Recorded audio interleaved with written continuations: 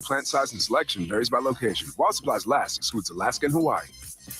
Sacramento weather is brought to you by Bonnie. I'm Dirk Bedorn in the KCRA3 Weather Center. A mix of clouds as we go through the day today with less likely chance of any rain, but we will have temperatures warming into the upper 70s to lower 80s with a chance for some mountain showers and thunderstorms. Get the latest forecast on the KCRA3 News and the KCRA3 app. A nice warm shower is not so nice if it doesn't drain like it should. Well, let's fix that right now. Get a sewer inspection, including mainline drain cabling and video analysis, just $97. Plumbing, sewer, electrical, heating, and air, Bonnie.com. Bonnie.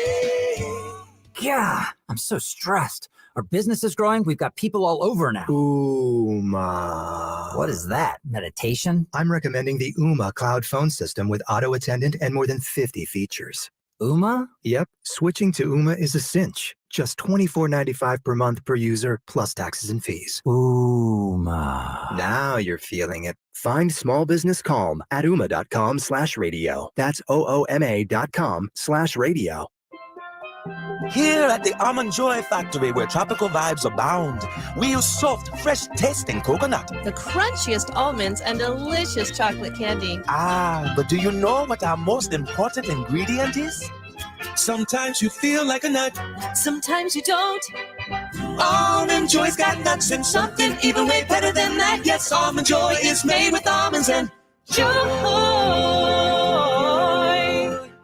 Hey, Scott, you look great. Yeah, I'm feeling good and have a new job. No, there's something different about the way you look. To be honest, a few months ago, I had an amazing robotic hair transplant procedure at XL Medicine. It's called the artist procedure. No way. Your hair looks completely natural, and you don't even have a scar. How did they do that? Dude, the artist system is amazing. I have this fantastic hairline, and I'm happy with my results. XL Medicine could probably help you too, buddy.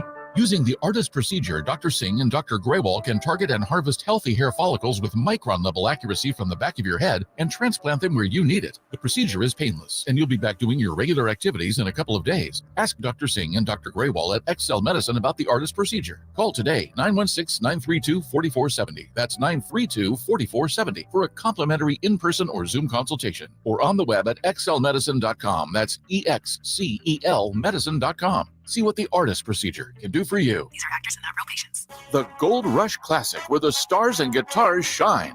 The Gold Rush Classic is a celebrity pro-am golf tournament, a $1 million hole-in-one contest, a skins game, a celebrity draft party, and a concert featuring the Atlanta Rhythm Section. The Gold Rush Classic raises money for Make-A-Wish, Jordan's Guardian Angels, First Tee of Sacramento, Rancho Murrieta Youth Sports, and other worthwhile children's charities. The Gold Rush Classic takes place July 13th and 14th in Rancho Murrieta. Come join the fun, raise money for charity, and play golf with a celebrity like Barnes, Fernandez, Jackson, Lloyd, Merriweather, Ostertag, Polynice, Sharp, Schumann, and our own Greg Vaughn. Golf and concert sponsorships are still available at goldrushclassic.org. The Gold Rush Classic, where the stars and guitars shine. The Gold Rush Classic is sponsored by Adrian Blanco Jewelry, your family jeweler in Folsom. Voted Style Magazine Reader's Choice Best Local Business 3 years in a row.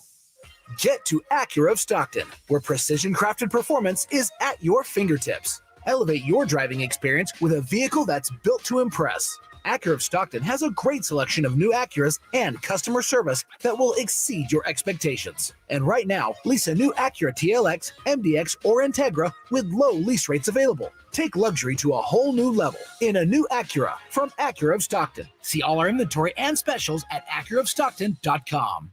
Carmichael Dave here. Spring here. Long, cold, rainy winter behind us. And I know you're counting the days until summer, but don't wait until it's hot to make sure your air conditioning is working efficiently and safely. Get ahead of the problem with a $49 AC tune-up from my friends at American Energy Heat and Air. Nothing worse than having your AC go out when it's hot outside. Get a tune-up today to make sure you and your family are comfortable and cool in your home for the hot summer months that are right around the corner. Give them a call at 916-520-9990. That's 916-520-9990. Or schedule your appointment online like I did last last year around this time at AmericanEnergyAir.com. Don't wait till that AC goes out. Call my friends today, 916-520-9990 or AmericanEnergyAir.com. Call 916-520-9990 now. KHTKAM Sacramento, KYMX HD2 Sacramento. Take it on the local level. Live and local, 6 a.m. to 6 p.m. Monday through Friday. From the Power Business Technology Toshiba Studios.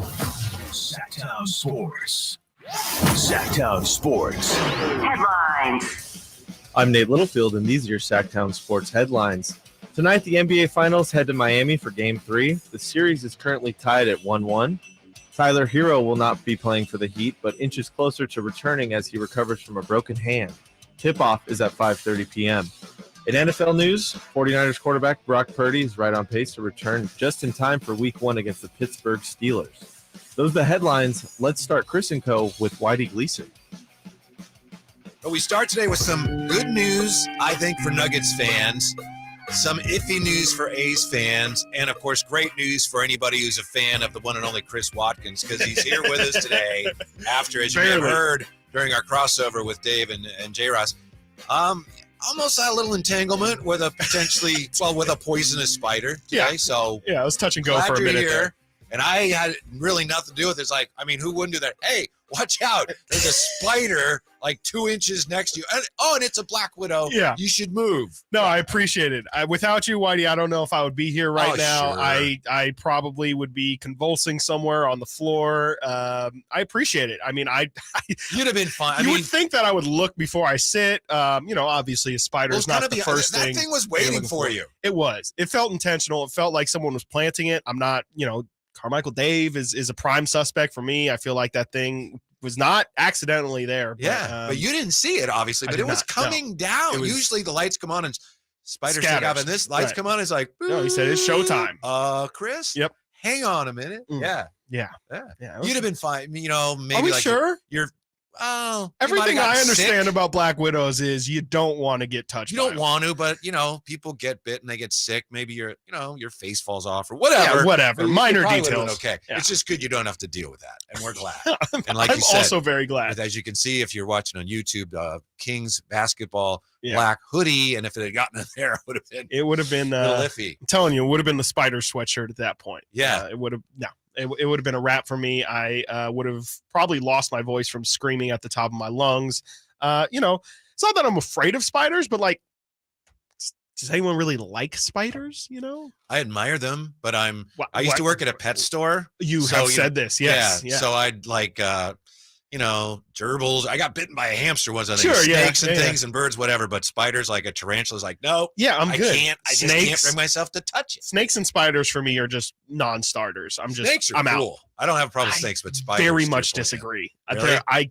It's just creepy. I don't know. Maybe it's the scales. It's also just like the unpredictability of those animals. I'm just like, I'm good. I have no idea what the snake is thinking. I don't know what upsets the snake. I'm fine. What they're thinking is, that's a mammal. Can I eat it? Yes. That's a little big. Pretty large. Yeah, pretty depending large, on how big the snake is. Right. Yeah. I'm good. But some snakes are like, lunchtime. Yeah, they're like, I'll take it. Yeah, you just bit by bit. Those are the smart I remember hearing snakes. about a guy once. He has like a rabbit that he's feeding a snake. So the snake's big. Yeah. And he has it like here, and the snake like looks at the rabbit in the guy's hand, looks at the guy's face, back to the rabbit, and then pass, and then just tries to swallow the guy's head.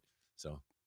Thanks. And I think they rescued him. I think he was okay, but I don't think he's okay. That. I mean, that'll leave a mark on you psychologically. Yeah, for sure. That's definitely a traumatizing event. And, my event wasn't quite as traumatizing as that, but I do feel like I will definitely be checking every corner and looking over all of my shoulders. Odd. Glad it worked out. Week. No problem. How traumatizing do you think Game 2 was to the Denver Nuggets, who are back at it tonight? I'm Mike Breed.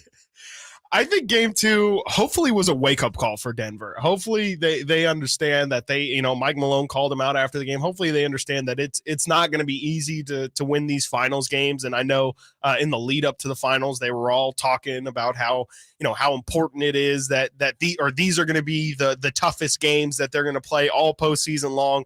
They didn't live by that. Absolutely not. Because I think in Game 2, it did feel like, especially a couple days removed, it just didn't feel like Denver really gave that the proper attention needed. And, all you can do is come out in game 3 and hope that they have a better level of focus, because game 1 and game 2 look like completely different Denver Nuggets teams. It sounds like Michael Malone is backing off a little bit his criticism of the team. I saw yesterday where he said, oh, well, they were angry at themselves. Well, maybe, but you're the one that called them out. So again, we'll see how they respond to that. But I think this is good news. And I think you and I are in lockstep here. We want to see Denver win. I know a lot of people have responded on the YouTube chat, probably on the text line too. They're predicting that the Heat will win and the Heat have their fans, and I respect that. But this is a fact. The last 5 teams to lose one of the first 2 games at home in the finals, okay? Last 5 teams losing one of the first 2 games at home in the finals. All 5 of those teams have gone on to win. Wow. Look at that. You got the Warriors twice. Right. You got Miami in 2013, the Spurs in 2014, and the 2019 Raptors. Wow. So it doesn't guarantee anything. Right. But I think in all those cases. It also doesn't mean that it's the end. Yeah. Or it doesn't mean that Miami now has an advantage or that they've stolen home court or anything like that. There's real historical precedent here that's been set that it's not the end of the world for Denver, and doesn't mean that they can't just bounce back in Miami and take this thing, comfortably. It feels like, though, I mean, Miami definitely showed me something in game 2. I was saying all series leading up to the series that I couldn't see any possible path for Miami to win.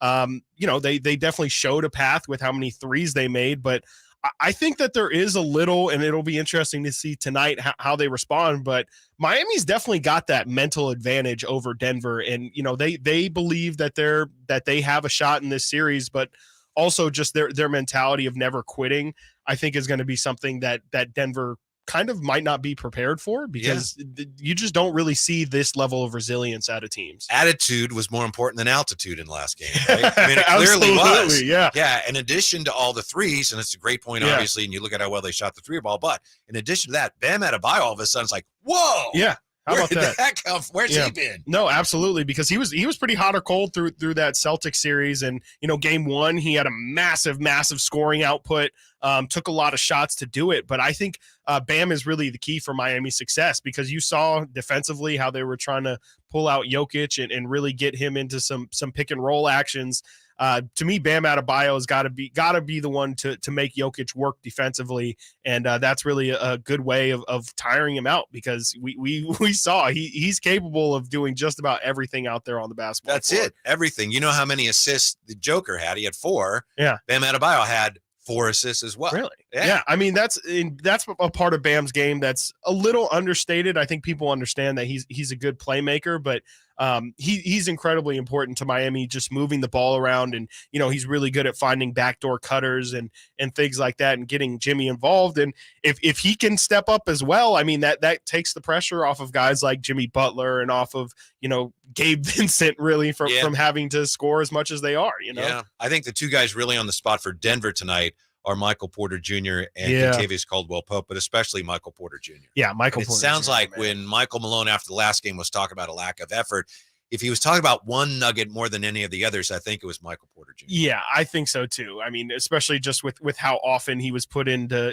even that last that Bam Adebayo and 1 dunk, it felt like that was Michael Porter Jr.'s assignment or rotation that he was late on, and then you throw in the fact that this is supposed to be a guy who's a scorer. Like that is his main calling card, and that's what Denver needs him to be. And when he finished with 5 points in game 2, they're gonna absolutely need more from him. KCP defensively, we've talked plenty about how he can't foul out again. That's just not something they can have KCP do, but he's got to hit some shots. I mean, they need to make KCP a threat as well. They need to share. Kevin Love outscored Michael Porter Jr. to your point. Man, Kevin, how about Kevin Love too? Nice little resurgence after not playing the last 3 or 4 games.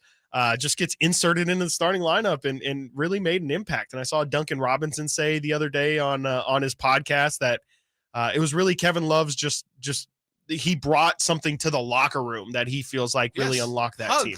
Hugs. That's exactly. Yes. Love, Kevin Love. Wonderful warm embraces and 10 rebounds. And 10 rebounds helps as well. And just size in general. Again, like we saw in game 1, how they, Aaron Gordon got off to that huge start to open things. Aaron Gordon did not have nearly the same impact that he had in game 2 that he did in game 1.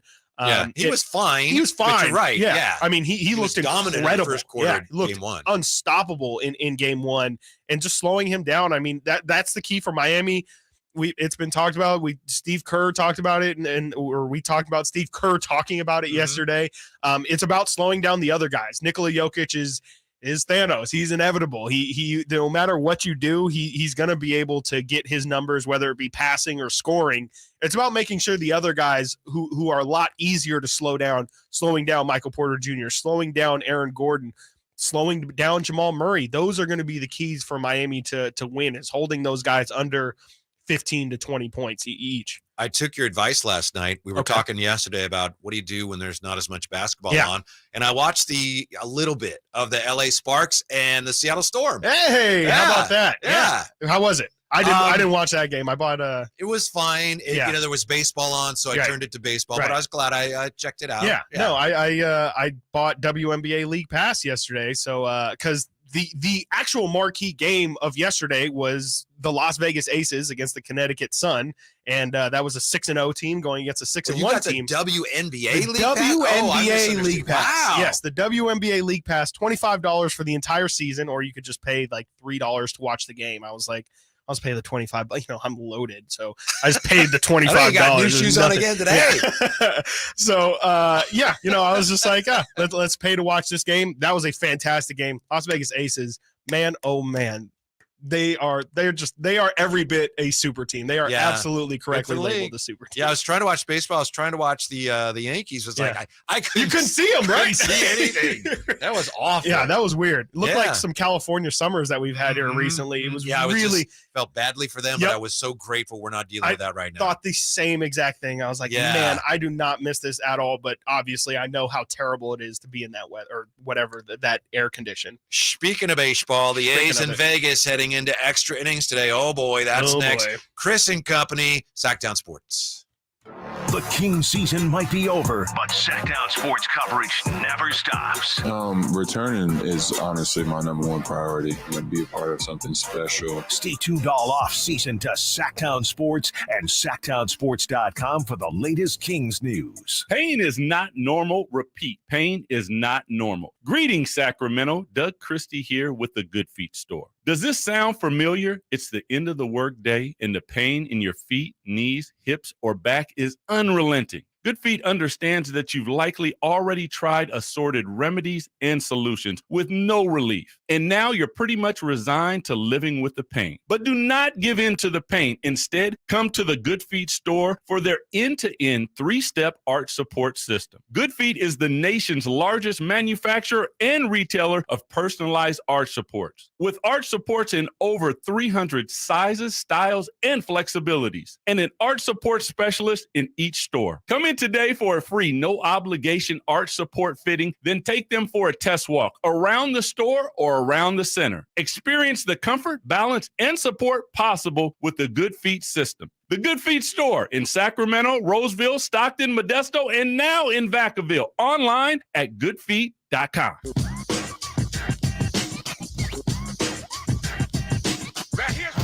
Sitting at your desk, watch Chris and Company now. YouTube.com/Sactown Sports 1140. Special session should be just underway. Las Vegas legislature. And I know about this time yesterday, and hey, that's on me. I got a little over my skis on how promising the news of yesterday looked on the A's. We were waiting for an A's statement. They didn't make one. Apparently, they didn't make one because they knew that the whole issue would be held over for the special session. I don't think you need to apologize, Whitey. I mean, we were just dealing with the information that was we were all given, and it seemed like, I mean, there was even reports from Tabitha Mueller of the Nevada Independent that they weren't going to discuss this, even if there was a special session. She had sources that told her that this was not supposed to be brought up in the special session. So we were just working with the information that we had at hand. Clearly, as of last night, things have kind of shifted. The governor made a proclamation saying that they will be discussing SB 509, which is the bill to approve the financing for the stadium. So again, it's not our fault. We were just doing what information was out there. A couple really discouraging signs. Casey Pratt's been all over this, and I know he's been on the station a lot. He's reporting that there was one state senator who changed a vote on the budget, which, like, so what?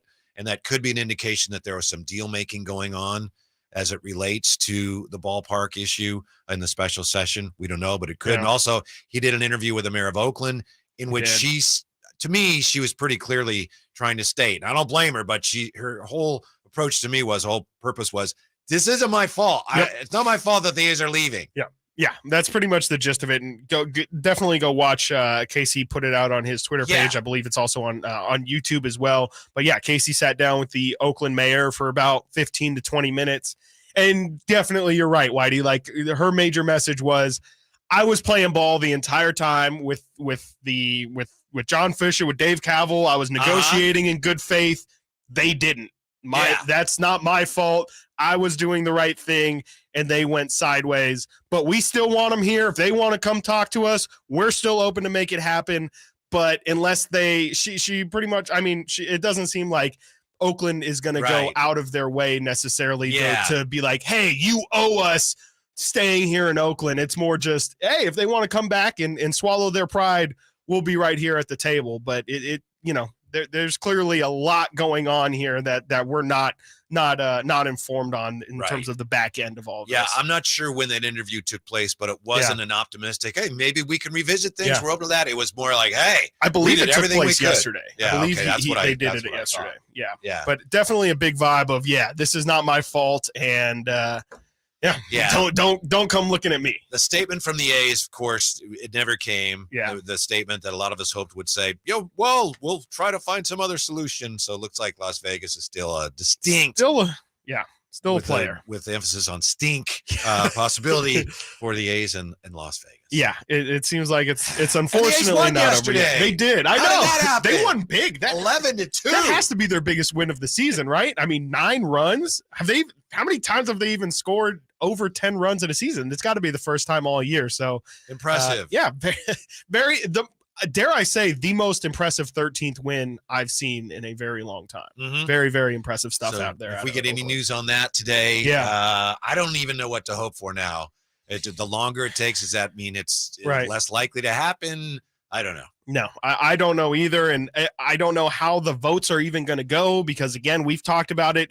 Doesn't seem like the public has much interest in pushing this thing through, but it doesn't matter. It doesn't matter. Exactly. It does not seem like that's going to matter. It's going to be in the hands of these legislators to just, I mean, the Oakland A's fate is in the hands of these legislators. It really doesn't matter what the public seems to think about it because every single poll that I have seen put out from Vegas residents has been, no joke, like a 20% for, 80% against in terms of favoring or not favoring the bill. So it's a pretty helpless situation to be in. Absolutely. But it's just like it's all you can do is wait at this point, which is it's I hate to say it, but that's all you can really do. But these things, even when they work out the way you hope, they tend to be non-linear. So it's not like, oh, it's bad. Now it's better. Yeah. No, it's like, oh, this is terrible. This is great. This is awful. Oh, no, there's no chance. Oh, look at that. So hopefully we've got more of that to come. I've been trying to figure out from Las Vegas' standpoint,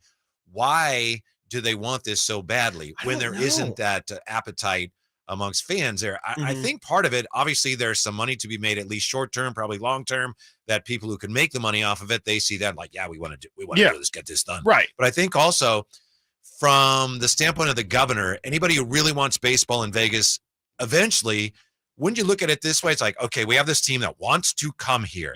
We're working with them on a stadium deal. If we don't get them, we'll get a team eventually. But then if it's the expansion process we have to go through, there's all these hoops we got to jump through. There's all these different cities that got to make their bids, and we got to make presentations, and we got to hope that we get chosen, whether we know we're the best city or not. This way, it's like we get this done, we got a team. So I do see that from their standpoint. And that's mainly what they've pushed from their side of things. It's just like these things don't.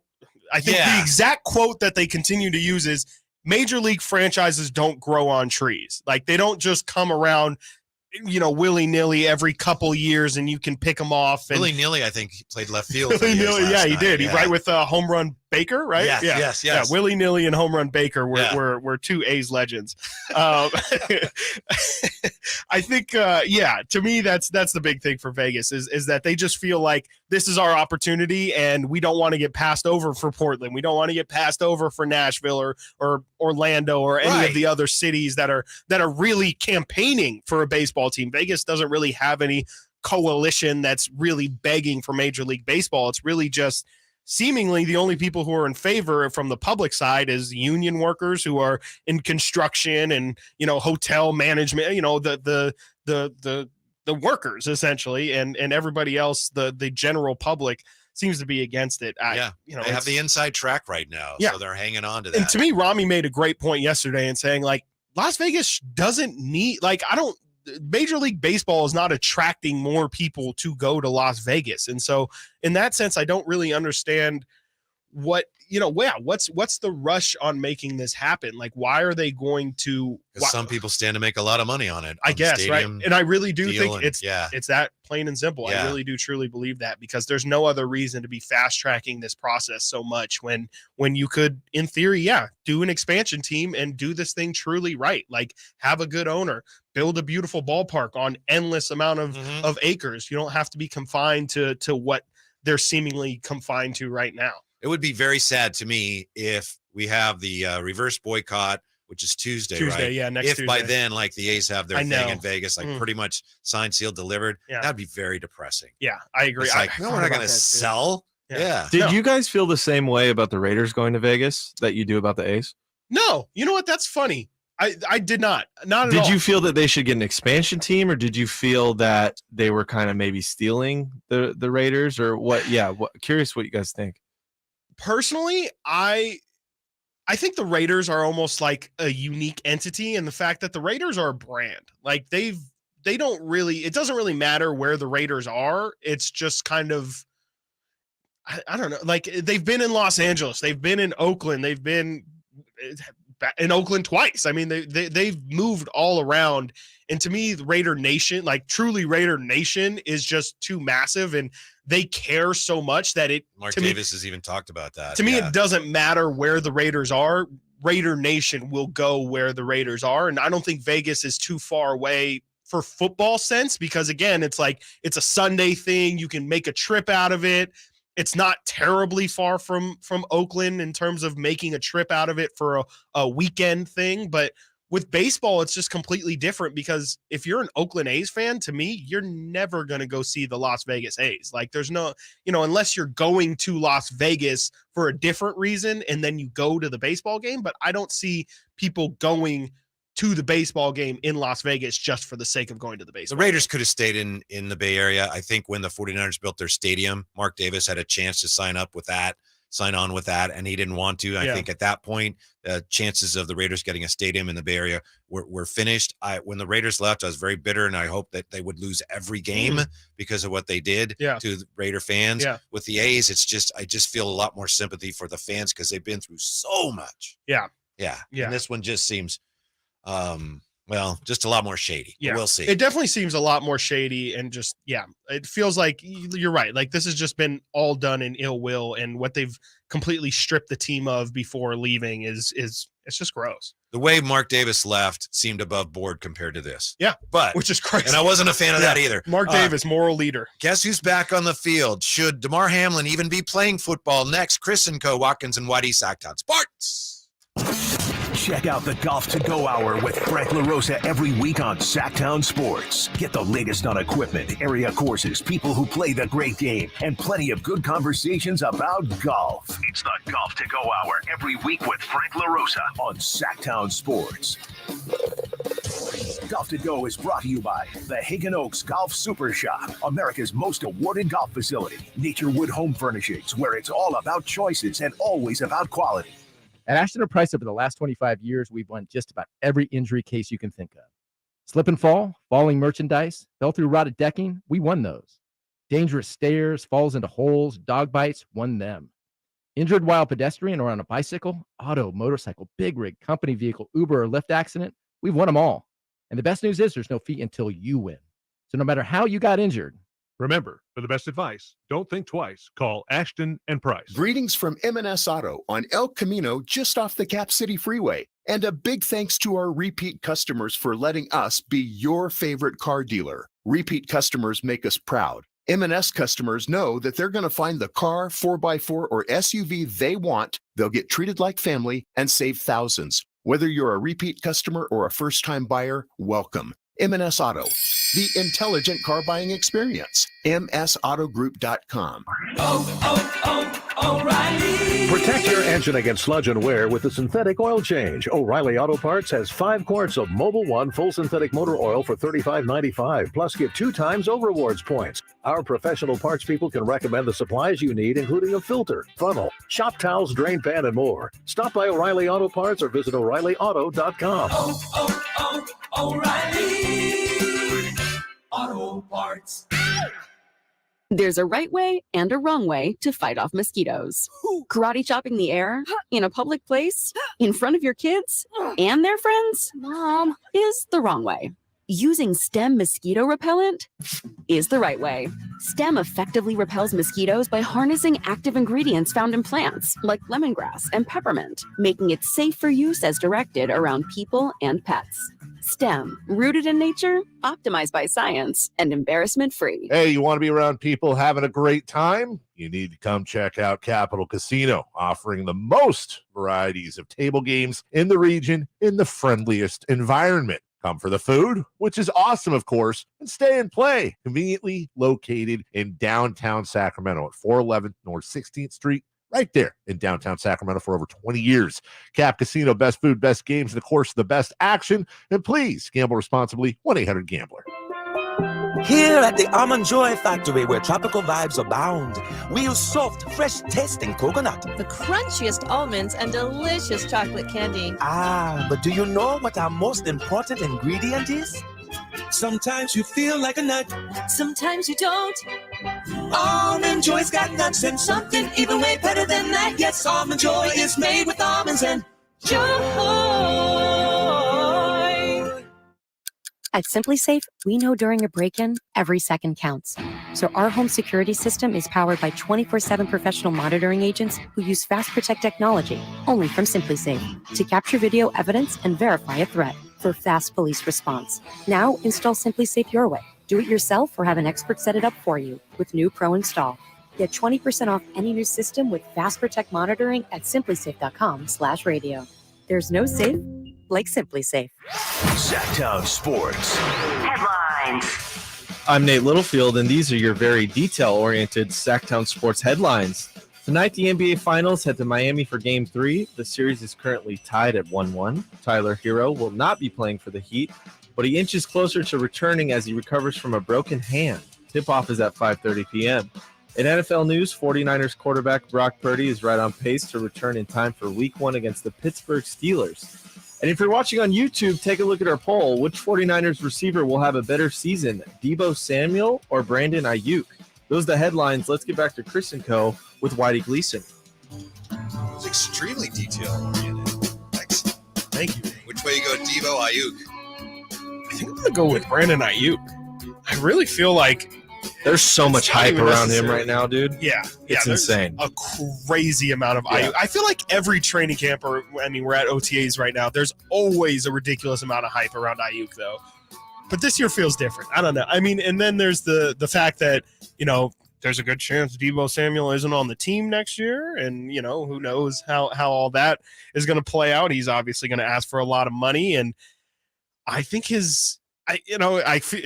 it honestly isn't that crazy to say, but I feel like his best years are behind him. I can't imagine he's going to have a better season than the year he had. What was that, 2 or 3 years ago when he really first popped on the scene? 2, yeah. Was I'm rushing going Danny for Gray, by the way. Danny Gray. Wow, I almost put him on the poll, goes. but I put Jawan Jennings and him, and I'm like, that's being a little too much there. Let's slow down.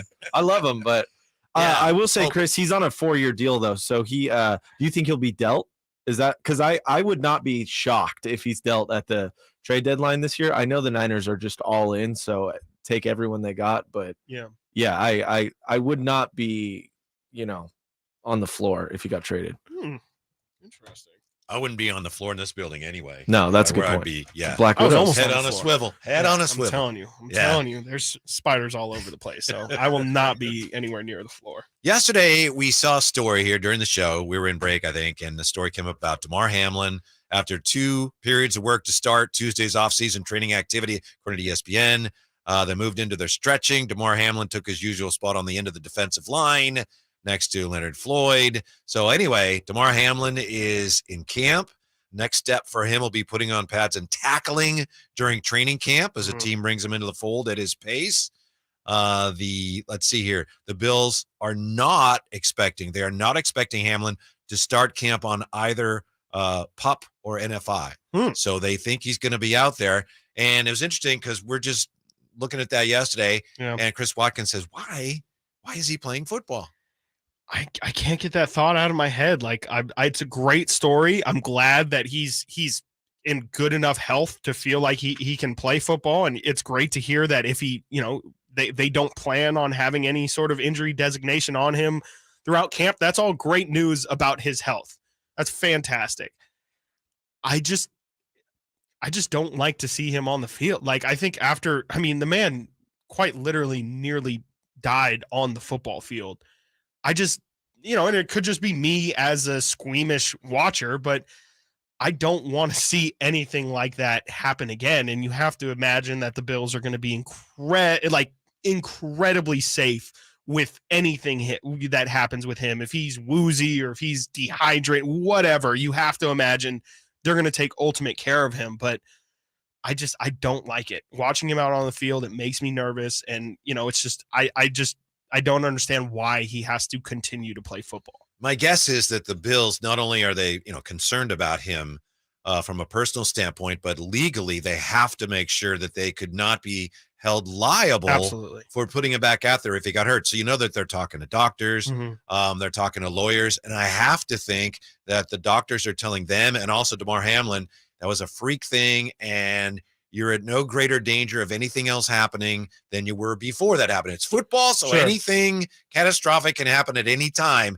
But because of the unusual circumstances where you were hit at just the exact wrong split second, that doesn't mean you're any more vulnerable to anything else in the future. And football players, they're different, man. Play no, absolutely. They're got to play. Look at guys that have had great careers and they don't want to hang it up because once you're done playing, you're done playing. Right. And football is almost unlike any other sport where it seems like those people who play football love football. Like, they love to play football. And I'm not going to be the one to tell you to at the age of 25, I'm not going to say that you should never, ever play the sport that you grew up loving and you tried so hard to get here only after a 2-year career having that cut short would be very unfortunate for sure. But I felt the same way with Alex Smith, honestly. Watching Alex Smith make his comeback with the Commanders, beautiful story, awesome. I'm so glad that he's able to walk. I'm so glad that he was able to keep his leg.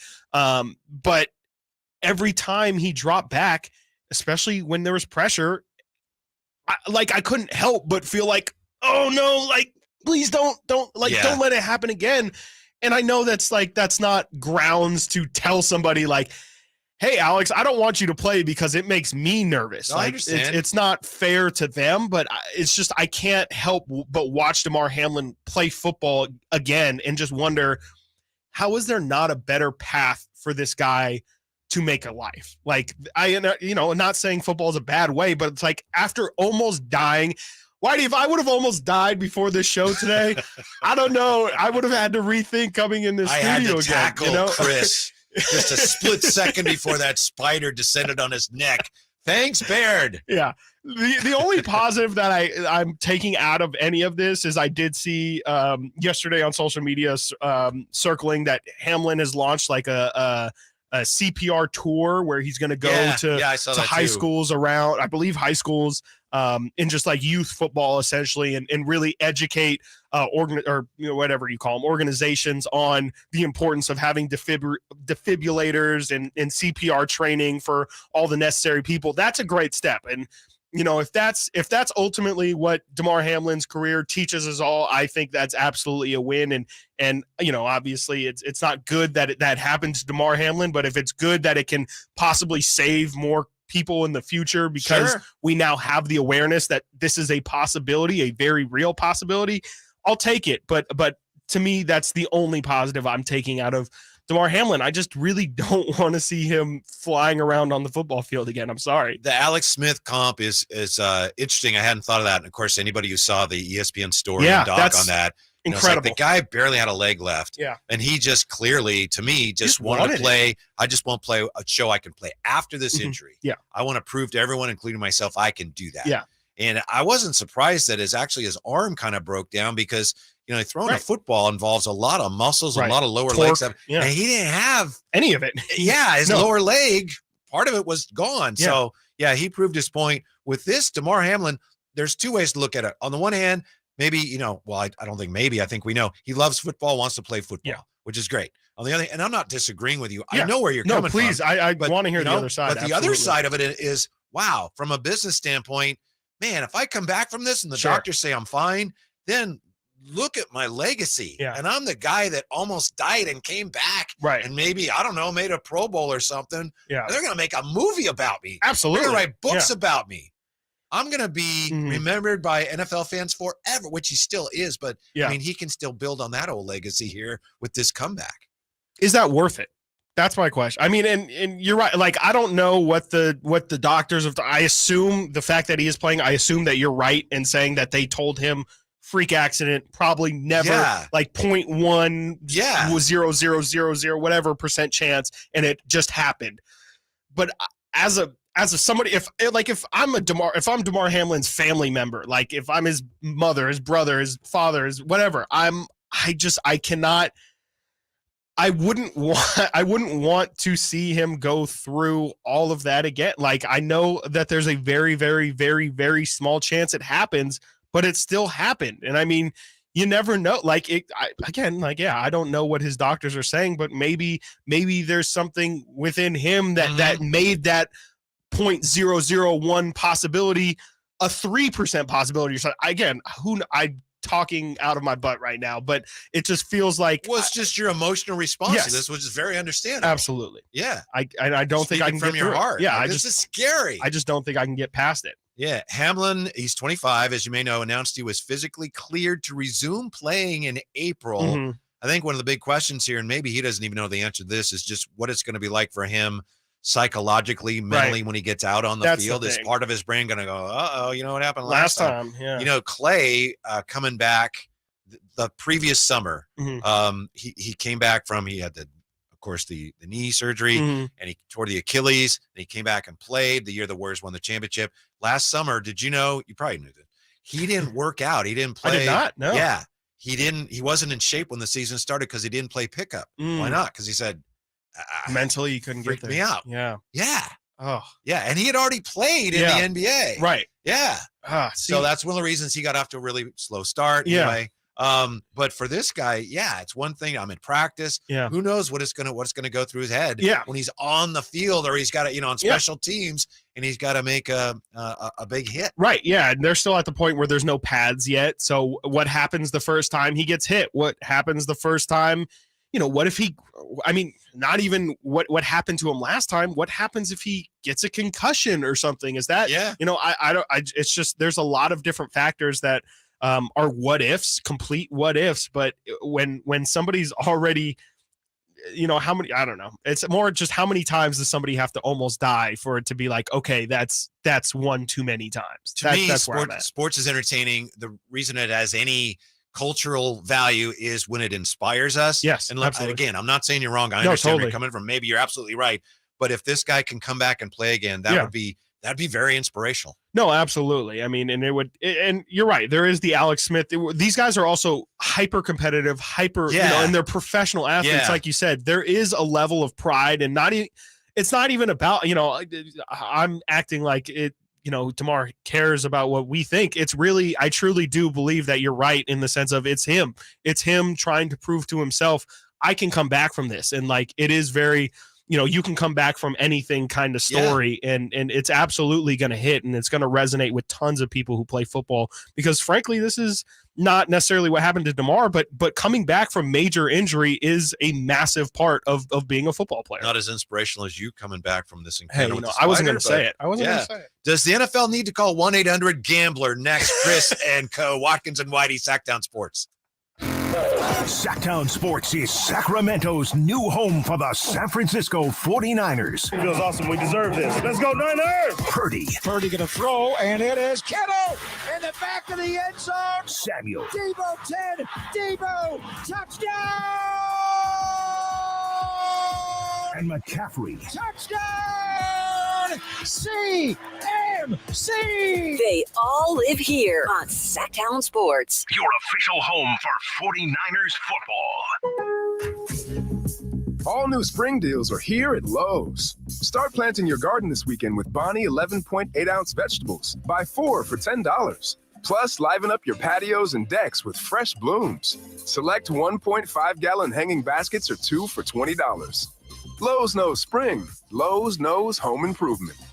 Offers valid through 5/17. In-store only. Actual plant size and selection varies by location. While supplies last, excludes Alaska and Hawaii.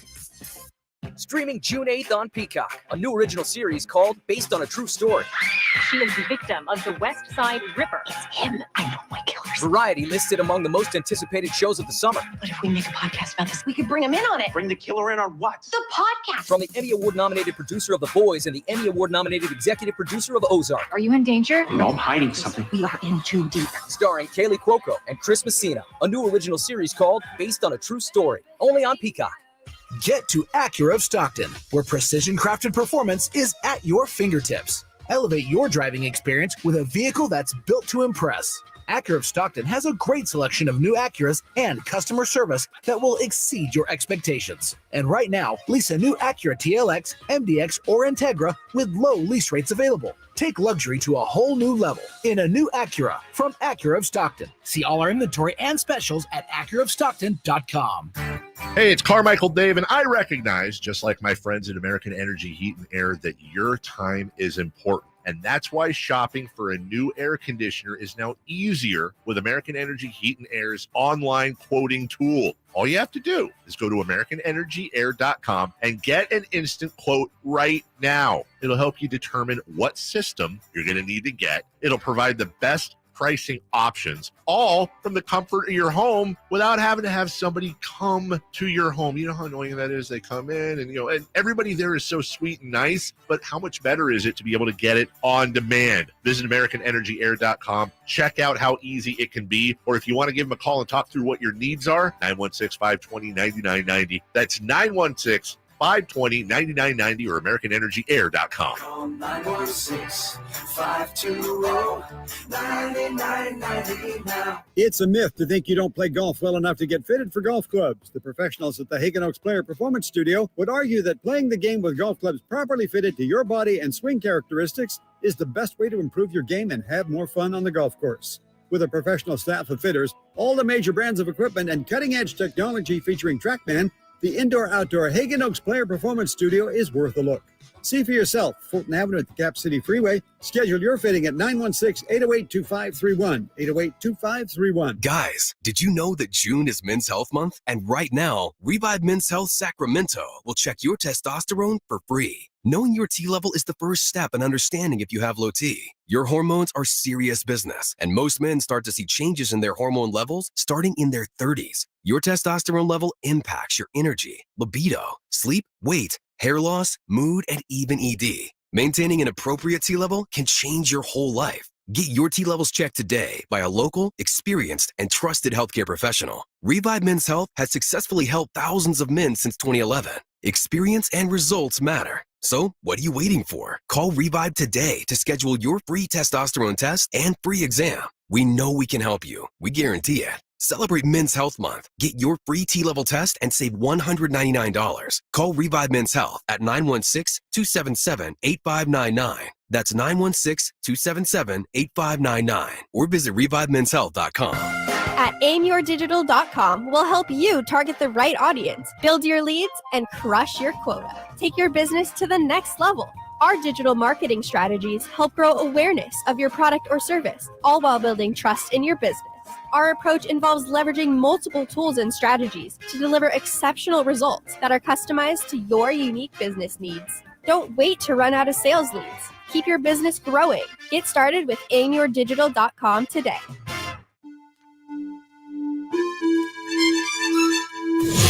Keeping you company with the company. It's Chris and Company with Chris Watkins on Sactown Sports. Your local sports leader. Chris Watkins is a survivor. I'm proud to be with him again today. Watkins and Whitey on Chris and Company. You want to participate in the show, 339-1140. Give us a call, shoot us a text, or, of course, on the YouTube chat.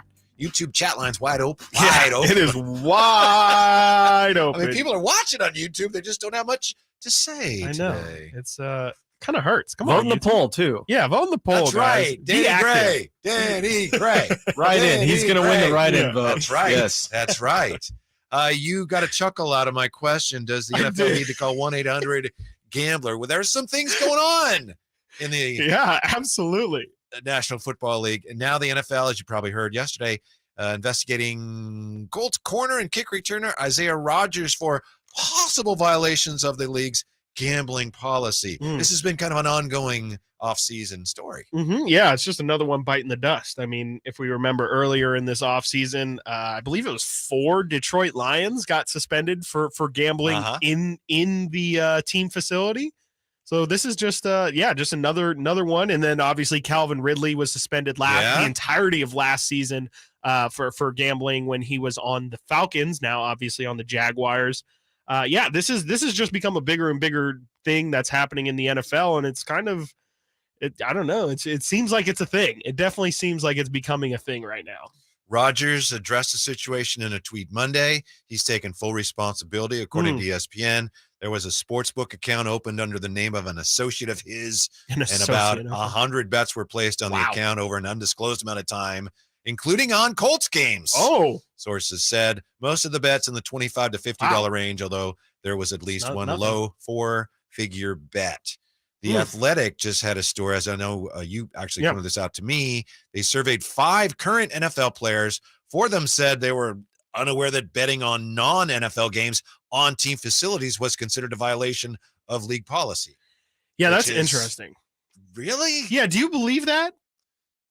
Not that they don't know, but just maybe that they weren't informed in some capacity. My understanding is, Brian was telling us, the program director here, that it's part of the orientation for all NFL rookies. Like, they make sure you can't do this, you can't do that, gambling-wise. Now, I was trying to imagine, maybe some of the guys don't pay attention to everything. That's not hard to imagine, right? No, definitely could see football players not paying attention in class. No way. 45 minutes into your orientation, like, there's no way.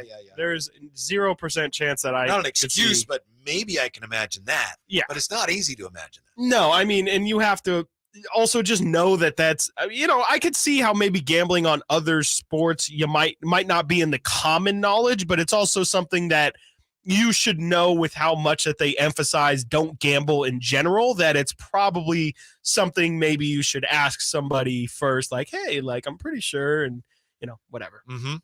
Let's see. There was a report by sportshandle.com which cited an investigation into a Colts player and his pervasive betting, including wagers placed on his own team. Player was not named in the sport, nor did team officials reveal his identity.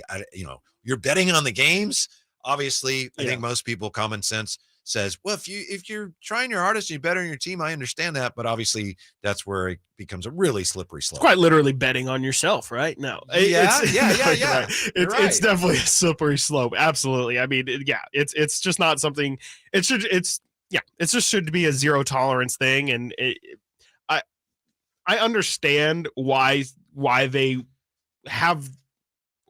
would want to bet. I understand the wanting to bet, especially when you're in the sport. You feel like you might have some inside knowledge or something, and you're like, why don't I take advantage of this for sure? And it's something that some really competitive people want to do. They want to, it's a form of competition. Ask Michael Jordan about it. Can't stop.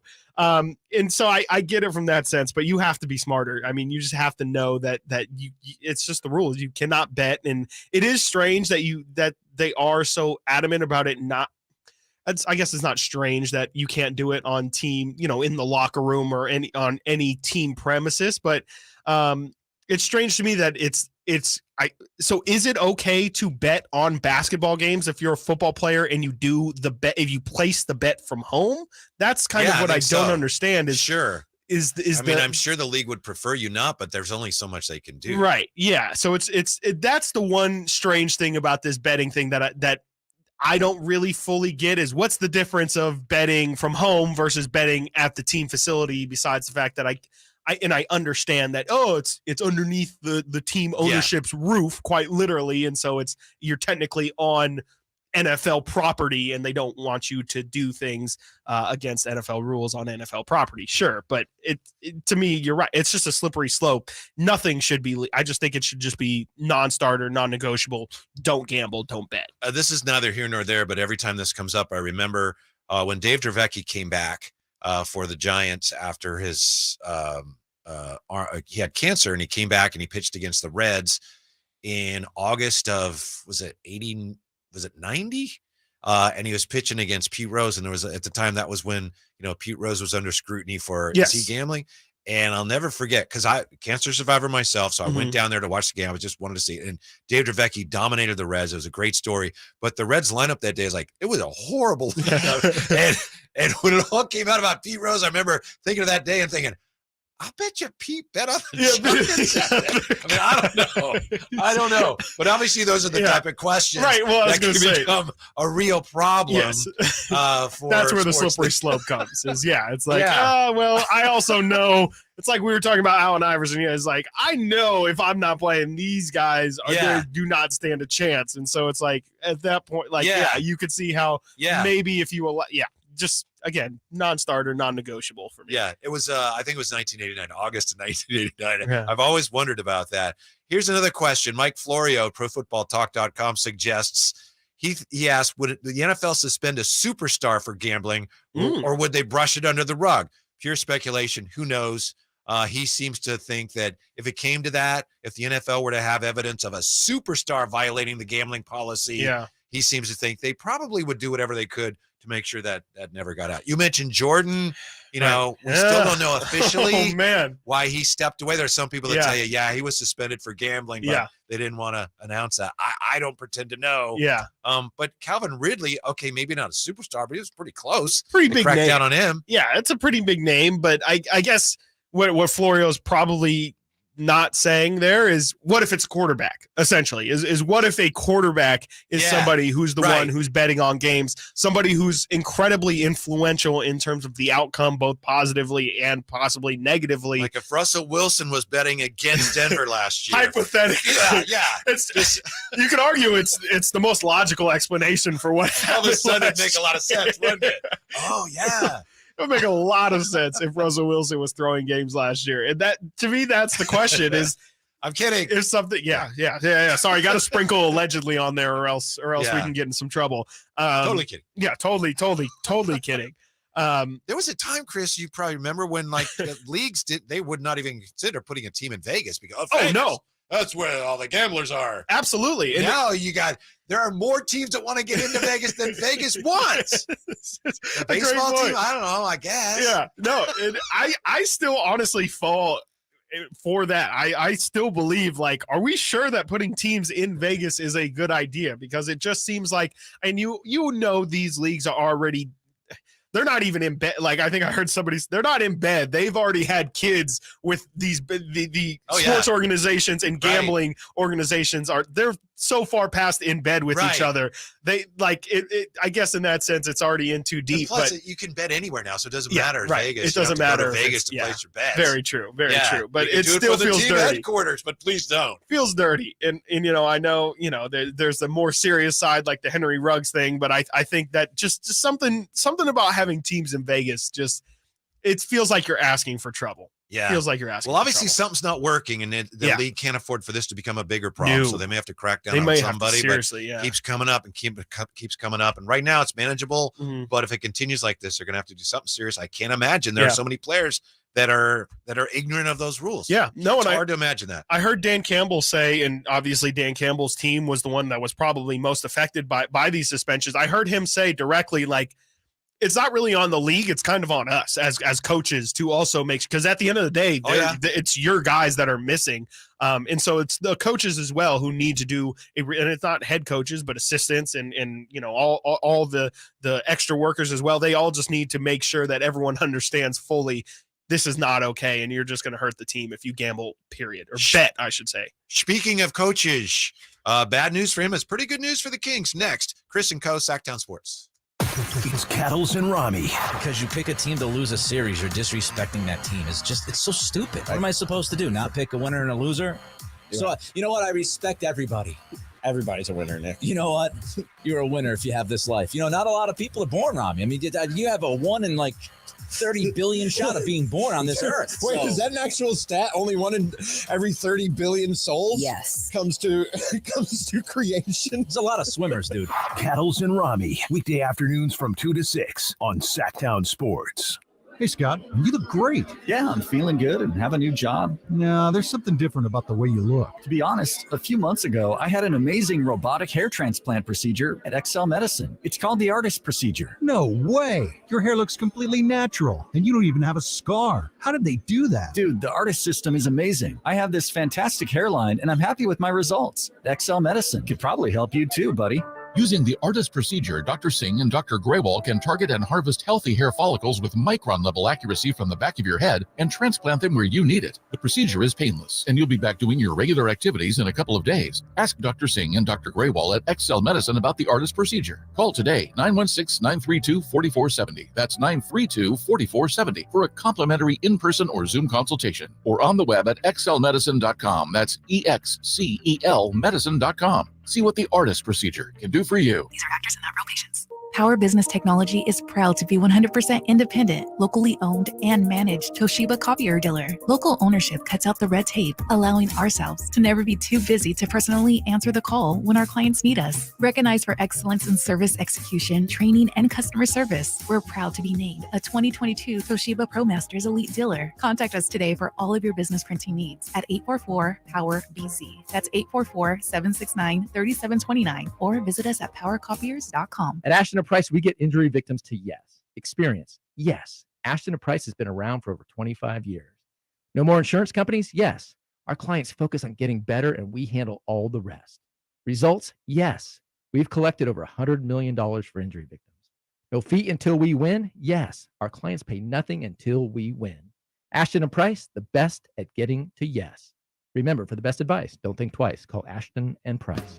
When you take the time to shop at Folsom Lake Honda, there's one thing you'll always find: happy people ready to serve you. As a family-owned and operated dealership since 2009, customer service is our #1 priority. Our customers love doing business with us, and you will too. Get an instant cash offer for your trade at FolsomLakeHonda.com. We'll buy your car whether you buy from us or not. Folsom Lake Honda is your one-stop Honda shop. Folsom Lake Honda, yeah, your one-stop Honda shop. Selling your home can be stressful. Scott Marsh here to tell you about Bridgehaven Homes. They are a local home buying company that offers homeowners an easier way to sell their home. Let Shane and his team at bridgehavenhomes.com take that stress away.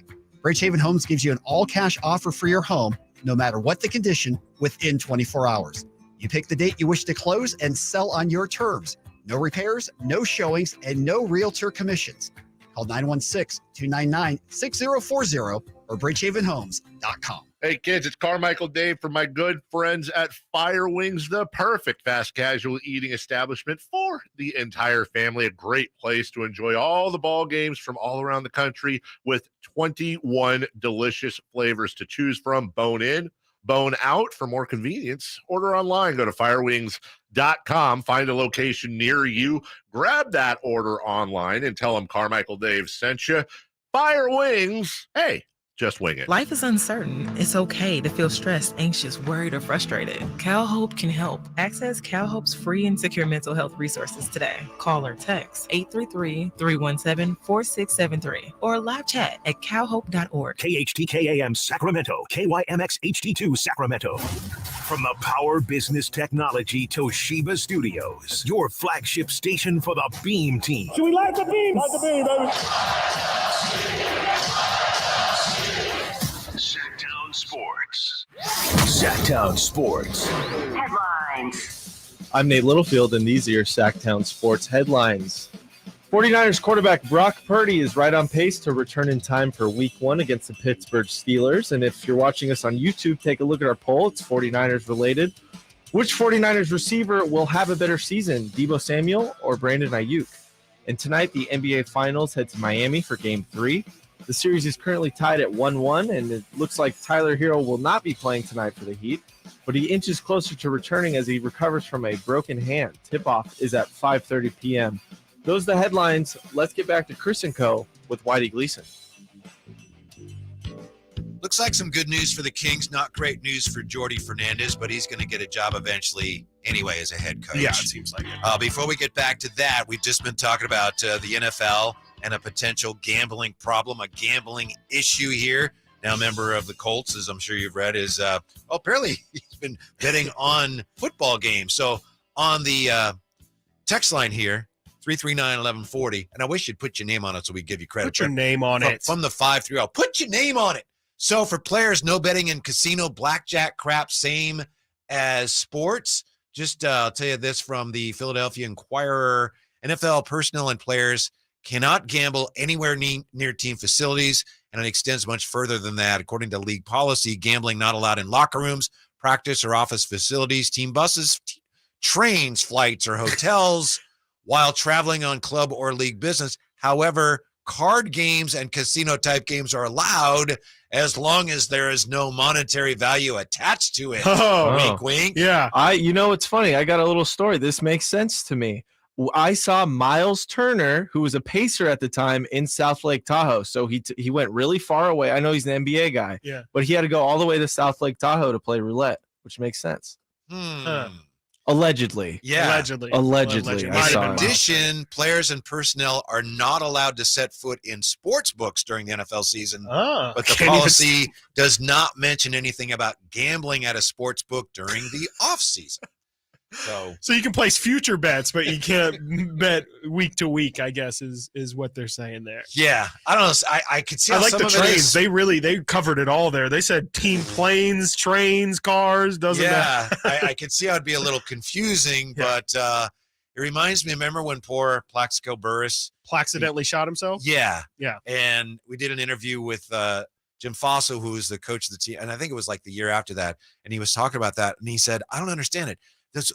All the players knew that. You don't take a gun anywhere, especially in New York, and they all knew that. Yeah. You can't have a gun with you when you're out in New York, okay? Especially not in your sweatpants. You can't do it, guys, okay? And yet it still happens. Yeah. So sometimes people just don't use their brain to its fullest capacity. I think, or especially young athletes, maybe they think, that doesn't apply. It doesn't apply to you. They're not going to find out. It's whatever, and I've got Fall Guys and all that stuff, and.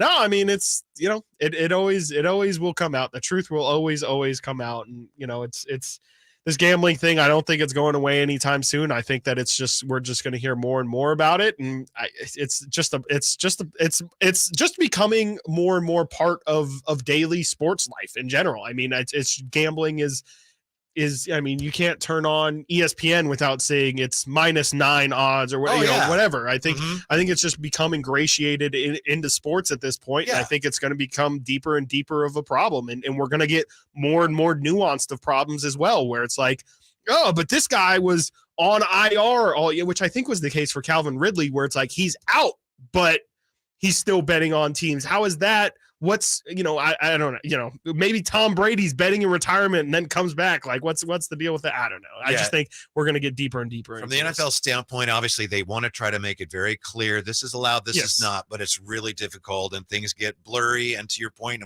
we all know this, we have shows on ESPN now that are about sports gambling. Yeah. I mean, shows that are about, this is the best bet. you can make. And Daily place. Wager is a show on ESPN that is every single day. Worst case, of course, would be for any league to have to deal with a player somehow fixing games. There have been big scandals like that in the past. I think nowadays the leagues are so sophisticated, they probably would be able to cover it up for the most part. I think so. I mean, I think that there's not a lot that – I think there is Who a knows? lot Maybe that – they have. That's exactly what I was going to say. Something tells me that there's a lot that we don't know that would honestly be major news that has just been swept under the rug. Kind of like you're saying, like that Michael Jordan thing. Like we just don't know. Pete Rose. Who knows? Oh, yeah, I just don't see this problem going NBA officials, Tim Donaghy thing. There was wasn't there a UNLV betting scandal as well back in the day where they were the bookies were paying players to essentially throw games or fix lines and stuff like that. And it's strange. Like, I mean, I watched actually I think there's a Netflix like docu-series about, I think it's called Bad Sport. And it's about people who I think it's, about Nancy Kerrigan and bad sports. It's about people who did bad things. And in that, they pretty much state, like, you'd be surprised too how good players can be at affecting lines and affecting games, and like to the point where it looks really seamless and they can turn it on and off in random moments. And it's something as simple as like missing free throws, especially given all the props that are out everything. there. Yeah, exactly. Another great point. Right. It can be going out of bounds. It could be all of those kind of things. We'd still win, but that's why we have a commissioner in baseball, is because of the Black Sox scandal, and it was a big scandal. And that's what implemented the and then commissioner. they said, really? we're going to have the commissioner, and he's going to clean this up. Yeah, and what they do is like shoeless Joe Jackson. Well, we think you're involved in it. There's maybe no proof, but you're banned. Yeah. And there was a guy in the NBA named Connie Hawkins who wasn't allowed to play in the NBA for years and years because he was linked to I think it was a college betting scandal, and the NBA didn't have any proof that he was involved. But it's like, well, we think you might be, so you can't play. Wow. And he won a huge lawsuit.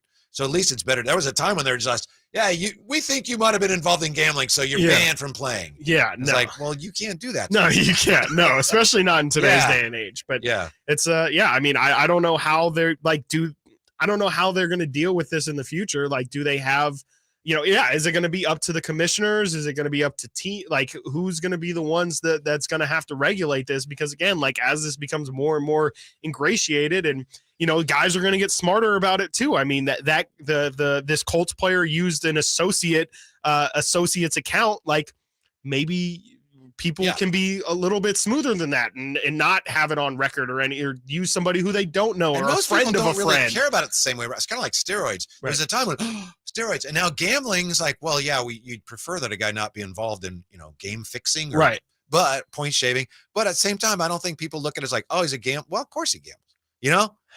People are more accepting. Right. Yeah, again, it's just kind of more so part of the culture. Exactly. Yeah. It's just kind of more of like, of course he gambles. It's been legal in his state since he was 16 years old. So it's just a part of his life. And what's really strange about that? I could definitely see that just becoming the new norm. I mean, the new reality of things. The Toronto Raptors appear to be ready to take a gamble on their new head coach. And it looks like Jordi Fernandez is not going to be the next coach of the Toronto Raptors. It's unfortunate for Jordi Fernandez, but a little bit of a sigh of relief, right, for the Kings? Absolutely. I mean, Jordi was Mike Brown's number one assistant, and a lot of times was like Mike Brown's voice for a lot of these, a lot of practices and a lot of games. So Jordi's a huge piece of this coaching staff. So Jordi Fernandez and a guy that I'd been talking about, Steve Nash, they were not invited back for second interviews with the Raptors. Yeah, I would have loved to see Steve Nash get this job with Toronto. I mean, just to be like the ambassador of Canadian basketball. You know what I would have wanted to see? What's that? Player coach Steve Nash. Fred VanVleet's leaving. Why not? 8 minutes a night. How old is Steve? He's probably 40. Let's celebrity birthdays. How old is Steve Nash? Yeah, you're probably right. I mean, you've been on fire today with birthdays. Say 43. Oh my. I would have never guessed this. 49 years old. That's okay. I can get 8 minutes from Steve. I would take it. Steve Nash could probably still knock down some shots. And what? He was like a 90% free throw shooter. And give him a time out. Look, guys, this is what we're going to run. Screw it. Give me the ball. I'll show you. In, guys. Come on. The King of Canada here. Ready to step in. Yeah. So who are the candidates there? It looks like help you me out tell here, Chris, Darko Rajakovic, sure, and Sergio Scariolo are viewed as top candidates here to get the next job with the Toronto Raptors. I know a lot about basketball. I can't tell you much of anything. Is about Darko Rajakovic the guy who's been a Toronto assistant? No, he was the number 2 pick in the 2003 draft after LeBron James. Okay, that's right. That's right. Yeah. Sure, sure. No, he is. He's a Memphis Grizzlies assistant, if I'm not mistaken. Okay. And has been for the past couple years. The other one who is, remind me of his name one more time. Sure. You're talking about Sergio Scariolo. Yes, the very same. He was an assistant coach for the Toronto Raptors from 2018 to 2021, and then left the Raptors after when they moved to Canada for that year in the COVID season. Didn't travel with them. Instead, went to Virtus Bologna, where he coached Virtus to a 14-20 record this season.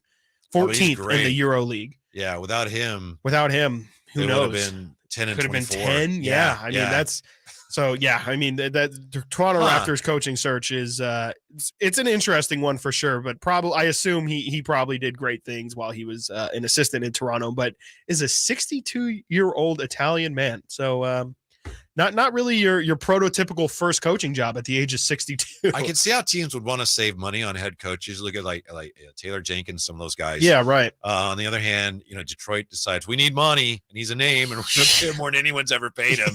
So to get a lesser known coach for less money, to me, it makes more sense than a really expensive retread. Yeah. Like I have nothing against Frank Vogel. He's done some good things, but I don't know. The Suns are hiring Frank Vogel. I mean, okay. Yeah. Okay. Yeah. Like I agree with you. I think I would always, for a long time, and I would want to always hire the Sean McVay of my sport. I'd be like, who is the youngest? I would hire Jordy. Yeah, exactly. Absolutely. I would hire the youngest, smartest basketball mind out there, or whatever sport you're playing. I would always go for the innovator in the young mind, because those are the guys that, especially if you can get them early, like those are the kind of guys that change the game and are truly where you gain an advantage. You don't gain an advantage bringing back Frank Vogel, who everyone knows what Frank Vogel is about and what Frank Vogel runs. Bring in a new guy. You see what OKC has done with our guy Frankie Cardicelli / Mark Dagnall. Yeah, dead ringer for Frankie. Yes, absolutely. He's a guy who came through the OKC. Nick Nurse was the same thing. Yeah, came through the G League, came through the D League as it was called at the time, and then they got moved up to the parent club as the head coach. And I just think that's a lot. That's how I would want to groom my next head coach, is by truly building them up from the ground up, and then giving them the team when they're ready. By the way, we need something here in Sacramento to get a little more excited about. I mean, that's too bad for Jordy, but we're talking so much about Jordy, and whether Vazenkov's coming over. We need some NBA names. Yes, yeah, soon here to get excited about, to be talking about. Yes, it's absolutely. Coming. Yeah. It's coming. It's coming. It's right around the corner. I think the new league year starts July 1st. Yeah. That's in 3 weeks. The draft is in 2 weeks. New here. league year is on July. It is on July. That is right. It's not on June. It's not June. It's on It's July. on July. So right. yes, new league year starting in about 3 weeks here. Can't wait. I mean, I seriously cannot wait for free agency to hit, and for all, like you're saying, I need the names to start coming out here, because I'm ready for some excitement. Yeah, but before we look ahead, we look back. Hey. Mike Brown on how the Kings should have handled Steph's 50 burger. That's next on Chris and Co. Sactown Sports, SactownSports.com. Are you ready to hear this on Sactown Sports? Handoff McCaffrey. Touchdown! San Francisco! Or how about this? Feel super, baby!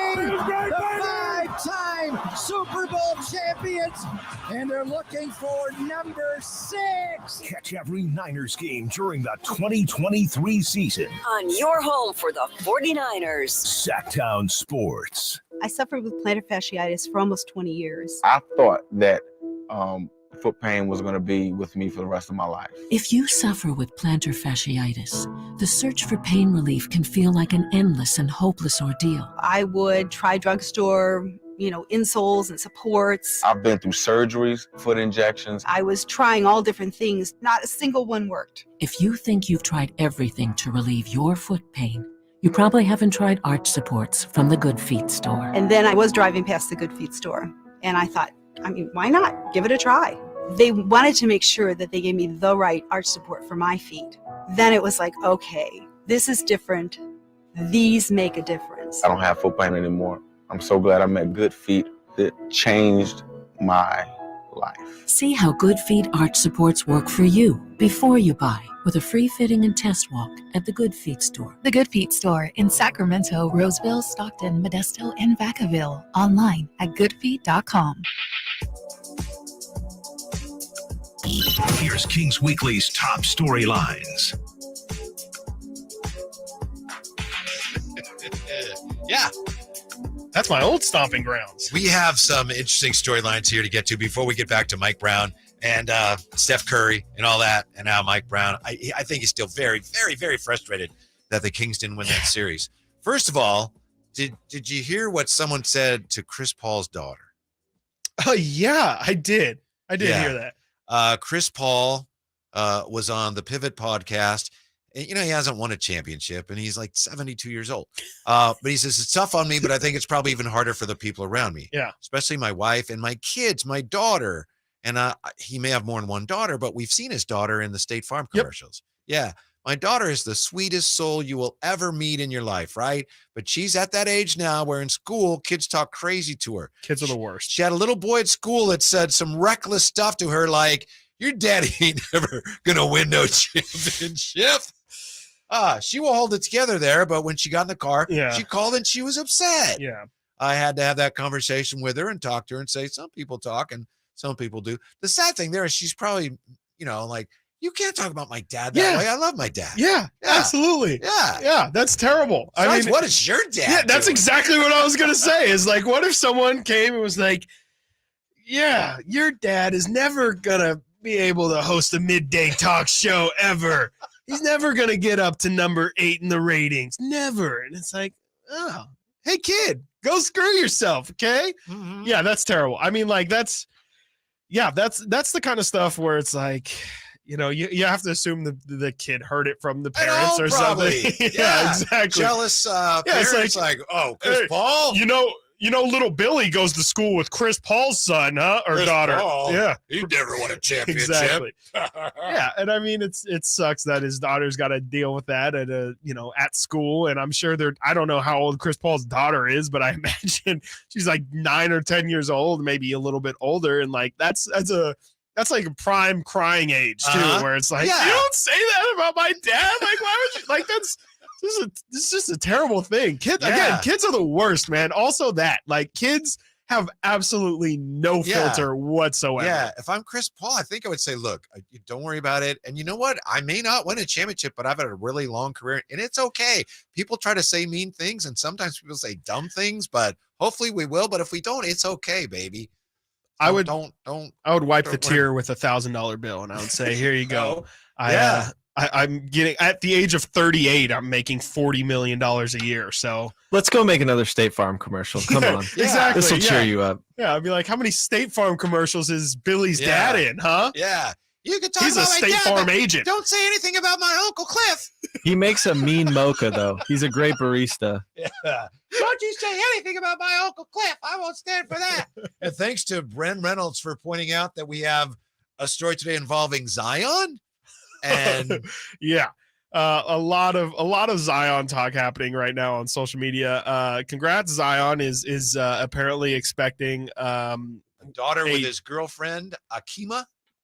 Yep. Okay. Yep. Expecting a daughter, first child for Zion Williamson. But apparently there is a lot of how the kids would say baby mama drama going on with Zion and just absolute chaos happening on social media. Just a lot of people saying that maybe Zion wasn't the most faithful. Oh, really? Yeah. Go figure. NBA and some player have on the claimed road. that Akima is only with Zion for his money. I don't know, but there's some things going on there if that's the type of thing that interests you. Yeah, just to make Zion's life even more difficult, because Zion has just had an easy career path up until now. And so why not make this good news into bad news for Zion? This is brutal, but Chris saw it on Twitter. Do you want to share that, or do you want me to? I will share. No, I'll share. As I was looking up Damar Hamlin stuff and just checking in. Brutal. Just checking in on, how did Damar Hamlin do at day one of practice? This is why social media sometimes is absolutely undefeated. I really want to give this, I won't even give them the proper shout out, but someone on social media put, Damar Hamlin almost died and is still on playing before Zion Williamson is on the floor. Yeah. And it's very true. Yeah, Damar Hamlin nearly died, and he's back playing before Zion Williamson. Technically, he hasn't played yet. But he's he's played more, even just doing warm-ups and stretching more than we've seen from Zion. Well, actually, I shouldn't say that, because remember, I don't know if you remember, but in that play-in game, we saw Zion doing windmills. Oh yeah, he did windmill dunks in the pregame warm-up. Right? Yeah, and wasn't healthy enough to play, because I believe the direct quote was he didn't feel like Zion yet. Zion didn't feel like Zion yet. So I mean, apparently Damar is able, which great on Damar again. Here we great think healing that if powers. you're an NBA athlete, life is so easy, right? And I guess not. No, it's not. It's really, it comes with its People own heckle your kids. Yeah. Champagne problems is what people would call them, but they are problems nonetheless. I would argue, a lot of people are like, oh, he's a million. Even I did it. I was guilty of doing it. I just said he wipes the tear with a $100 bill. That's the mentality of a lot of people. But frankly, I do sympathize with professional athletes and these multimillionaires, because there is a whole separate set of issues that come with being that public of a life. Yeah, we saw it can be as bad as what happened to LeBron James's house a couple of years back when he completely vandalized or whatever. Yeah, it can be as seemingly small as Chris Paul's child being heckled over Chris Paul's career, but it's a lot of problems that you just don't have to deal with. And honestly,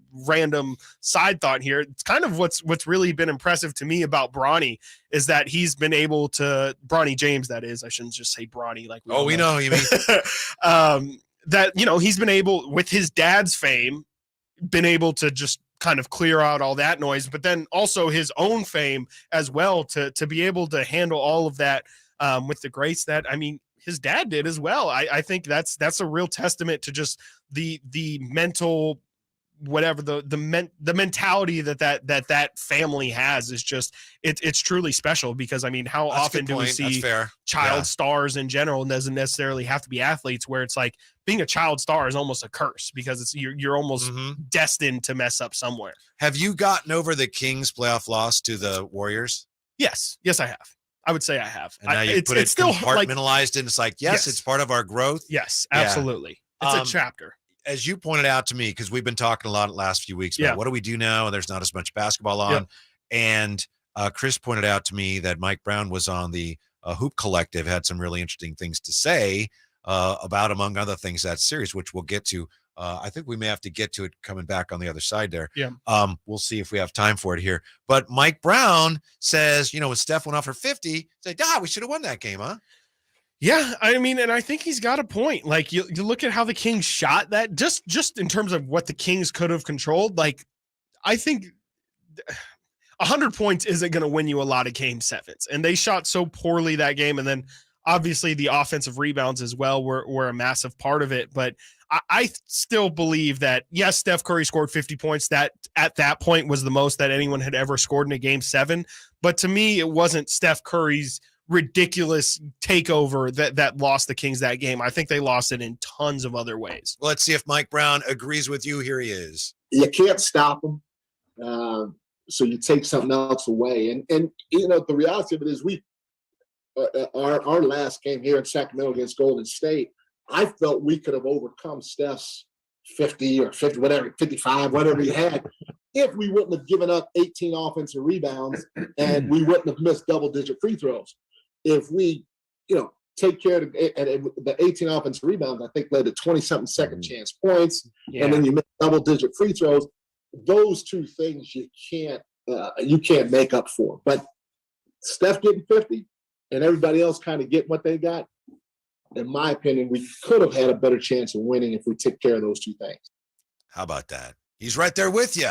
Chris Watkins, maybe you should be on the staff. Maybe, yeah. Maybe, maybe Jordy should leave. Maybe we'll be fine if Jordy goes. We don't want him to, but we know what to do if he does. Yes, if he does leave, I can easily step in. Mike, I got nothing but time.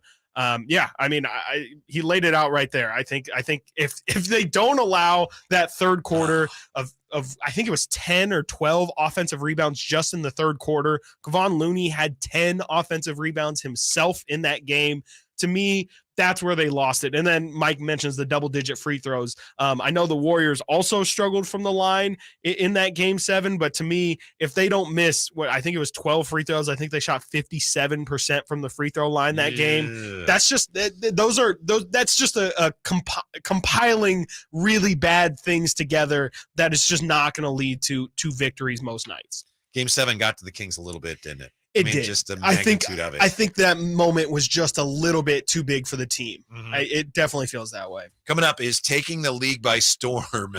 That's what this new coach, NBA coach, says. We're going to take the league by storm. Is that a realistic goal for Frank Vogel? Next on Chris and Company Sactown Sports.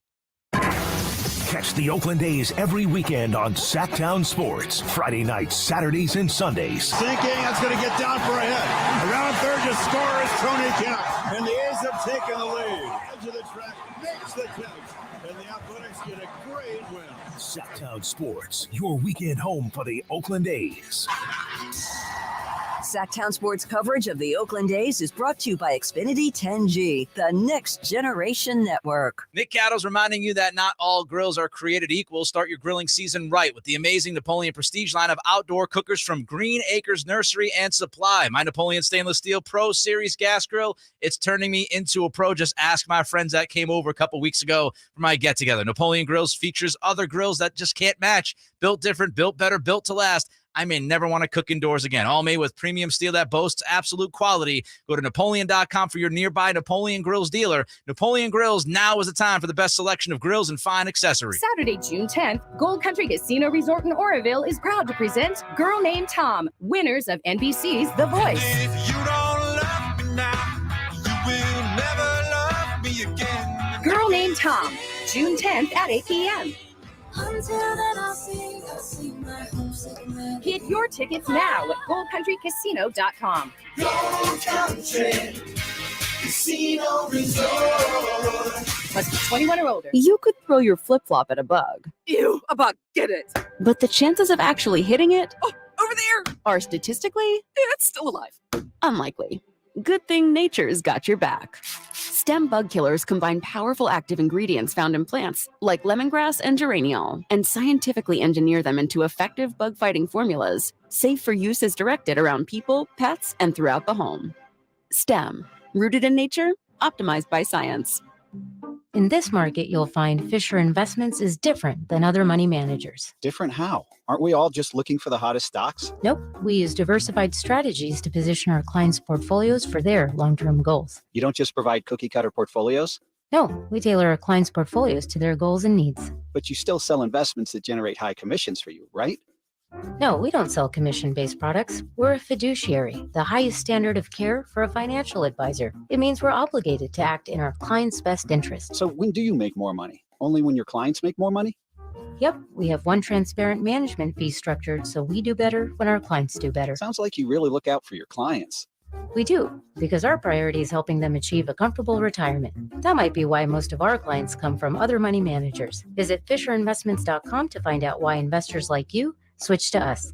Fisher Investments. Clearly, different money management. Investments in securities involve the risk of loss. When you take the time to shop at Folsom Lake Honda, there's one thing you'll always find. Happy people ready to serve you.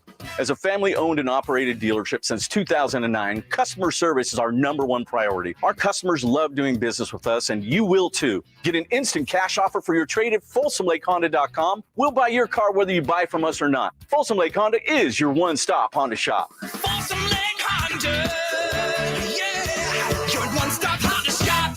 The City of Sacramento offers rebates to help with your outdoor water-saving projects this season. Rebates are available for landscape conversions, smart controllers, and irrigation upgrades that improve your water efficiency. Learn more at sacwaterwise.com.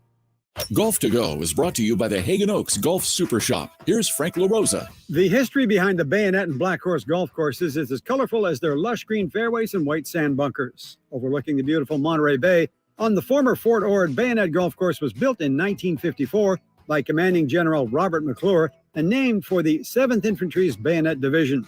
It seems the lefty general was plagued with a bit of a slice, and a little creative architecture managed to reduce his handicap with a series of sharp dogleg holes known as Combat Corner, where I've waged a bit of war myself. Black Horse was named in honor of the Black Horse 11th Cavalry Regiment. Rich fairways, imaginative bunker complexes, and beguiling bentgrass greens result in 2 sparkling ocean view gems, each offering a different experience. Bayonet's more traditional deep bunkers and tamer greens contrast with Black Horse's large serrated bunkers and greens with more movement. They're a treat. Visit BayonetBlackHorse.com for more. That's your Golf to Go. I'm Frank LaRosa. The Gold Rush Classic takes place July 13th and 14th in Rancho Murrieta. Come join the fun and play golf with a celebrity, or just check out the concert. The Gold Rush Classic, where the stars and guitars shine. For more info, go to goldrushclassic.org. Sactown Sports. Headlines. I'm Nate Littlefield, and these are your Sactown Sports headlines. In NFL news, 49ers quarterback Brock Purdy's right on pace to return for Week 1 against the Pittsburgh Steelers. And if you're watching us on YouTube, take a look at our poll, see which 49ers receiver will have a better season, Deebo Samuel or Brandon Ayuk. And tonight in the NBA, we go to the finals for Game 3. We're in Miami. The series is currently tied at 1-1. Tyler Hero will not be playing for the Heat, but he inches closer to returning as he recovers from a broken hand. Tip-off is at 5:30 p.m. Those are the headlines. Let's get back to Chris and Co. with Whitey Gleason. Thanks for participating today. Always appreciate that. Whitey Gleason, Chris Watkins, especially today, because we're just trying to figure out how close Chris Watkins actually was to death's door today when a black widow spider, kid you not, descended from the ceiling when he entered the building and was within a foot, seriously. It seriously of you, was and he didn't very see close. it. Yeah, and black widow spider, what would have happened? That you might have got sick. I don't think you would have died. Probably would have induced some vomit. Willie on the YouTube chat points out that he says tarantula bite is fatal. Really? I don't think that's true either. Okay, I was like, I didn't think tarantulas tarantulas do bite. Yeah. Right? Although I think they bite, but there's no venom. Like in old movies, there's a James Bond movie where he's in bed and his tarantula's crawling over. It's like, oh! Yeah. And he's like, you'd have been okay. Yeah. It would have hurt. You might have had some swelling. Yeah. I would have been okay. I would have been fine. It would have been fine, right? No. I mean, people have tarantulas as pets. Yeah, I'm not saying that they I'm don't so bite. out I'm not on saying, that. Yeah. So you might have gotten sick. Yeah. It would have been probably a childhood. It's a trip to the ER for sure. At least, Yeah. right? It's a trip to the ER. Definitely Not somewhere something you to would check I'll out. go after the show. I'll have it checked out after the show. No, probably pretty immediate, right? Yeah. That would have been the problem. I probably, And she was a bad. big spider. Big girl. Big girl. Yeah. And yeah, you came to my rescue. I mean, you're trying to play coy about it, but without you, I'm not sitting in this seat right here today, because that thing was coming at me full force. And a part of me does wish that, maybe I could have gotten some Spider-Man powers. That would have been pretty cool. Yeah. From the Maybe movie, I should have been. I thought of that. Yeah. Do I let the black widow spider land on him? Maybe bite him, and then he maybe There's like I don't want to risk a 0.0001 chance that it could have given me spider powers, and I didn't even consider that. I would have been willing to take that chance. I think you would have got him. I think so. Yeah. I think so. I've seen it happen I like before. those odds. We're Yeah. talking about gambling. 1-800-GAMBLER. I would have taken those odds, and I could have really done some good, I think, around the city. So, and for the record, when you saw it, you let out some sort of. It was a sound, but you didn't scream. I didn't scream. I did not shriek. It was a very respectable. It was my. Hey! Yeah. It was like an and one almost. Right. Jay-Z was here. Show is incredible. Huh, spider? Yo, it almost bit me. It was crazy. It just came down, and then about halfway between the ceiling and the floor, it just stopped there. It just stopped. Like, it was just levitating. Yeah, it really did look like, if you watch Spider-Man 1 with Tobey Maguire, it is very, very reminiscent. See, now I feel badly. I should have probably let it bite. Taking a picture, and it just falls from the ceiling and just right into his into his hand. Yeah. And that's all it is. Just a little ouch for a lifetime of powers. Yeah. I'll take Who's your go-to Spider-Man of the three that have played him in the motion picture?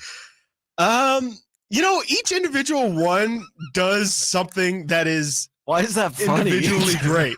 It's like Tom Holland's great at being like the kid Spider-Man. Like Spider-Man's supposed to be a teenager. And like he does a great job of giving off that energy. I think typically like whichever one it was first, but in this case, I like the current Spider-Man. Yeah, I actually really like Andrew Garfield too, the middle Spider-Man. I thought he was like the most like playful actual Spider-Man. He's redeemed in the latest one though. He came He's out in redeemed that because he acknowledges like I suck. Yeah. He literally does. Yeah, that's true. Nothing will beat the second Spider-Man. The second Spider-Man to me is with Doc Ock, incredible. The third one was the first time I had ever went to a movie, like went to the theater and understood, movies don't have to be good. Like I went to the midnight release of Spider-Man 3, and as I was sitting in the theater, it was one of those where I was looking around and I was like, does anybody else think this sucks? Like we all came here at midnight on a Thursday. We probably have work and school tomorrow. Wow. Feel like I wasted my time. Great question. At what movie did you realize some movies suck? Yeah. That's a great question. It just was really because I was probably 13, 14 at the time. Every movie I'd ever seen to that point was worth my time. And that was the first time I was like, you can just film a movie and have it be garbage and like not really make any sense and not be enjoyable to anybody. Do you remember the Days of Thunder with Tom Cruise? He was a race car driver. No, never seen it. Haven't seen a lot of movies. I remember reading about that movie and I stayed away from it because I was reading that as they were filming it, they were writing it. And I thought, well, that's not good. That doesn't seem like a good strategy. Because they had we got to get it done by this date because this is our release date. And I thought, what's horrible? That sounds like a terrible idea. Yeah. I guarantee that's happening. There's a writer's strike right now. I guarantee that's happening right now. We're going to get some trash movies in the next couple of years. Probably. Guarantee. We just may. Bear with me here as I try to weave this back into our previous conversation. Good luck. Which of the three Spider-Men would you compare to Frank Vogel, new coach of the Lakers?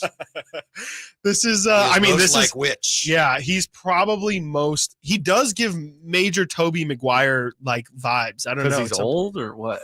What's that? I guess. I don't know. He's got Tobey vibes. Yeah, he's just got looks similar. He does. I don't know. And also, Tobey Maguire was the first Spider-Man, accomplished some things. That first movie was huge. And let's face it, Frank Vogel has won an NBA title. I mean, he's done something. Wow. It wasn't all him, but he has accomplished something. He has. No, he absolutely has. In the past, it's like, hey, who's this guy? Well, he was on David Letterman's Stupid Human Show. Yeah. And now, who's this guy? Well, he won an NBA title. Yeah, exactly. He was just the coach of a decent Pacers team. But besides that, before he won the title, who was Frank Vogel really? Is it really this easy? He talks about the first thing I can apply is direct belief. Now, because I've done it, I've been a part of it. If the talent is in place, that you can galvanize a group and take the league by storm. Whoa. How about that? I mean, you could argue that, that's almost a direct quote from Mike Brown. Mike Brown pretty much has said the same thing all year, that a sense of belief is the first thing that he thinks that you should instill in order to build a culture. And so it sounds like Frank Vogel's taking a page out of Mike Brown's book. Is this just coach speak, or is this something Kings fans need to look at, the Sun and say, whoa, the number one habit that we develop all year is that we have to play harder and tougher and with more hustle than our opponents every night. Because if you develop that habit over 82 games, boy, when you get to come playoff time, when every team's trying to ratchet it up, it's already going to be there for us. That's Frank Vogel. That is coach speak. That is that's in the coach speak Hall of Fame right there. Ever been hired anywhere? If we just give effort and intensity during the regular season, all 82 games, it'll be there come the postseason. That is absolutely that is like chef's kiss of coach speak right there by Frank. And now he's got extra motivation because, hey, guys, look, I know some of us are older, but did you guys hear what somebody said to Chris Paul's kid. He was so sad to his daughter. Let's go. Let's go, guys. Yeah. Come on. KD, Let's put some shut effort that out there. 12-year-old up, guys. That's bulletin board material right there by that 12-year-old. And I don't know if that message is going to hit with those guys. Like something tells me that Kevin Durant, Devin Booker, even, who's been in the league for a long time, Chris Paul, I don't think good luck telling Chris Paul you need to try harder for the 82-game regular season. I think at this point in Chris Paul's career, he's just trying to make it through the 82 games. Maybe that's more pointed towards DeAndre Ayton, who's been somebody who's lacked effort for a majority of his career. But, I don't necessarily think that Kevin Durant, Devin Booker, and Chris Paul need to be told to play harder. If there was one guy that I would focus on if I were Frank Vogel, I think the key to the whole thing there may be DeAndre Ayton. Yeah. I think so. I mean, you got those other three guys, what you're going to get out of them every single night or every single game. DeAndre Ayton's really the wild card. He's the one who you don't really know on a given night if he's going to give you be looking like the number one pick in the draft where he's able to score at will, or if he's going to be a guy who's like, is he even out there? Right. I think he's really somebody who can really, especially with how much talent they have on their team, it feels like sometimes he's like, oh, I don't have to be great because we have those other guys around me. Too often, as talented as he is, he's played counter to that whole coach speak philosophy. Yes, absolutely. We just went over with Frank Vogel, playing harder and hustling more than everybody every night. And DeAndre Ayton, at this point, he hadn't done that. No. So maybe that's who he's talking to. No, he definitely hasn't. And I think that he's really the one that when you look at Phoenix's title hopes, he's the one who can really unlock it, because if they can have a dominant big, and you see obviously how big of a role Jokic plays with his team right now, I think if you can have DeAndre Ayton be a force at center, to me, that's something that a lot of other teams in the Western Conference just don't have anything to match up with. Up next, hear what Coach Spo is apologizing to a reporter for. That's coming up on Chris and Co. Sactown Sports. It was an amazing season for the Sacramento Kings. The coach of the year. These honors don't come around often, and so you're very appreciative of them. The clutch player of the year. Fox rocks. He fires for the win. He's got the triple. And a return to the playoffs for the first time in 17 years. 16 seasons of frustration. Sacramento has clinched the playoffs. Keep it on Sactown Sports at SactownSports.com for all your Kings off-season news. Hey, kids, it's Carmichael Dave from my good friends at Fire Wings, the perfect fast casual eating establishment for the entire family. A great place to enjoy all the ball games from all around the country with 21 delicious flavors to choose from. Bone in, bone out. For more convenience, order online. Go to firewings.com. Find a location near you. Grab that order online and tell them Carmichael Dave sent you. Fire Wings. Hey, just wing it. It ignites something inside of you. It's Thunder Valley's $20,000 20th anniversary cash giveaway. 5 winners on Friday and Saturday nights in June. One very lucky guest wins $20,000 guaranteed. See it, hear it, feel it. Feel the thunder, lightning and the thunder. Thunder Valley Casino Resort. Feel the thunder. Power Business Technology is proud to be 100% independent, locally owned, and managed Toshiba copier dealer. Local ownership cuts out the red tape, allowing ourselves to never be too busy to personally answer the call when our clients need us. Recognized for excellence in service execution, training, and customer service, we're proud to be named a 2022 Toshiba ProMasters Elite Dealer. Contact us today for all of your business printing needs at 844-POWER-BZ. That's 844-769-3729, or visit us at powercopiers.com. Carmichael Dave here. Spring here. Long, cold, rainy winter behind us. And I know you're counting the days until summer, but don't wait until it's hot to make sure your air conditioning is working efficiently and safely. Get ahead of the problem with a $49 AC tune-up from my friends at American Energy Heat and Air. Nothing worse than having your AC go out when it's hot outside. Get a tune-up today to make sure you and your family are comfortable and cool in your home for the hot summer months that are right around the corner. Give them a call call at 916-520-9990. That's 916-520-9990. Or schedule your appointment online like I did last year around this time at AmericanEnergyAir.com. Don't wait till that AC goes out. Call my friends today, 916-520-9990 or AmericanEnergyAir.com. Call 916-520-9990 now. Greetings from M&S Auto on El Camino, just off the Cap City Freeway. And a big thanks to our repeat customers for letting us be your favorite car dealer. Repeat customers make us proud. M&S customers know that they're going to find the car, 4x4, or SUV they want. They'll get treated like family and save thousands. Whether you're a repeat customer or a first-time buyer, welcome. M&S Auto, the intelligent car buying experience. MSAutogroup.com. Hey guys, June is Men's Health Month, and Revive Men's Health encourages you to prioritize your health. Book your free exam and T-check today and save $199. Call 916-277-8599 or visit ReviveMen'sHealth.com. Live and local, it's Chris and Company with Chris Watkins on Sactown Sports.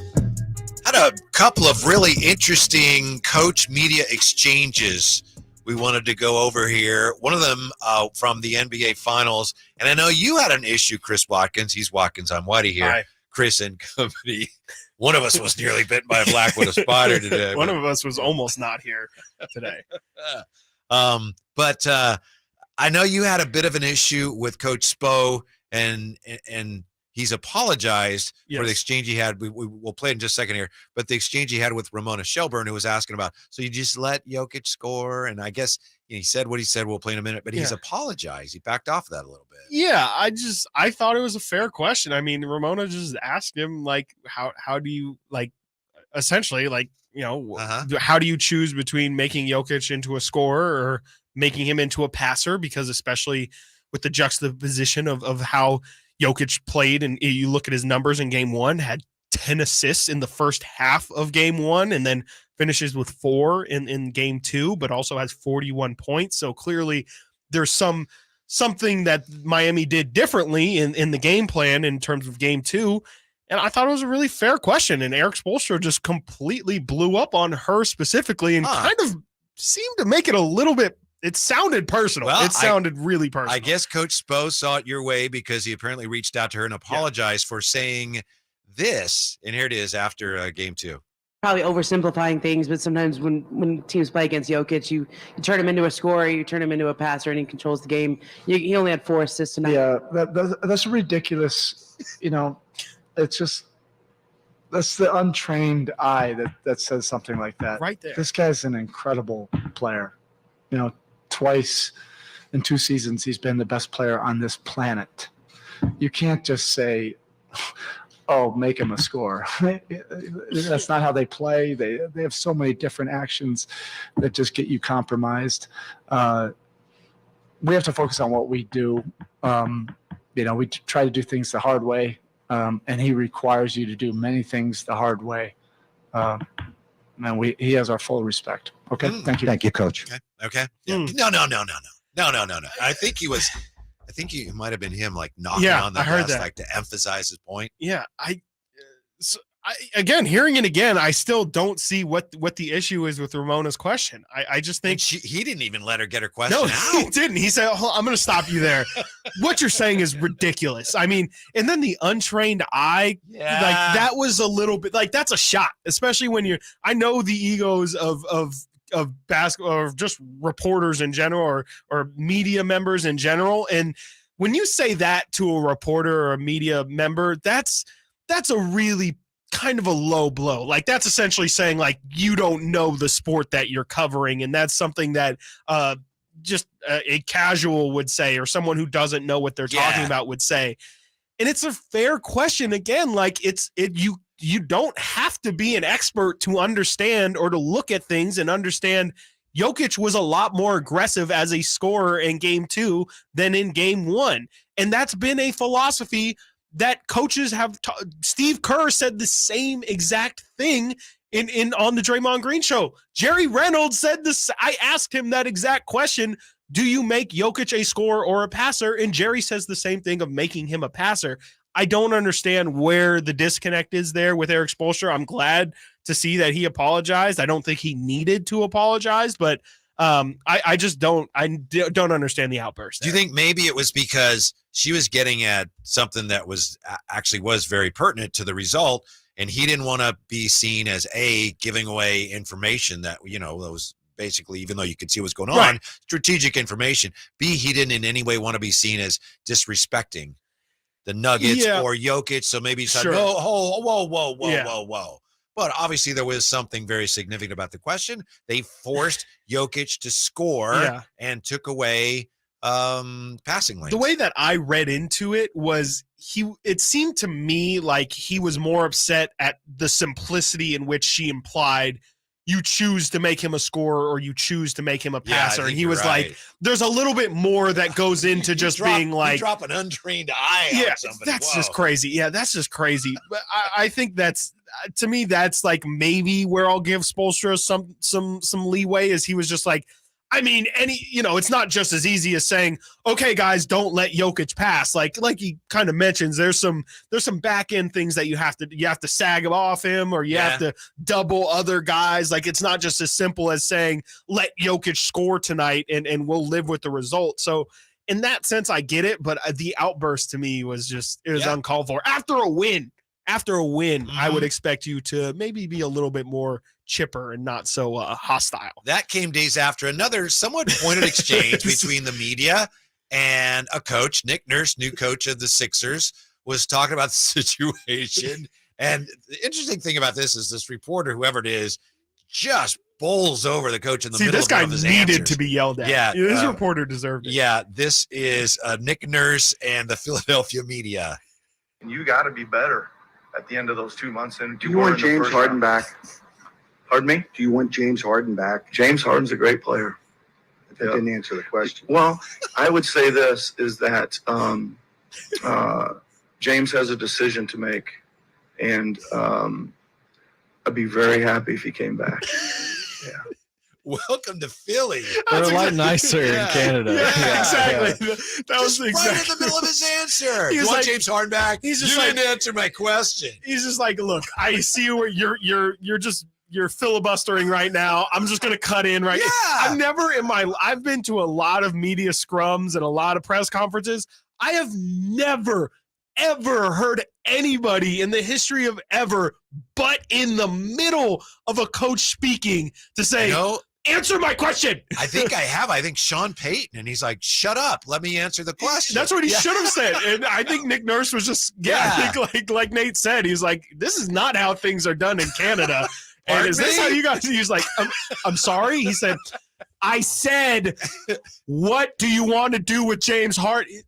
I would say if I would say, and then he just anytime someone says what I would say is, it's almost like you're saying, this isn't really what I think. This is not actually what I think. This is what I would say. But if you were to ask what my prepared statement would be, I would state two facts. James has a decision to make. And I guess I should probably say, if he wants to play for us, that I would be okay with it. Yeah, that's fine. So reading between the lines, what is he really saying there?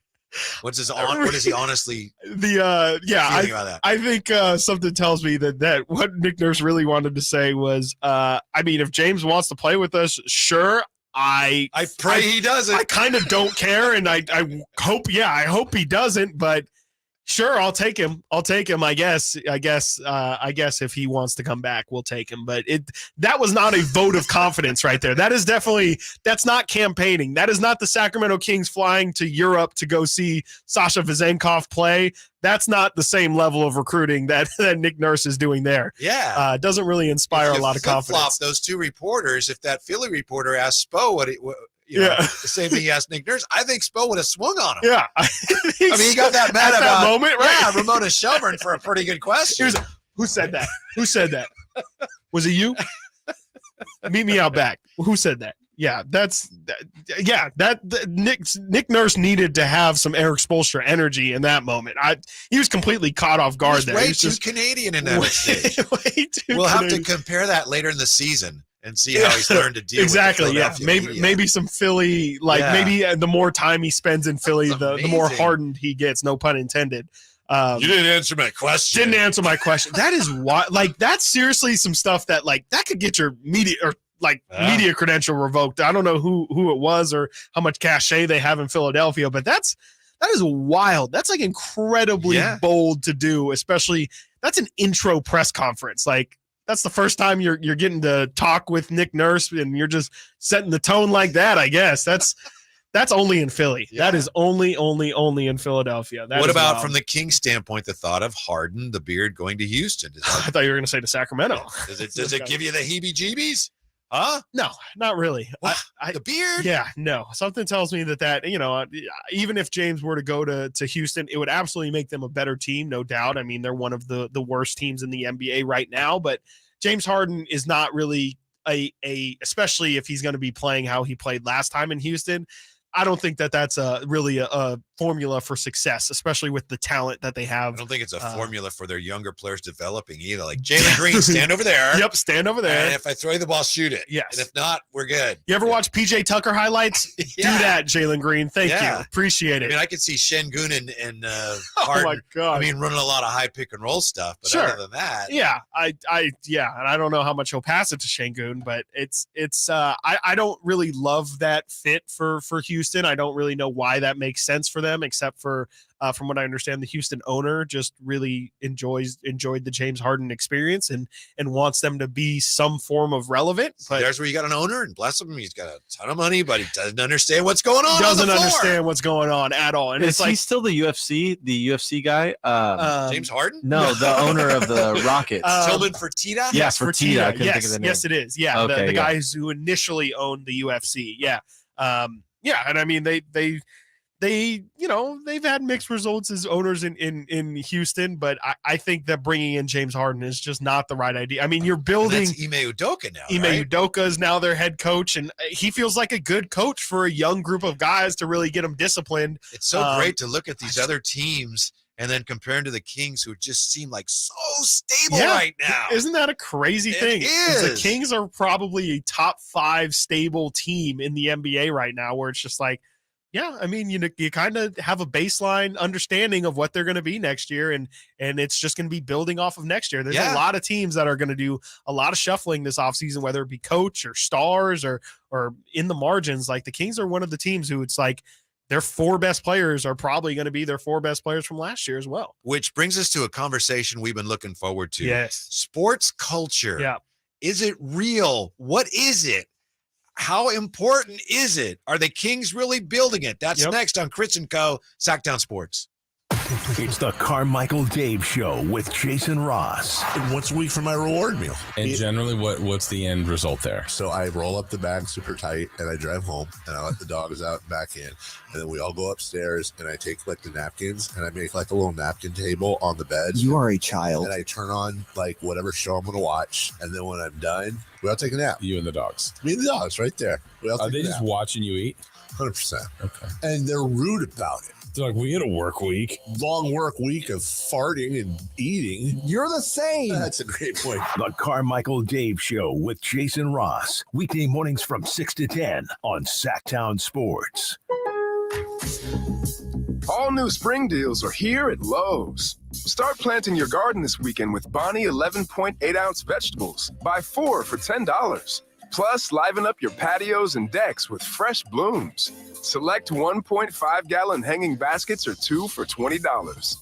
Lowe's knows spring. Lowe's knows home improvement.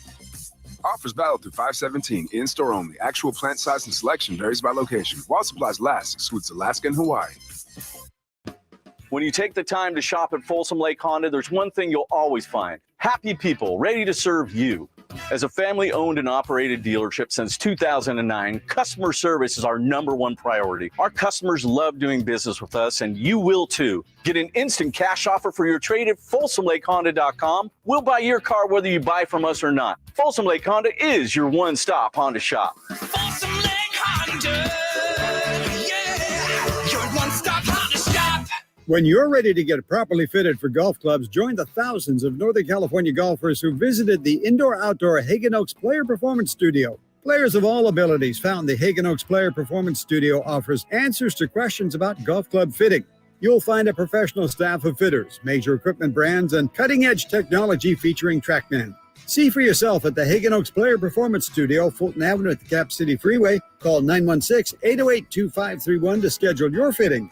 808-2531 for longer, straighter drives. Pain is not normal. Repeat, pain is not normal. Greetings, Sacramento. Doug Christie here with the Good Feet store. Does this sound familiar? It's the end of the workday, and the pain in your feet, knees, hips, or back is unrelenting. Good Feet understands that you've likely already tried assorted remedies and solutions with no relief. And now you're pretty much resigned to living with the pain. But do not give in to the pain. Instead, come to the Good Feet store for their end-to-end 3-step arch support system. Good Feet is the nation's largest manufacturer and retailer of personalized arch supports. With arch supports in over 300 sizes, styles, and flexibilities, and an arch support specialist in each store. Come in today for a free, no-obligation arch support fitting, then take them for a test walk around the store or around the center. Experience the comfort, balance, and support possible with the Good Feet system. The Good Feet store in Sacramento, Roseville, Stockton, Modesto, and now in Vacaville. Online at goodfeet.com. For a business to thrive, there needs to be a constant stream of new customers. This happens through strong lead generation. Did you know that lead generation is one of the most important tools of any marketing campaign? Let us help you identify your target audience and market your products and services to them. To get started today, contact aimyourdigital.com. That's aimyourdigital.com and start seeing results today. From the Power Business Technology Toshiba Studios. KHTK-AM Sacramento. KYMX HD2 Sacramento. Sacramento's official home for the San Francisco 49ers. Touchdown! San Francisco! Sactown Sports. Sactown Sports. Headlines. I'm Nate Littlefield, and these are your Sactown Sports headlines. Tonight, the NBA Finals head to Miami for Game 3. The series is currently tied at 1-1. Tyler Hero for Miami will not be playing. He does inch closer to returning, however, as he recovers from a broken hand. Tip-off for that game is at 5:30. In NFL news, 49ers quarterback Brock Purdy is right on pace to return just in time for Week 1 against the Pittsburgh Steelers. And if you're watching us on YouTube, take a quick look at our poll and let's see who's going to have the better season. Deebo Samuel or Brandon Ayuk? We take a look at the results right now. Deebo's at 41% and Ayuk's at 59%. Not too surprising after what's coming out of 49ers training camp, but Danny Gray, Jawan Jennings, them too. Write them in. Those are the headlines. Let's get back to Chris and Co. with Whitey Gleason. Thank you, Nate. How many times have you heard these two words together during these NBA playoffs? Heat and culture. Heat culture. Yeah. Heat culture. Heat culture. That's that heat culture. 1,000 times. 1,000? 1,000, probably. Somewhere near there. I think it's probably, I'd take the over on that. Yeah.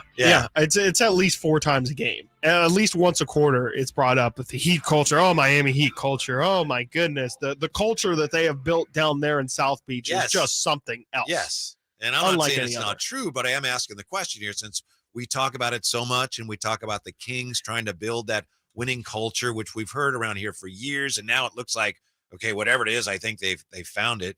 So what is culture when it comes to a sports team? Yeah. How important is it? How do you get it? On the YouTube chat here, Scooter916 says 100% it's important. If you can't trust the guys next to you, you have no chemistry, no cohesion, can't win that way. Yeah. Well, what the heck is it? I think it's really just, to me, when I am officially putting down the culture stamp, it's when a team, it doesn't matter who the pieces that you put in there, who the players are. It just seems like it always works out. And, that was the Spurs way, was where it was like, okay, Steven Jackson's getting thrown in there. Boris Diaw, somebody who we know what Boris Diaw is, comes in, but then all of a sudden just plays a massive role for that team and looks better than he had ever looked in his career at the age of 40. Like, that's the kind of thing that to me is culture, is when you have a team like the Heat, where it's just like, the kind of guys that fit into their culture. Dylan Brooks, Draymond Green, like those guys are bad for 90% of the NBA. But a team like the Heat that just knows who they are and knows exactly what they ask out of all of their players, to me, that's what culture is. And it's the same thing with the Patriots, where it's you come in, you can be Malcolm Butler, who's a late pick, and still step up and have a huge moment. It's the ability to plug and play guys and have literally just what you've built over time be strong enough to lift everybody. It's the rising tides lift all boats kind of thing. To me, that's what sports culture is. I don't really know if it's something that's quantifiable, but it's something when you know. If you go back through the mists of time, I think there are a number of great sports franchises about whom you could say, wow, they had great culture. The term wasn't used at the time. Right. The Boston Celtics, I assume absolutely. in the 60s, the Baltimore Orioles, Earl Weaver, the Oakland Raiders, like the Kenny Stabler Oakland Raiders. The Raiders definitely had a culture. And even if it wasn't necessarily a winning culture, sometimes you knew what a Raider looked like. The best explanation I ever heard of it is in a book by Michael Lombardi, who's been in the NFL for years, NFL media. And he worked at various times for the 49ers and Bill Walsh, for the Patriots. Well, he worked for Belichick. I'm not sure where. Yeah. And I think he also worked for Al Davis. So he wrote a book called Gridiron Greats about how they're similar, how they're different, how they changed the game. And he talks specifically about Bill Walsh and culture. I don't know if this is true, but according to Michael Lombardi, Bill Walsh was the first guy to take that term culture from business and then apply it to a sports team. Pro sports is just a business anyway. Right. But he said the way Walsh saw it, culture is when you have everybody from your quarterback to your receptionist, and they all know this is what our organization is trying to achieve, and this is how we're going to do it. Everybody knows it, and everybody buys in. Bill Walsh was a GM in addition to being a coach. I mean, he would be interested in like, oh, what the PA announcer is saying. We need to change that because that's not consistent with how we do things. So again, I'm not sure that's true. But it's a really interesting way to look at it. Anybody who remembers those 49er teams knows that they had a way of doing things. Right. And I think it's a matter of this is how we do things. We all do it this way. You better do it this way or you're going to be somewhere else. Right. And that was kind of the Patriot way to make it I more think modern. so. It was our way or the highway. It's like we're not going to have these. You're not going to be a character. Randy Moss, if you're going to come here, you're not going to be the guy that you were in Oakland. You're going to follow our way, and we're going to show you. You're going to help us win. You're going to be about winning. That's what we're about. That's the rest of it, we don't care. Yep. That we don't care about the flash. We don't care about the flair, the money, any of that. It's just about winning championships, and then everything else will come.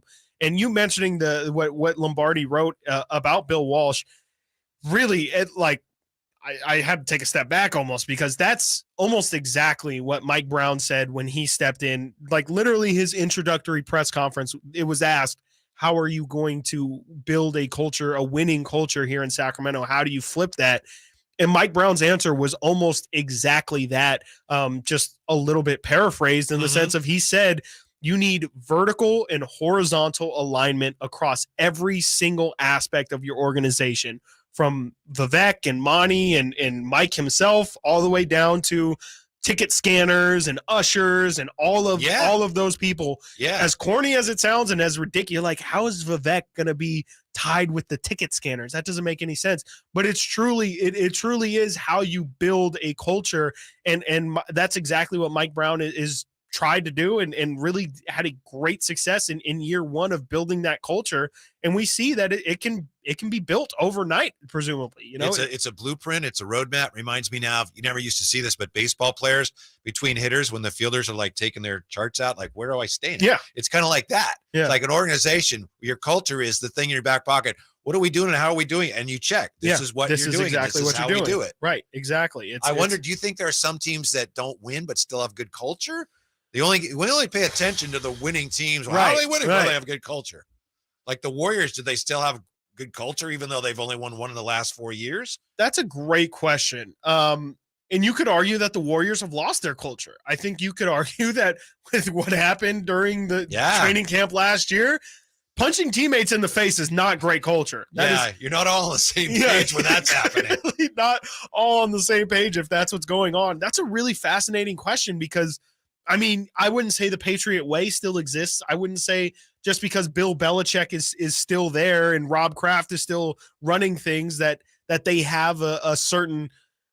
I mean, well, actually, I guess you could argue that maybe they do. It's just not as effective. Maybe culture is something that's overblown. Maybe it's something that is only talked about when you win. But everybody tries to have. It's not like people just go in or like, yeah, today's another day of work and we're just going to punch in and then clock out and then leave. Like, I think everybody tries to establish some form of culture. I think the real question is what makes some cultures better than others, or is it about the group of guys more than the culture set? Is it more about the collection of people buying into anything? It doesn't necessarily have to be the right culture, but it's just guys working together, people working together towards a common goal in general could be all that culture is. And we just dress it up and make it fancy and believe these things to just talk. It could just be fodder. I think sometimes a team, they have great talent and the talent isn't really interested in all that. I think of like Jeff George,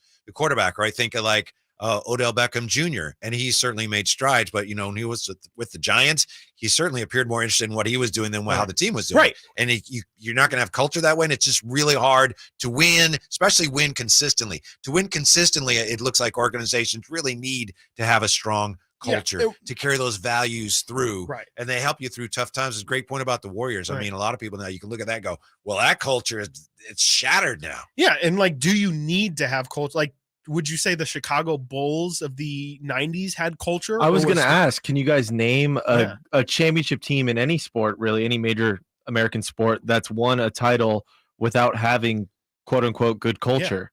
Or like an identity? Yeah. Like, I mean, because even like you could say, I randomly came to mind like the 2000s Ravens. Like, I don't know. That's what I was thinking that too. That's but so they weird had you an say that. identity, like we know. I think that's because of the quarterback though. Right. Exactly. Yeah. That's true too. But it was, that's true. Some of the teams with great culture, there's just a shorter shelf life. That's also true. Right. Like I would think despite their differences, somehow with Phil Jackson, those Lakers figured out, okay, they didn't have a good culture, but this is what we're about. Then it got to a point where that, it fragmented. Yeah. But for a while, I think they did have some kind of strong culture that they all decided, all right, I can't stand you, but we're going to win. So let's figure it out. Yeah. And that speaks to how important it. I mean, I think in general, everyone has to be truly wanting to be working towards the same goal. Like, I think the Bulls had a culture, I think.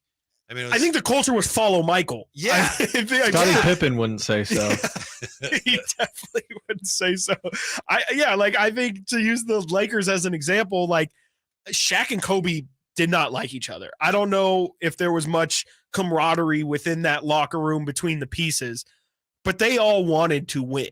And I think that's kind of the thing that is the culture and you could say the same thing about the Bulls is the culture is we want to win more than anybody else. Right. Now you can have culture without talent, but you know what? It doesn't matter.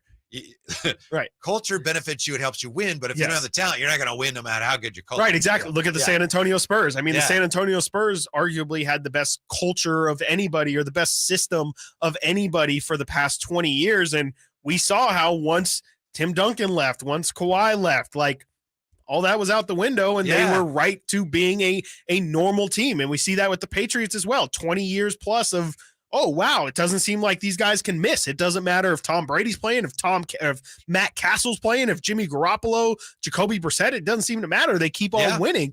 But then all of a sudden, once I don't know if the common thread is just a star, but those things can, it doesn't last forever. And eventually it catches up with everybody and everybody becomes regular at some point. Bringing it back to the Heat, Jimmy Butler just said winning is everything. And he said, we win the championship, we get the trophy, we break it into 15 pieces and everybody gets a piece because we're all on board. Yeah. No, I mean, they definitely have a culture. And I mean, they're like the epitome of a true team. Like those are a group of guys who are all working towards the same goal, and definitely like there's no egos involved with that. See what Miami kind of culture team. the Nuggets have here. We'll in this see. Game tonight. It's going to be tested for sure. I think so. Coming up, I was hoping the Kings would draft this guy, but now some less than encouraging medical news, and we have definite movement at the very top of everybody's mock drafts. That's next. Chris and Co. Sactown Sports.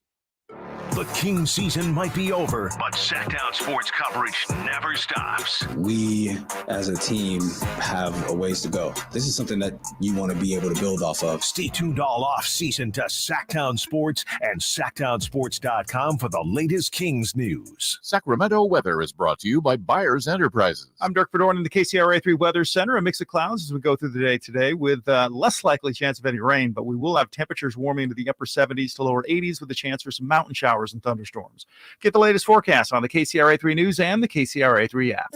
To protect your home from the top down, start from the roof line up. Get clog-free Byers Leaf Guard gutters, fire-safe roofing from Byers Roofing, and power your home with Byers Solar.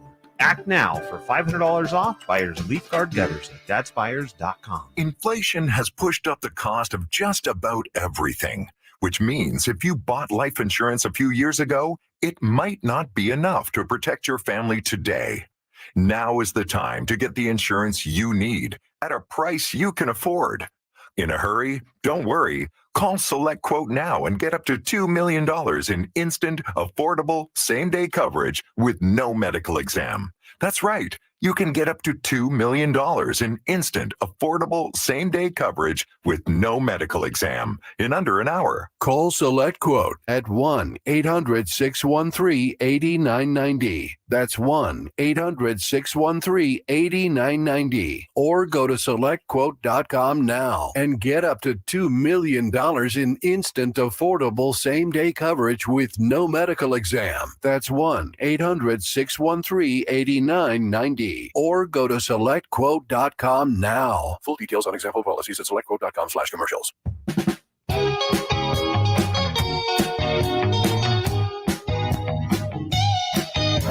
Sitting at your desk? Watch Chris and Company now. YouTube.com/Sactown Sports 1140. What kind of culture do we have around here? I had to full sprint, leaping across the room to tackle Chris Watkins this morning, seconds before a black widow spider alighted upon his bare neck. Yeah, you threw your body on the line. I did. I'll never forget that. And that's directly representative of the type of culture we have here. You did it for me, but I know deep in my heart Nick Cattles would have done the same thing for me as well. That's the kind of culture we have here. Right.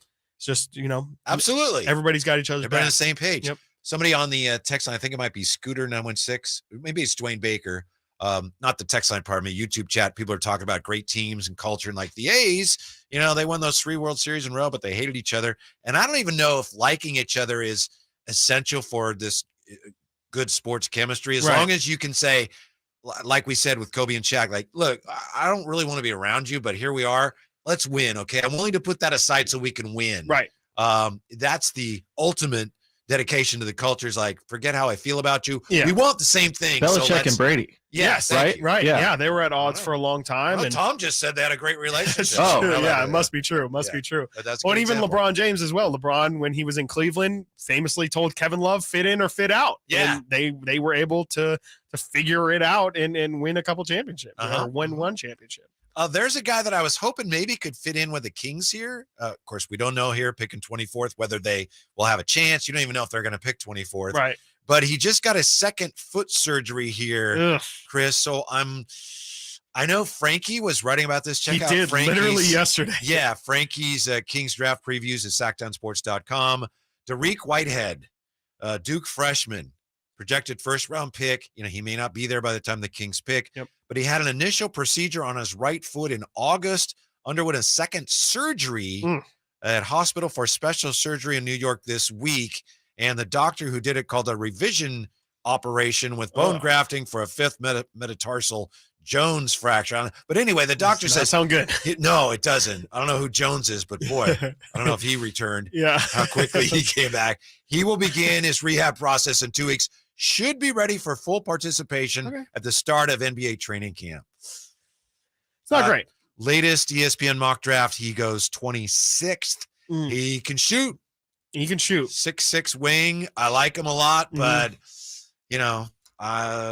Kings have a little more wiggle room than they've had in past years with the first pick. But second foot surgery for a basketball player, that's very concerning for me. Yeah, that's a big risk to take. And, for somebody who's already near the end of the first round, this could probably, maybe the Kings could still take him in the second round with they have 2 second-round picks, I believe 38 and 54 are there other second round picks, so maybe he'll be available there. But when you're talking a first round draft pick, that seems a little bit too risky for my taste. Is a guy who's already on 2 foot surgeries before he even steps on an NBA floor. It's basketball, and your feet take a pounding. Yeah, they do. And he's not a 7-footer or whatever. He's 6'6", so it's not like there's a ton, usually with big, like big, Yao big, Ming. Exactly, where it can end their career just because they're too massive and they have too much weight. But just not a good sign for somebody's career, especially when there's tons of other options that should be there around 24. He's been meeting with a number of teams ahead of the June 22nd draft, including visits with those in the top half of the draft board. So certainly a guy to keep an eye on. Yeah. He was a McDonald's All-American who entered Duke as a consensus top 10 draft prospect.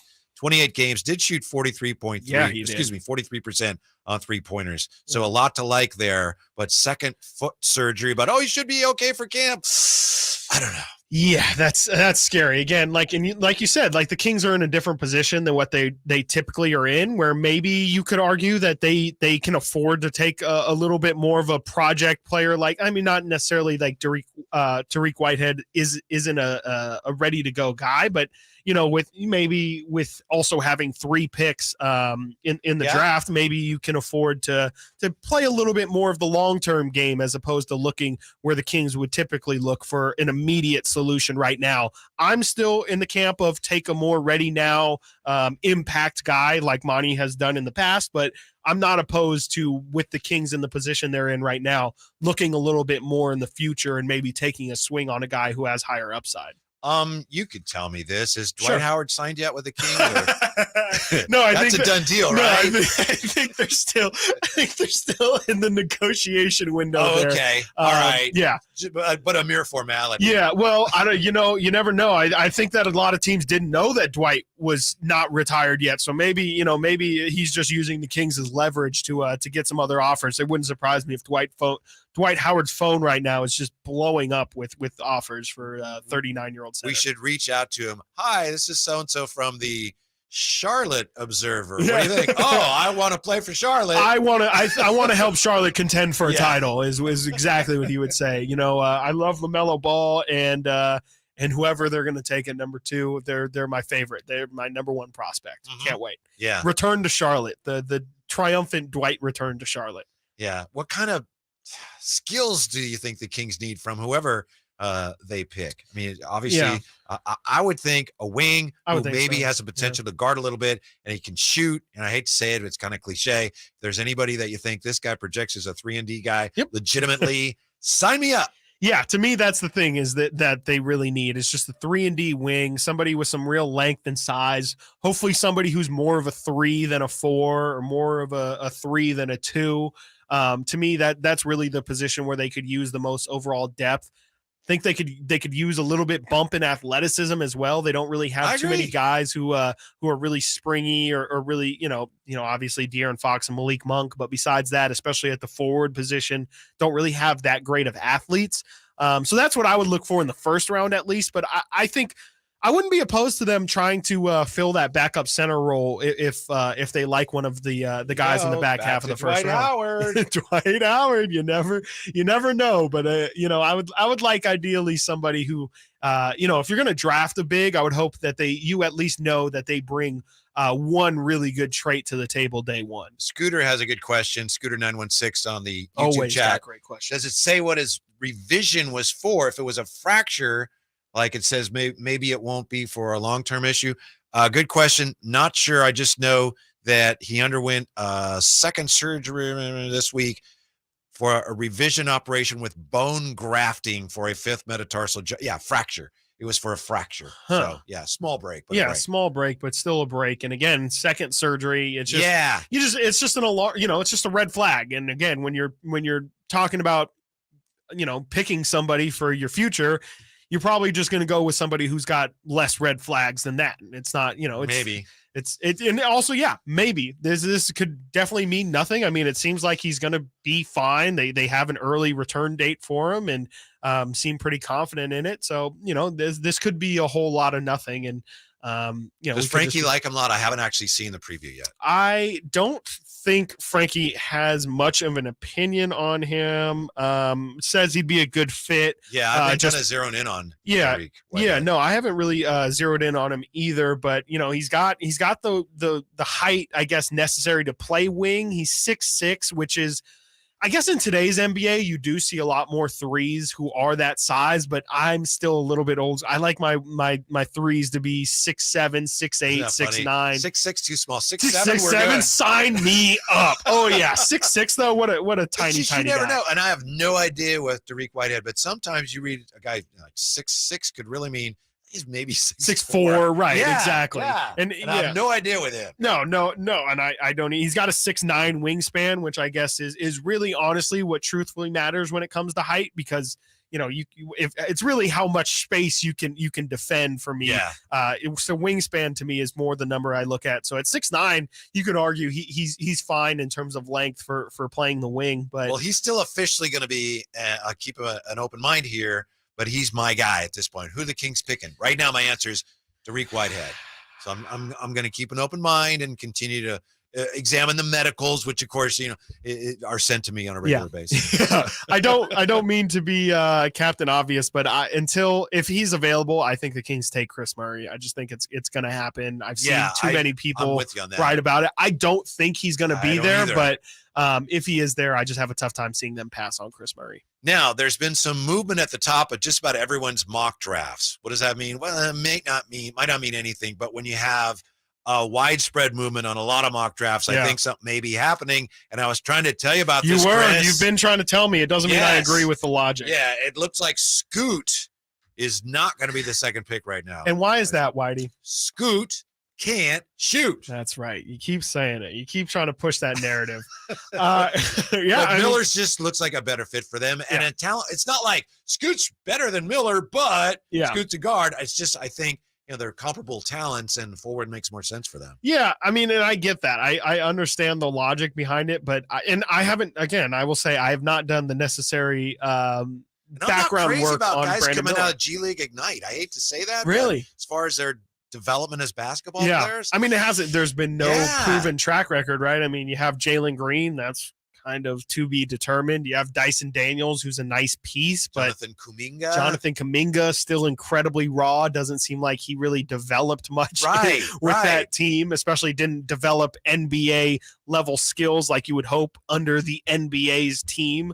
So yeah, I hear you on that. Scoot to me is more just about you look at his build and it's like, this guy looks like Anthony Edwards. I mean, his body is incredible and his athleticism is crazy, and he cannot shoot. You're not wrong on that. He is not a good shooter. He can still learn to shoot or improve in that area. I know that. Definitely needs the ball in his hands in order to succeed, and I understand why there's concern with the LaMelo ball fit, with LaMelo obviously needing the ball in his hands so much. LaMelo, and I didn't want any part of him when he was coming out of the Australian League. Yeah, and out of Big Baller Brand Academy or whatever the team league he is in. I personally would still go Scoot. I'm still when you're at that spot, you have to swing for the fences, and I'm a lot more willing to swing and miss on Scoot Henderson than to swing and miss on Brandon Miller. That's where I'm at. And again, I haven't done enough watching of Brandon Miller, but I will very, very soon. Maybe I'll change my tone. Just don't be disappointed if you buy tickets to, you won't need to buy tickets, but if you go to the California Classic and you're expecting to see, all right, it's Charlotte, where's Scoot? Yeah, where's Scoot? Yeah. And draft him. Yeah. It might not happen. It definitely might not happen. And it would be pretty disappointing. That's honestly, a part of me is rooting for Scoot just so that we can see him too. Up next, is it time to trade this all-time great and current NBA superstar? Next on Chris and Company, Sactown Sports. It's Kettles and Rami. Why can't dudes FaceTime each other? What's wrong with a couple of dudes FaceTiming each other? Is it not manly? Is it toxic masculinity? Is it feminine to FaceTime one of your bros? I just thought that Simone in the back just is killing me with her comment. Toxic masculinity. After the pandemic. The other day I dropped my buddy off at the airport, gave him a big old hug, told him I love him. Why can't we have close relationships with our friends and our boys? What's different about FaceTime? Kettles and Rami, weekday afternoons from 2 to 6 on Sactown Sports. Get to Acura of Stockton, where precision-crafted performance is at your fingertips. Elevate your driving experience with a vehicle that's built to impress. Acura of Stockton has a great selection of new Acuras and customer service that will exceed your expectations. And right now, lease a new Acura TLX, MDX, or Integra with low lease rates available. Take luxury to a whole new level in a new Acura from Acura of Stockton. See all our inventory and specials at AcuraofStockton.com. Hey kids, it's Carmichael Dave from my good friends at Fire Wings, the perfect fast casual eating establishment for the entire family. A great place to enjoy all the ball games from all around the country with 21 delicious flavors to choose from. Bone in, bone out. For more convenience, order online. Go to firewings.com. Find a location near you. Grab that order online and tell them Carmichael Dave sent you. Fire Wings. Hey, just wing it. Life is uncertain. It's okay to feel stressed, anxious, worried, or frustrated. CalHope can help. Access CalHope's free and secure mental health resources. Call or text 833-317-4673 or live chat at calhope.org. Hey, Scott, you look great. Yeah, I'm feeling good and have a new job. No, there's something different about the way you look. To be honest, a few months ago, I had an amazing robotic hair transplant procedure at XL Medicine. It's called the artist procedure. No way. Your hair looks completely natural, and you don't even have a scar. How did they do that? Dude, the artist system is amazing. I have this fantastic hairline, and I'm happy with my results. XL Medicine could probably help you too, buddy. Using the artist procedure, Dr. Singh and Dr. Graywall can target and harvest healthy hair follicles with micron-level accuracy from the back of your head and transplant them where you need it. The procedure is painless, and you'll be back doing your regular activities in a couple of days. Ask Dr. Singh and Dr. Graywall at XL Medicine about the artist procedure. Call today, 916-932-4470. That's 932-4470 for a complimentary in-person or Zoom consultation, or on the web at xlmedicine.com. That's EXCEL medicine.com. See what the artist procedure can do for you. These are actors and not real patients. Kenny and Jerry here from Bell Brothers. Imagine if every time you bought something, you could get a second one for 30% off. Buy one car, get the second one for 30% off. Buy one TV, get the second one at 30% off. Buy a new house and get the second one at 30% off. At Bell Brothers, that's exactly what we're offering this spring on windows and doors. When you buy one brand new energy-efficient window for your home, you'll get the second one at 30% off. A minimum purchase is required, but the discount applies to every second window you buy. For example, if you buy 5 windows, you'll get 5 windows at 30% off. The same is true for doors. Buy one, get one for 30% off. And for doors, the minimum is just 2. So call Bell Brothers now at 916-444-1234 or find us online at theNoSurpriseGuys.com. That's 916-444-1234 or find us online at theNoSurpriseGuys.com. The No Surprise Guys, Bell Brothers. Sactown Sports Headlines. I'm Nate Littlefield, and these are your Sactown Sports headlines. Tonight, the NBA Finals head to Miami for Game 3. The series is currently tied at 1-1, and Tyler Hero will not be playing for the Heat. He inches closer to returning as he recovers from a broken hand. Tip-off for that game is at 5:30 p.m. In NFL news, 49ers quarterback Brock Purdy is right on pace to return just in time for Week 1 against the Pittsburgh Steelers. If you're watching us on YouTube, take a look at our poll and let us know which 49ers receiver will have a better season. Deebo Samuel, Brandon Ayuk, or Danny Gray. Those are headlines. Let's get back to Christian Co. with Whitey, Danny Gray, Gleason. Thank you, Nate. I apologize for interrupting there. On the YouTube chat, we were just talking about the Kings, the NBA draft. Tariq Whitehead just had another surgery on his foot, so he's still my guy at this point, but obviously you got to keep an eye on that. Chris Watkins, Whitey Gleason. We have from fans underscore only, pardon me. I like Lively. Dwayne Baker. Derek Lively seems to be falling down to where the Kings draft. Yeah, but we already established why. Well, I can't speak for you, but I don't want Derek Lively. Why's that? It's because when they asked him, what NBA player do you compare yourself to? And he said, that's right. We're both out. Willie Cauley-Stein. And then he said, maybe some Anthony Davis, AD and some Hakeem. Yeah, but, some Hakeem. I would say without hesitation, definitely Willie Trill. Willie Cauley-Stein. That is right. I forgot. I forgot that he did that. And you for forgot that? For that reason, I tried to black it out of him. I mean, it is a very memorable thing. I don't know why I didn't remember that, but I I'm out on Lively for that reason. Absolutely. I'm right there with you. Anyone who doesn't have the wherewithal to understand why comping yourself to Willie Cauley-Stein being a bad idea, you're off my draft board. That's completely off the draft board at that point. You know, the NFL teams, they give guys the what is the test they give them? Oh, they give them tons of tests now. It's the but you know, why can I not? I can't think of it either. Yeah. Oh my goodness. Yeah, but you know the test. Yes, I apologize. People are screaming. I know at they're the radios right now. screaming. You idiots! Yeah. Anyway, I cannot think of it. Yeah, this would be like the NBA version of that. And it's like, what player who's your NBA comp? If you say Willie Cauley-Stein, you failed. You failed. Wonderlic. Thank Wonderlic. you. And Thank our you. apologies. Yes. Yeah, that's like the NBA version of Wonderlic. Yeah, exactly. What player you compare yourself to? Willie Cauley-Stein. All right, next. Okay, next. Yeah. No second question. Thank you. Thank you. You can pick up your lanyard outside. Thank you. I mean, I guess you can argue he's kind of right as far as his style of play, but that's not something I would emphasize. No, definitely not. You know, I also see that Fans Only in here has Trace Jackson Davis as his guy, somebody out of Indiana, big fan of him like that. Didn't compare himself to Willie Cauley-Stein, so that's a big positive for me. Plus, yeah. To me, those are really, honestly, truthfully, the only two names at center that I'm looking at that first round pick that to me makes sense. Center, do I? If I'm the Kings, do I need a center? So I've recently been thinking about that as well, because I've kind of been banging the drum of that's been the Kings' biggest, at least during the regular season, their biggest need was just somebody else to spell Domantas Sabonis and give him 15 to 20 minutes of rest on a given night. But then you look at what Denver's doing now, and they have DeAndre Jordan as their backup center.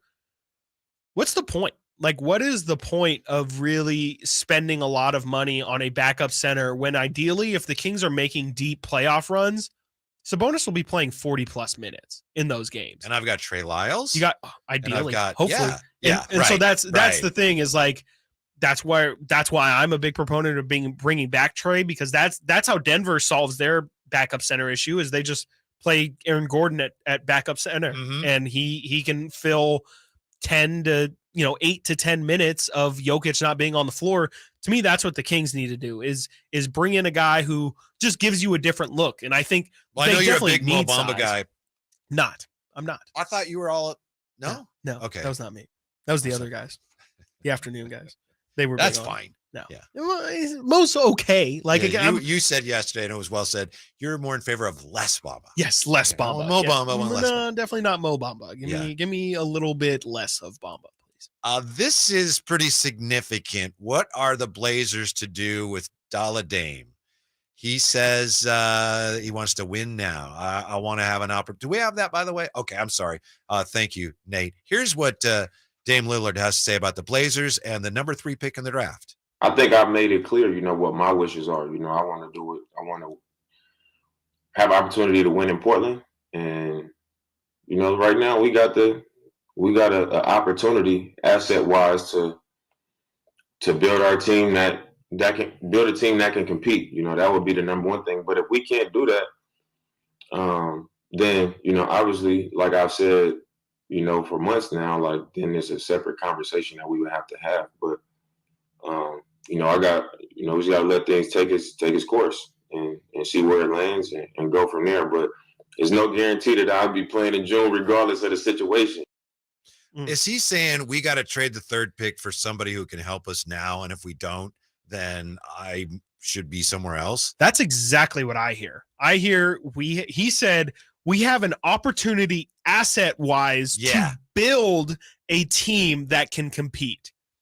Most of the time when you're talking about building a team, especially to compete, you're not talking about bringing in some 18 to 19-year-old kid who's going to help your team reach the Western Conference Finals. I know yesterday we talked about teams that were mentioned by athletic writers as being in position to go out and acquire some star talent this offseason, and Portland was one of the teams on that list. They were high up on that list, if I'm not mistaken. Yes, they were. And they have this number 3 pick. They have Anthony Simons. They have Shaedon Sharpe. They've got some guys that if they wanted to make a move for Karl Anthony Towns, wanted to make a move for Jaylen Brown, somebody who's available. To Dame's point, and I'm sure Dame has done the research himself, I'm sure he understands that there's guys out there that they could acquire to make this team more competitive. Now, whether or not, and Dame says it there's no guarantee he's going to be playing in June if they make those moves, but there's moves out there that can make Portland more competitive. To me, if you're the Portland Trailblazers, it's a calculation you have to make of, okay, if we do make that move, what is truly better for the future of the Portland Trailblazers? The future of the Portland Trailblazers is paying Dame a lot of money. That's in what the future. we know. That's what we know. That's right now. That's the way it is now. Yeah. And Simons, I think they owe him a lot of money. Yeah. It's going to be tough to put together a winning team, a truly competitive roster, given how much money you got to pay those guys. And I like Dame a lot, Yeah. but I think this is it for Portland. They need to realize with Dame here, we've had some great runs, made the conference finals, but for them to get back on the right track towards being really good again, I think he's the one who has to go. I agree. I think to me that's where this is heading is Portland realizing like we have an opportunity, to our previous conversation, we have an opportunity to get Scoot Henderson, who could be the future of this. Scoot can't shoot. It doesn't matter because Anthony Simons can, and maybe Shaedon Sharpe can as well. To me, that's a much brighter future for Portland than really risking it all, sending off that number 3 pick for hopefully making a conference final, maybe an NBA final in the next 2 or 3 years. And if that doesn't happen, then With you a pretty much thin, threw it away. Lopsided, aging roster. Yeah. Doesn't make sense. No. I think now would be a good time for Portland, who's really been in cap hell for the past 10 to 15 years, just haven't been able to acquire free agent talent or anything because they lock up CJ McCollum. They locked up, back in the day, Al Farouk. I mean, just we're paying crazy contracts to guys. They've never really been able to build a true team.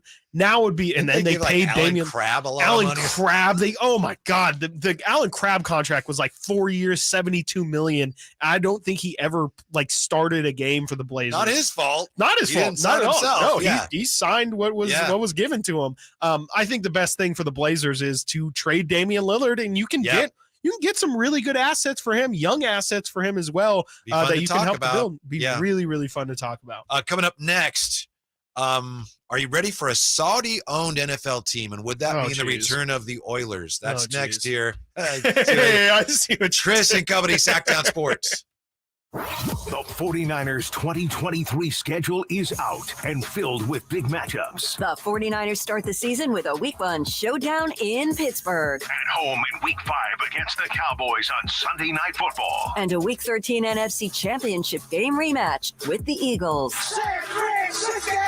Plus, get every 49ers game this season on Sactown Sports. Visit SactownSports.com for the latest team news and a full schedule breakdown. Hey guys, this is Keenan Thompson. I have a problem with you. Yes, you.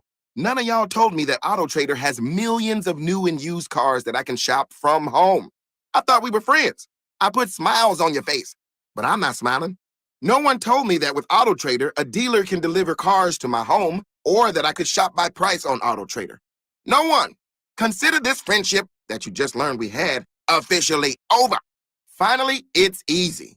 AutoTrader. At aimyourdigital.com, we'll help you find the right customers, spread awareness of your product or services. We can help build trust in your brand and services with a digital marketing campaign, increase leads, and get more customers. We create tailored digital marketing campaigns that deliver results. Don't wait. Get started today. Contact aimyourdigital.com. That's aimyourdigital.com and start seeing results. Hey, it's Carmichael Dave, and I recognize, just like my friends at American Energy Heat and Air, that your time is important. And that's why shopping for a new air conditioner is now easier with American Energy Heat and Air's online quoting tool. All you have to do is go to AmericanEnergyAir.com and get an instant quote right now. It'll help you determine what system you're going to need to get. It'll provide the best pricing options, all from the comfort of your home without having to have somebody come to your home. You know how annoying that is? They come in and everybody there is so sweet and nice, but how much better is it to be able to get it on demand? Visit AmericanEnergyAir.com. Check out how easy it can be. Or if you want to give them a call and talk through what your needs are, 916-520-9990. That's 916 520-9990 or AmericanEnergyAir.com. Call 916-520-9990 now. I'm Craig Ashton of the injury law firm of Ashton & Price. Whether you've been injured on a bicycle, as a pedestrian in a slip and fall, auto, Uber, Lyft, or big rig accident, you need Ashton & Price in your corner. When you call Ashton & Price, there's no chatbot telling you to hit 3 for accounting. You're greeted by a real-life person who will immediately transfer you to an experienced attorney. The consultation's free, and there's never a fee until you win. Remember, for the best advice, don't think twice. Call Ashton & Price.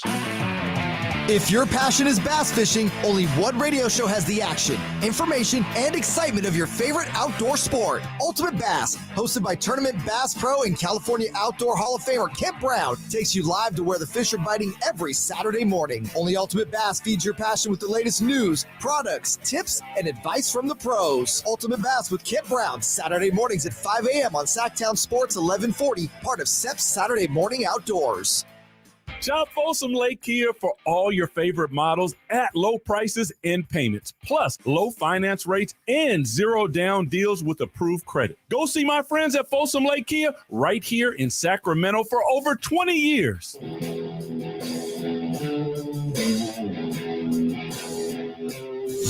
Keeping you company with the company. It's Chris and Company with Chris Watkins on Sactown Sports. Your local sports leader. Still no word out of the Las Vegas legislature special session, which supposedly resumed about 10 a.m. today. And at some point, they're supposed to discuss the A's. So we nervously await word on that. Although I think the special session can last up to 2 weeks. So we don't know how long it'll be before they even address the A's. So while we wonder about that, there is no doubt that the Oakland A's are on fire. They are. And just in a little quick update, the hearings have been delayed. Okay. Yes, and I guess they have just kicked off right now. So a 2-hour delay to get those special status. Yeah, special. Because they love the A's so much, they've been wanting to watch the A's play. Yes, that's probably what it was, is they were waiting for the game to come to a conclusion. And now that it's coming to a conclusion, they 9-5 A's, by the way. Yeah, 9-5 A's. How about that? 7 runs in the first inning for the Oakland A's today. So they win. I think this is only the second time that they've won back-to-back games all year long. So yeah, they just beat the Braves 2 in a row, right? Yeah. Congratulations Who to are these guys the dressing up as the Oakland A's? I know. What happened? They're like real baseball players. The juice is loose maybe in Oakland. Who knows? I don't know. It's something's clearly going on there. Someone better don't look now. But the Oakland A's are on fire. Yes. 2 in a row. Scored 9 runs today. Amazing. How about that? 20 runs in the last 2 games. You got for the Oakland A's. The Padres with that huge payroll. They scored 1 run last night. They're looking at the A's go, well, can we have some of those guys? Maybe John Fisher's doing something right, No. Yesterday, that was one of the big stories, of course, the way that A's deal had appeared to be falling apart. The other big story was the merger, the PGA Tour with Live Golf. And a lot of people have been looking at some of the larger ramifications of that. Right. And Albert Breer, a reporter for Sports Illustrated, he was asked recently by a fan about the possibility of the Saudis, who, of course, started Live Golf, about them starting their own football league. And Albert Breer said, no, that's not going to work. But he said he talked to a couple of team president types, according to Bro Bible, and that it would not be far-fetched to consider the Saudis bidding on and purchasing an existing NFL team. I can only assume, as I said, they'd be where they played, they'd be the Oilers. They would have to. Yeah. They would have to be the Oilers. It doesn't matter if it's in Houston or not.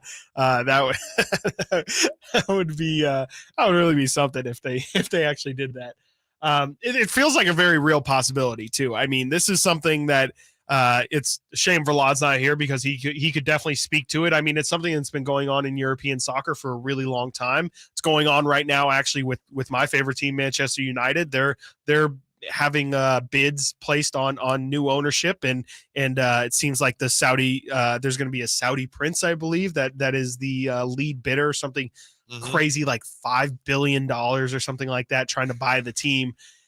It's not far-fetched. It is not far-fetched at all to see maybe the next time an NFL team comes up for sale, just a ridiculous dollar figure being thrown out there from the Saudis. It would not surprise me. I mean, it's been their MO really for the past 5 to 10 years of really getting into sports and doing the quote unquote sports washing, it wouldn't surprise me if the biggest league in the world, the NFL is the biggest league, and at least in America, wouldn't be surprised if they try and get some influence here as well. The sports washing aspect of it would make it really difficult, of course, for NFL owners to say 9/11, murdering journalists. Right. Oh, well, shame on you. But hey, you know what? We're not perfect either. It'd be tough, but you know that they are carefully watching the way the PGA Tour handles this and how much fallout there is. But to your point about the price tags, the Washington Commanders were recently sold for, do you know how much? I think it was somewhere near $3 billion, right? Higher, 4 or 5, 6, $6.05 billion. Woo! Wow. The Seahawks are expected to sell for an even higher price in the future. Wow. So you got the values of NFL teams, going up and up and up. And then you've got the number of people in the United States who meet the current criteria of that number diminishing. Exactly. So, That's to me the big thing is it's just like when we're talking about franchises going for $6 billion or upwards of that, there's not many people in this world who have that much money on hand. And I know very few of them. I know a couple, like but Nate, maybe Nate, maybe Whitey, Wish you guys wouldn't bring that up. I'm sorry. Sorry. You're just a humble guy, humble board up. Humble board up. Yeah, That's me. Nothing more, nothing less. There's just not, and then not only is there not many people who have that much money, but have interest in using that money to buy a sports franchise. There's just a limited amount of people that fall under that criteria. That's it. And so, when with this again being kind of the pathway that the Saudi government has honestly been trending recently, that's chump change for them. I mean, again, like they're more than willing to spend. I mean, Ronaldo and Karim Benzema is making $750 million or whatever it is over to play in Saudi Arabia. Like it's not an issue. Price tag is not an issue for these guys, where here, with some American owners, absolutely price is everything. Money is everything. And that's why this may have kind of an inevitability to it. I think so. I really do. Breer speculating the NFL could eventually reach a point where there are no longer enough buyers willing and able to meet the exorbitant price tags, and that would force the NFL to revise its rules and potentially say, welcome some unconventional parties into ownership, and the Saudis with their vast resources. Yes. You got to figure they would be your first in line. And again, NFL owners love nothing more than money, and they also love putting their morals aside in order to get that money. And it would not surprise me one bit if I'm sure there would be an initial uproar, but I think something tells me that if that check was big enough, they would look past it and say, we don't love it, but teams got to go somewhere, and they have the money for it, and it's a free and equal economy. So if they have the money, I guess we'll just let them in. I could definitely see the NFL getting to that point, especially again if they just throw crazy dollar figure, like if Jerry Jones were to eventually sell the Cowboys, who knows how much that's going for? And I know nobody else. I understand where you're going, but you just suggested, I hadn't considered this, selling the Dallas Cowboys to the Saudis. And I'm not a Cowboy fan, but I got a little woozy. Yeah. I got to find something to hang on to. But like, who else can afford it? That's my thing. Is I understand. If you were, the Dallas Cowboys, the Yankees are sold to the Saudi. I mean, I'm telling you, that's.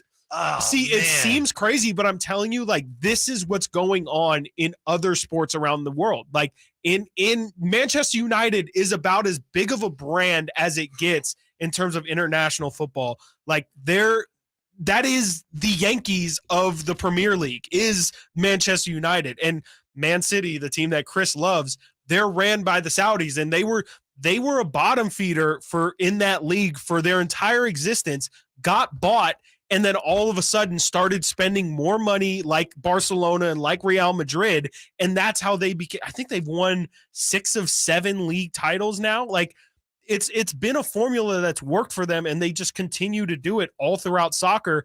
I'm guaranteeing football is the next thing on their minds. But we're Americans, and I know you know that. I'm not getting on the soapbox, we're so torn right now. Yeah. And I'm not getting into it, but we know that. But my point is, there are very few things that everyone agrees on now when you talk about anything remotely political. Yeah. I think the idea of terrorists killing Americans on American soil. I think we can all agree. Oh, I'm down. I'm against that, right? Yes. Everybody can agree on that. I would hope so. Right? I would hope so. I would definitely and now hope so. it's like, yeah, but well, maybe they were linked to that, but boy, we got all this money coming in. So if that domino tumbles, I mean, there's just no stopping. If an NFL team is purchased by the Saudis, I think we've all lost something. I think I just have no faith in the NFL as moral figures. How could you? I mean, I lost Especially a lot of the faith. owners. Yes, just I'm still, trying to figure out the PGA things. Like, right. What? Yeah. And like I say, we'll see what kind of backlash there is. That could be serious backlash. Oh, absolutely. I doubt it. But yeah, no, I don't think it's going to be that loud. I think you would hear a lot more backlash, and it would become a lot more of the mainstream if it happened in football as well. I mean, golf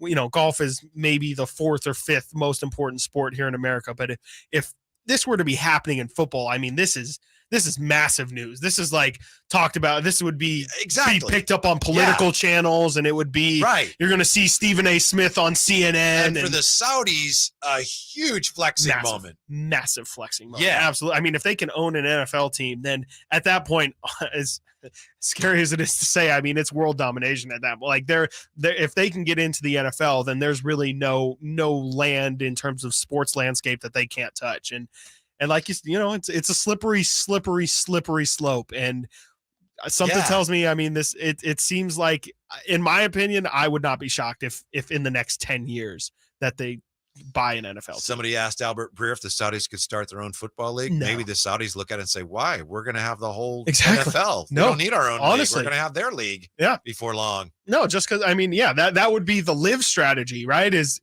make another league, and then maybe they'll just buy you out or whatever. No, I don't think that's going to work. I mean, the NFL doesn't have, there's not enough talent. Like the XFL, no one's paying attention to other sports leagues. The talent's not there. But the NFL, that doesn't quite work. What did you say about the XFL? Yeah, sorry, they're done though, right? They are. I think we're on. Or, is the XFL's done? The USFL. I was going to say, I think that's what they do, right? It's like XFL season, USFL season, and then NFL. The 49ers are going to work out an XFL quarterback. I believe the San MVP, Antonio Brahmas. Yes. The San Antonio. Yeah.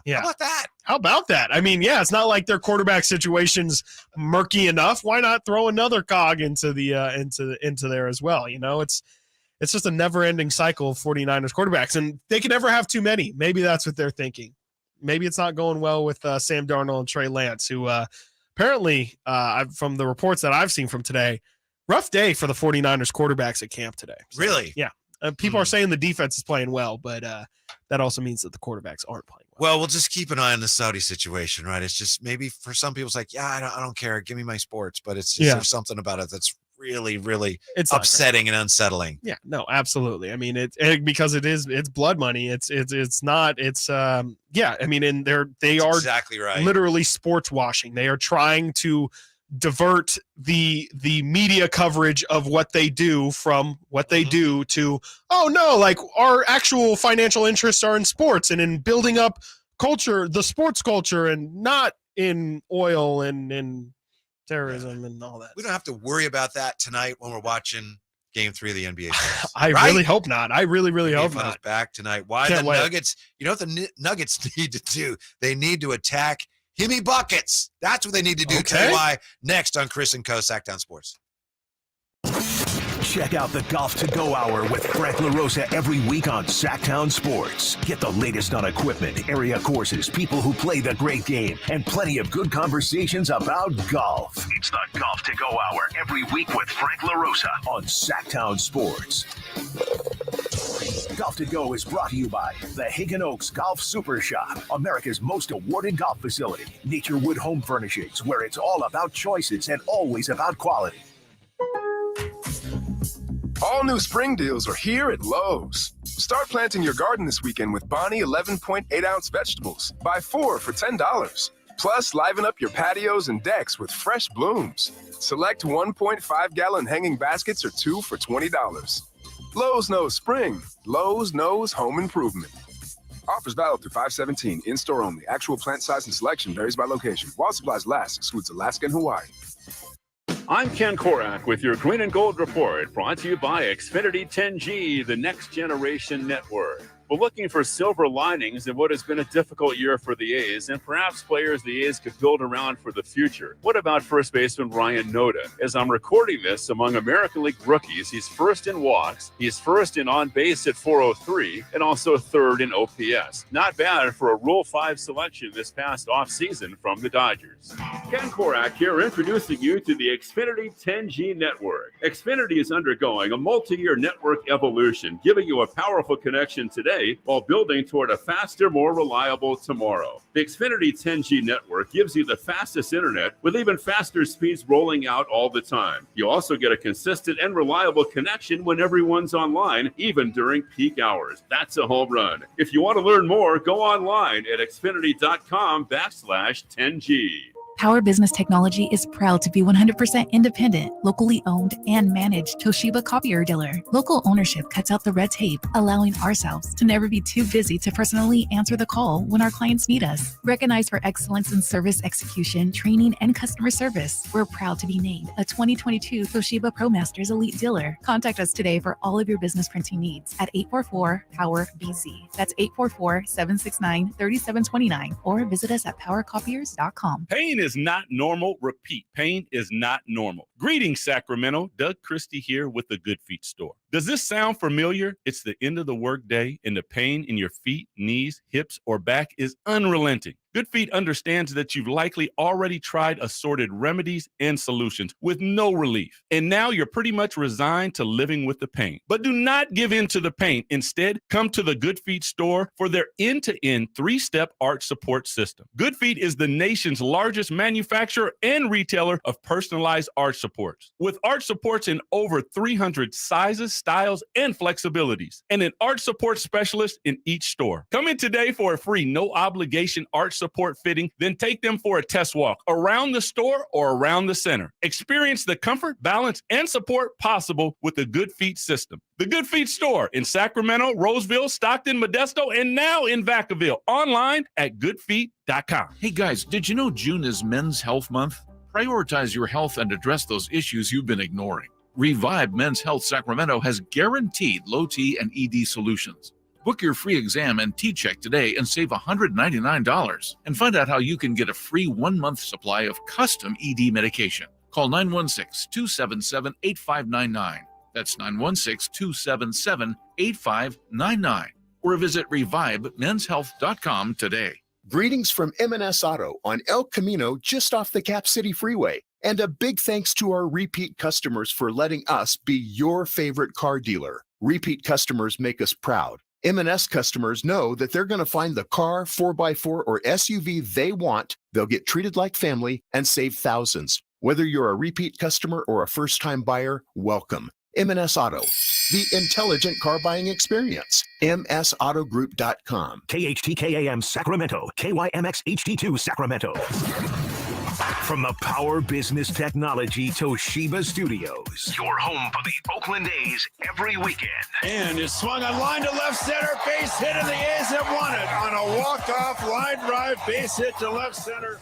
Sactown Sports. Sactown Sports. Headlines. I'm Nate Littlefield, and these are your Sactown Sports headlines. Tonight, the NBA Finals head to Miami for Game 3. The series is currently tied at 1-1. Tyler Hero of the Miami Heat will not be playing tonight, but he does inch closer to returning as he recovers from a broken hand. Tip-off for that game is at 5:30 p.m. In NFL news, 49ers quarterback Brock Purdy is right on pace to return in time for Week 1 against the Pittsburgh Steelers. If you're watching us on YouTube, take a look at our poll and let us know which 49ers receiver will have a better season, Deebo Samuel or Brandon Ayuk or Danny Gray. Of course, Jawan Jennings. There's a lot of options. Those are our headlines. Let's get back to Chris and Co. for the last hour with Whitey, Danny Gray, Gleason. Yay! Do you realize that, of course, we just lost the great, truly great Tina Turner. Did you know that 2 of her songs are about the Miami Heat? There was, what's Kevin Love got to do? And there's also, we don't need no Tyler Hero. Right? So that's beautiful. Yeah. That's great. She's a psychic, too. I think so. The future, that's crazy. Think so. Yeah, that's a great point. I didn't think about that. Yeah, you can't think about that part of it. Tyler Hero, he's not playing tonight, right? He is not. No, he was ruled out tonight. Yesterday they announced he was out, so not really any chance that he's going to go tonight. It doesn't seem like there's any indication that he'll come back If for they were game down 4 2-0, either. maybe they'd be looking like, oh, we need anything. Right now, they're probably like, we're good. Right, exactly. There's no rush to bring him back, and you mentioned it. Yeah, it's a 1-1 series. There's not really much desperation from Miami side. They're playing really well with the group of guys they got. Don't really want to, mess all that up and ruin people's rotations. Gabe Vincent's playing great. Finally got something out of Max Strus last night. Duncan Robinson had a great fourth quarter. I think you just don't want to mess with those guys' rotations while they're playing so well. Maybe if there's some last slippage. night. What was he? I'm sorry. Did I say last night? I meant last game. I'm just kidding. Yeah. Just being that guy. Yeah. Geez, come on, man. Chris had hour 3. Just barely a close brush with come on. death I almost today. died today. Whitey. Yeah. Come on. You're treating me like this? Sorry. Jeez, I'm man. sorry. I Jeez. saw somewhere the suggestion that Gabe Vincent has outplayed Jamal Murray, that to this point, Miami's winning the point guard battle. I know with these teams, point guards, Sure. like, but Gabe Vincent's incredible. Oh, so incredible. I mean, his story is incredible. Looks like he is a free agent.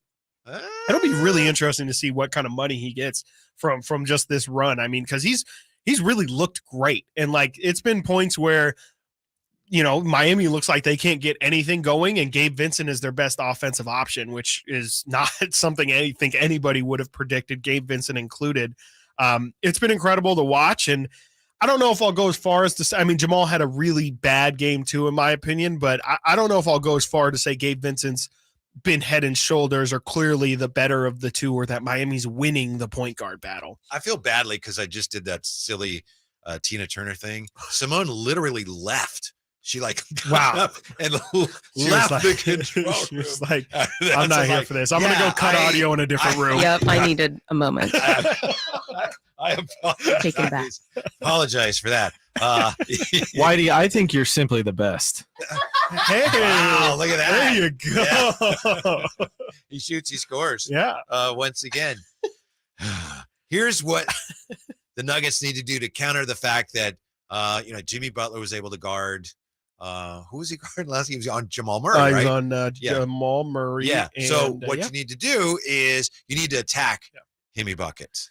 Like Jamal Murray's got to get, which is I know not easy because Jimmy Butler's a good defender, but he is. You got to wear him. He already looks tired. Mm-hmm. What's the counter now to that move? I think, assuming that Miami still has the same starting lineup, which right, be pretty sure that they will. Yeah. Then I think he's got to really, he's really got to work. Yeah. Jimmy buckets. You got to make Jimmy at work. That end, you're going to put your best offensive player on one of our top offensive threats. We're going to make you pay for that. Yeah, absolutely. I mean, make him just Himmy. Don't make him Himmy buckets. You want to try and stop him. He's not going to be your private dancer. Is that another Tina Turner reference? It is. That one went over my head. I think you're completely right, though. I think if I'm Denver, I'm putting him in as much action as possible. I'm running him into I almost called him Domantas Sabonis, into Nikola Jokic as much as possible, just running him into that big body and having him work around it and having to work around, fight around screens. Absolutely. That's what they did to Denver and Nikola. They started to putting Nikola Jokic in those pick and rolls, in those high pick and rolls, and making him get down to the post to try and beat Bam Adebayo to the spot. That's what you got to do to Jimmy Butler on the opposite end as well. You got to make it work. But I think it's something you have to try. I think so, and especially for the reason you mentioned. Like he looks like doesn't have the same energy tank that he had, in the series leading into this, and so you got to try and wear him down as much as possible and not make him be a factor late in the games. You know that Miami's coming to this game at home with a ton of confidence. A lot of this confidence. Series could be looking a lot different after this game than. Well, I don't know, and a lot of people I think thought it would. Myself included. The series. Yeah. I'm telling you, I did not think that we could be in the possibility where, Miami could realistically go up 2-1 today and have an opportunity to go up 3-1 on Friday, and this thing could be over by the end of the weekend. It could. That's the first time I've even thought of that. There's a possibility that this series, either way, is done by the end of this weekend. And it feels like, Miami definitely has some momentum going towards them. Maybe if they get Tyler Hero back in game 4, if they can get the victory tonight, that's gonna have you feeling really, really good about your chances. But on the other end, Denver's got to play Denver, to me, tonight has to look desperate. We've seen Miami almost plays desperate all the time, and so there's not really another level to go to. Today, I want to see, at the end of tonight, I want to be like, wow, Denver really, really wanted that. I'm with you, and I think we're going to know fairly early. Yeah. I could be wrong. For sure. Denver is certainly good enough where they could be behind and then come back. Yeah. But the way they started the last game, I think they need to come out and, I hate to say it, a cliche, but set the tone, make a statement very early in this game tonight. They need to make sure the Heat knows that, the way we faded in the fourth quarter, that's not the team you're playing tonight. Interesting question for you. Do you feel like Denver has... I'll tell you whether it's interesting. Oh, okay. Well, I already determined it's interesting. Do you think Denver has a little bit element of a front runner in them where they're really, like you're saying, I mean, they need to get off to an early lead in order to kind of feel positive, and do you feel like they essentially have it in them to pull back from 15 or 20 down in a given game? And I know they did it towards the end of game 2, but if they find themselves down in the middle of the second or third quarter, 15 or so, do you think they have it in them to pull it out? I understand what you're asking, and I understand why you ask it, but you go back to the clincher against the Lakers, and I think they showed on the road, and I know that, they were already up in the series, but still the way they came back in game 4 tells me that they're capable of it. Maybe not against this team in the finals, but I can't dismiss the fact that they've done that in a big game in this year in the playoffs. Absolutely. No. And the only reason why I ask is because to me, when they're down, and that's kind of when the culture stuff really starts to bubble up, especially in the NBA finals, when, you could go down 2-1 to a team that's really, really hungry for it. It's you really got to pull something out. Like, you got to do they have the horses? I believe in Nikola Jokic. I believe in Jamal Murray, but the other guys, do the other guys have it in them to pull something out? Like, I don't know if I see that out of Michael Porter Jr. I think Aaron Gordon might have that in him, but I think that's kind of what I want to see from them in this series. Like, to me, Denver, I was not expecting this. I thought they were just going to roll through, but I think I need to see some of their other guys step up if I'm going to truly believe that they can win this series. You mentioned you expected them to roll through. I think if Denver can get out and transition early, and if they can get back down the floor and beat Miami's zone before the zone sets up, if they can do that, you know what they'd be doing then? They'd be roll in. They'd be rolling on the river. Okay. I was like, roll in. I also am just like, God bless Tina Turner. Don't know many Tina Turner songs. It's one of those where I probably, like, if I hear it, I know it, but like, well, you know that I know one, rolling. Yeah, rolling. Yeah, I know that one. Absolutely. Yeah. Good job in the city. So that's one of the things they need tonight. Yeah, they need. Yeah, they need to get it rolling. Yeah, rolling. They need to get Michael Porter Jr. rolling. Yes, absolutely. Yeah. I mean, so he's not sitting there thinking, "Man, I can't make a shot." And that was interesting. That Michael Malone said we had some guys, or he said he didn't say some guys. He said we were feeling sorry for ourselves that we were missing shots. And people say, "Oh, he was talking about Michael Porter Jr." Yeah, I mean, I think that's the same assumption. When you miss a shot, it's like, "Oh, poor me," and then, "Oh, what happened? You just gave up a basket." Right. And that is that's exactly the Michael Porter problem, is that he's only offensively minded. And if he's not giving you anything on offense, to me, that's also, that's something that Denver might need to look at. If that's going to continue, do they have anybody else that they can go to? I know now NBA Finals might not be the time to make that massive of an adjustment, but if Michael Porter Jr. isn't built for this stage and he can't provide you anything, if he's struggling offensively, can they throw Bruce Brown in that starting lineup? Well, you're only playing 8 guys already. I know, so, that's the thing. You know, the Heat, it's like, all right, we're going to bring him. Doesn't matter. Yeah, where's Hayward Highsmith? Yeah, they can pull guys. His name? Yeah, we'll play him. Yeah, and with the Nuggets right now, it's like you got, they got who they got. Your 2 Browns and your Green off the bench, and that's it. That is exactly what they got. They got 2 Browns and a Green off the bench, and that's that is their entire rotation. The Nuggets. I'm sticking with them. I am too. I mean, at this point, I can't go from sweep to Heat and 5, so I also have to stick with. There are some people who would do that. And good for you. Those people would be called smart. Those people would be called getting new information and adjusting your expectations towards your new reality. That's not me, apparently. I'm going to stay hard-headed. And I still truly believe that Nikola Jokic, and we're talking about all these other guys, I still believe Jokic is good enough to raise everybody's floor. And I think he's just going to be the best player in this series, and I think that's going to be all that matters. I think he's going to be so head and shoulders better than everybody else. It's going to carry Isn't him. this whole thing so crazy? Wow, they really handled Jokic last game. Yeah, how'd he do? Yeah. 41. 41 and 12 rebounds, but only 4 assists.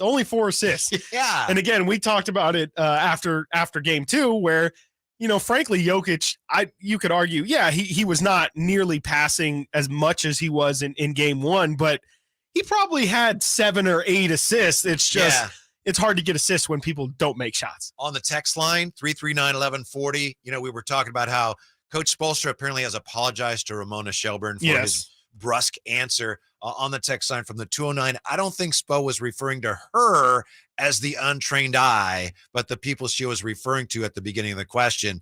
I think Ramona has more respect than that. Yeah, I agree with that. Too. And I think he realized how it came across. He said, hey, I'm sorry. 916 says the Kings need a real center as a backup. If anything, let Sabonis play the 4 for a few minutes a game. No. I'm sorry. I'll let you handle that. That's just not. Domantas Sabonis at the 4 is not how basketball is really played these days. You can't really. He's at the 4, he has to guard someone else's 4. Exactly, and that's just not going to. He just doesn't have the foot speed, frankly, to keep up with guys. Like even who are the 4s that we're seeing from these 2 finals teams? It's Aaron Gordon, and on the other side, it's Kevin Love. I get it. He just doesn't have the foot speed, and you don't want Sabonis on the perimeter defending. You want him in the paint defending. And I wish you'd put your name on it. Put your name on it. Also from the 916, Dame to Boston for Jaylen Brown. Boston needs change and a stud point guard. Dame is not like that real facilitator, though. Jaylen Brown to Portland. I don't know. I don't love that for either team, even though they're both great players. No, I think if Jaylen Brown were to come to Portland, it would be for the number 3 pick to pair with Damian Lillard. And then you can also get somebody now and somebody in the future. To me, if Dame's going to go anywhere, I hate to be that guy, but like Lakers make sense. Like, thanks like I said, I hate to be that Mr. guy. Sunshine, but, honestly, a team like Miami makes a lot of sense for Dame as well. Coming up, your OTA update. Debo says he was awful last season, but the real Debo question is coming up next on Chris & Co. Sactown Sports is Sacramento's new home for the San Francisco 49ers. It feels awesome. We deserve this. Let's go, Niners! Purdy going to throw, and it is Kittle in the back of the end zone. Samuel. Debo 10. Debo. Touchdown! And McCaffrey. Touchdown! CMC! They all live here on Sactown Sports. Your official home for 49ers football. By texting 64,000, you agree to receive recurring automated marketing messages from Babbel. Message and data rates may apply. No purchase required. Terms apply. Available at babbel.com/TNC. I always wanted to learn Spanish, but I never thought I'd have the time. Then I discovered Babbel. Babbel's lessons are fun.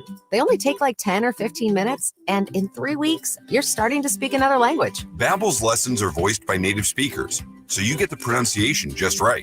If you want to learn a language, there's no better way than Babbel. Text radio to 64,000 to try Babbel for free. Text radio to 64,000. Hey, you want to be around people having a great time? You need to come check out Capital Casino, offering the most varieties of table games in the region in the friendliest environment. Come for the food, which is awesome, of course, and stay and play. Conveniently located in downtown Sacramento at 411 North 16th Street, right there in downtown Sacramento for over 20 years.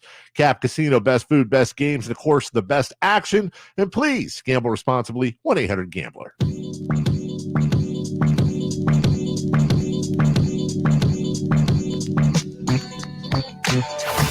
Live and local, it's Chris and Company with Chris Watkins on Sactown Sports. He's Chris Watkins. I'm Kevin Michael Whitey Gleason. Did you get any rain yesterday where you were?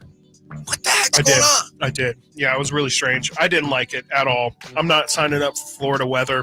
Wasn't a fan. I kind of liked it. I took my dog for a walk in the rain. It wasn't raining that much. Yeah. So I kind of liked it. I just felt like this is odd. Felt a little apocalyptic to me. Wasn't a fan. I've lived here my whole life. never experienced anything like that kind of rain in June. Yeah. Especially like it the was A's weird. are moving to Vegas. The Saudis are buying all the pro sports leagues and teams, and it's raining on June 6th. Yeah, huh? it was apocalyptic for sure. End of the world vibes. And then this morning to get, near death experience. It's been a weird 24 hours for me here. Yeah, but remember, this is not an unlucky day. I know. I need to keep remembering that. Yeah. I need to test my luck today. Yeah. Maybe I'll go buy a lottery ticket or something, or I don't know. We'll see. Maybe I'll go buy. Maybe the A's. If the A's win 3 in a row, if the A's sweep a series, then we're really in the end of times at that point because things just aren't making sense. Mm-hmm. One of the good things about the sports schedule, it kind of grounds you. The weather's strange, but we know baseball's starting, NBA finals, so you got football OTAs. Mm-hmm. So we're getting ready for camp later in the summer course and then football season. So we want to take a moment here to look at what's going on with the 49ers and the organized team activities. First things first, if you're not already, you need to be checking out Nate's podcast.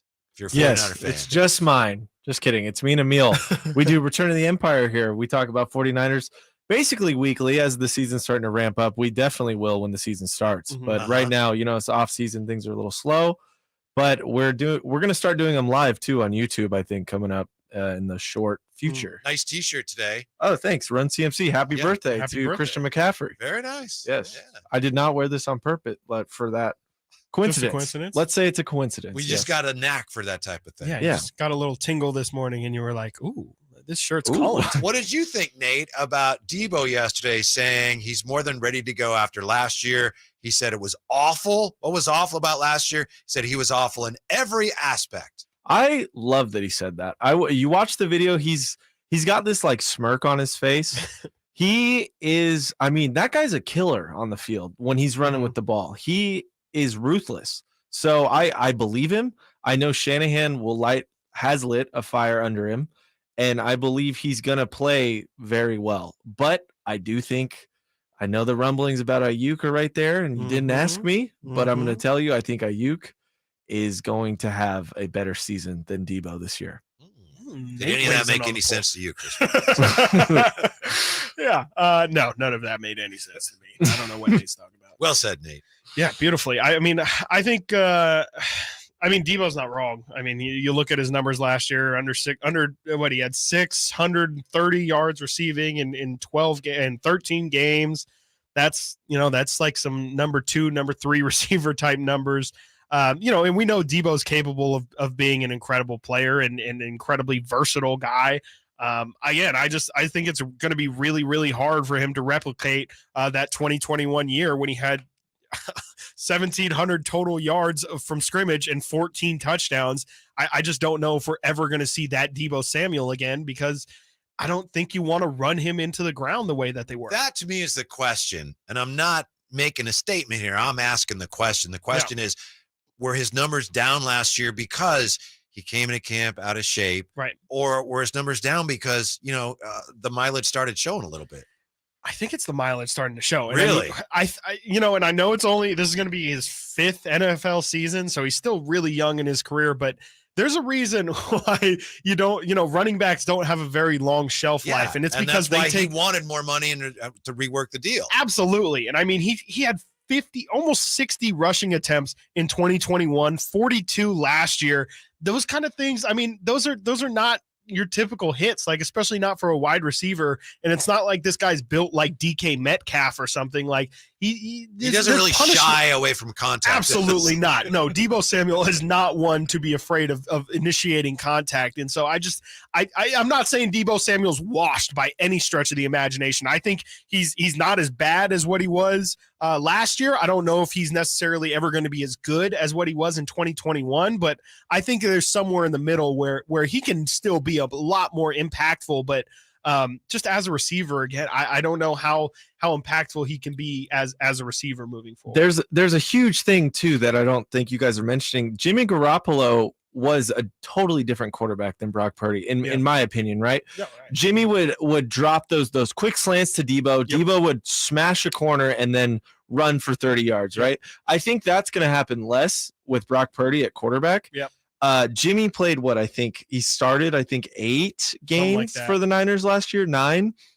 And I think that plays into Debo's stats as well, from obviously as a receiver. We'll have to crunch some numbers on that. It's a great point on his yards per catch and Jimmy things. started 10 games last year for the Niners. Yeah, we'll have to look at Debo's numbers, his splits, depending on who the quarterback was. Yeah. Interesting point right there. Debo says that he and Kyle Shanahan watched a tape of his whole season. We talked about it. We put it behind us, just going through the tape, just how sluggish it looked, how bad it looked on tape. I never will put nothing like that back on tape again. And he's going back to his off-season program that he had before his big 2021 season. So it's a lot of talk here. We'll see. It's just, as you say, it's incredible how quickly, running back in football, and he's essentially a running back receiver, a running back in football. We were talking about this yesterday when we saw Ezekiel Elliott. Yep. The fact that he's still available.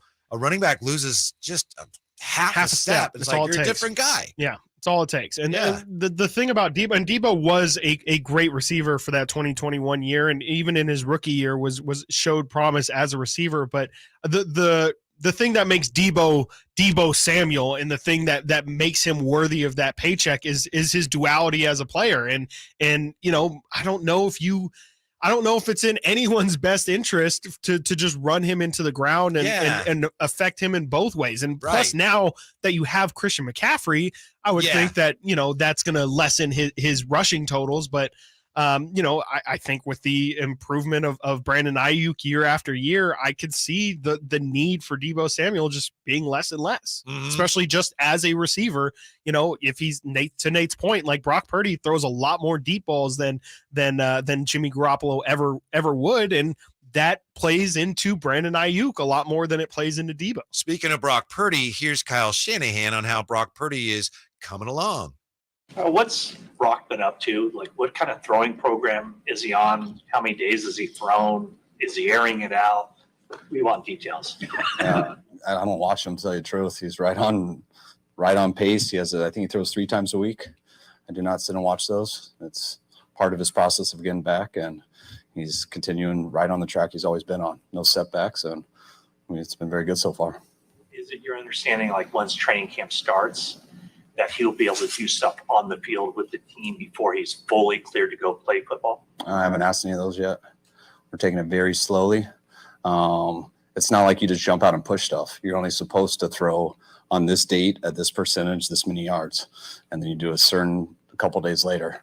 And if you stay on track, it should heal the right way. And right now everything's right on track. And so we don't go I don't ask 3 weeks ahead. You just keep trying to stay on that trajectory. So there you go. By the way, it's interesting what's going on here on the YouTube chat. And this is a classic example of how things get a little bit twisted, and all of a sudden it's a whole different story.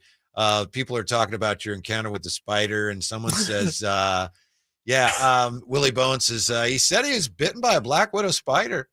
And it's wow, and he's still here today. What a warrior! So how about that? Yeah, let's push that narrative. Now you were bitten by. Yes, now I've been bitten by a spider, and I am now one with spider. And I'm the kind of guy who I fight through any adversity. Again, we're in postseason basketball time right now, so it's the playoffs, it's the NBA finals. Like, if this were a regular season game, again, maybe I'm sitting out. Maybe I'm sitting out a couple days. But come finals time, it's put up or shut up. And if you're not showing up, you're going to get replaced. It was very close. Are you Miles Morales? Maybe.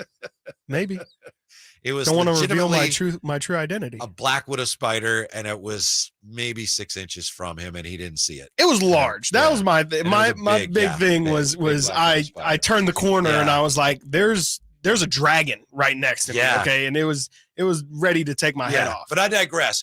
Kyle Shanahan, he's in like mid-season cranky form. Oh, yeah. June. I thought that too. I was like, Kyle, are you trying to tell me you're not keeping tabs on your quarterback situation? Do you really? That was insane when I was cutting that. I could not believe he said that. I'm like, bro. He clarified, but it's crazy. I'm like, yes, you are. You very, very much know all of that information. I don't know what are you talking about? Dude, this is what happens when you keep getting this close to a Super Bowl. You just get that irritated. I think you're right. You're just crabby. I feel it secondhand. Or as a diehard Niners fan, that's how I feel every day.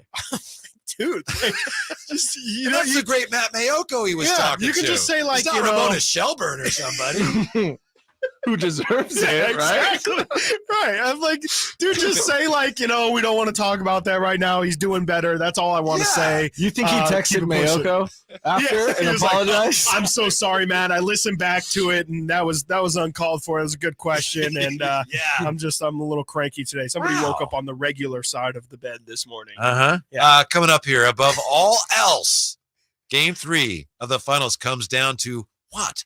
What do you got? Next on Chris and Company, Sactown Sports. It's Cattles and Rami. Because you pick a team to lose a series, you're disrespecting that team. It's so stupid. What am I supposed to do? Not pick a winner and a loser? Yeah. So, you know what? I respect everybody. Everybody's a winner, Nick. You know what? You're a winner if you have this life. Not a lot of people are born, Rami. I mean, you have a 1 in 30 billion shot of being born on this earth. Wait, is that an actual stat? Only 1 in every 30 billion souls? Yes. Comes to creation. There's a lot of swimmers, dude. Cattles and Rami, weekday afternoons from 2 to 6 on Sactown Sports. Sacramento weather is brought to you by Bonnie. I'm Dirk Verdorn in the KCRA3 Weather Center. A mix of clouds as we go through the day today with less likely chance of any rain, but we will have temperatures warming into the upper 70s to lower 80s with a chance for some mountain showers and thunderstorms. Get the latest forecast on the KCRA3 News and the KCRA3 app. Plumbing, electrical, heating and air, everything that makes your home your home. With Bonnie, you sure got that covered. And right now, get your air conditioner tuned up for just $79. Originally $129. Bonnie.com. Bonnie. I remember as if it were yesterday. I reached down to move a nightstand and was astonished at the weight of the piece. Hi, this is Frank LaRosa with a word about Naturewood Home Furnishings. At that moment, I instantly recognized the difference between Naturewood's quality furniture that will last a lifetime versus lesser quality furniture found elsewhere. Now, I suppose there's a huge difference in what you'd put in your first apartment and what you would live with in the comfort of your own home. Right now, Naturewood Home Furnishings Made in USA sale is a great time to fill your home with solid, superior quality furniture to reflect your own love for life. With brands like Sam Moore, Stanton, Stickley, Hilltop Hickory, Simply Amish, and many more, Naturewood Home Furnishings has tables, chairs, couches, and, yes, nightstands, and more at their Made in USA sale. Find furniture that will be with you forever. Naturewood Home Furnishings, off Highway 50 at Hazel. Look for the water wheel. Nick Cattles reminding you that not all grills are created equal. Start your grilling season right with the amazing Napoleon Prestige line of outdoor cookers from Green Acres Nursery and Supply. My Napoleon Stainless Steel Pro Series gas grill, it's turning me into a pro. Just ask my friends that came over a couple weeks ago for my get-together. Napoleon Grills features other grills that just can't match. Built different, built better, built to last. I may never want to cook indoors again. All made with premium steel that boasts absolute quality. Go to Napoleon.com for your nearby Napoleon Grills dealer. Napoleon Grills, now is the time for the best selection of grills and fine accessories. The City of Sacramento offers rebates to help with your outdoor water-saving projects this season. Rebates are available for landscape conversions, smart controllers, and irrigation upgrades that improve your water efficiency. Learn more at sacwaterwise.com.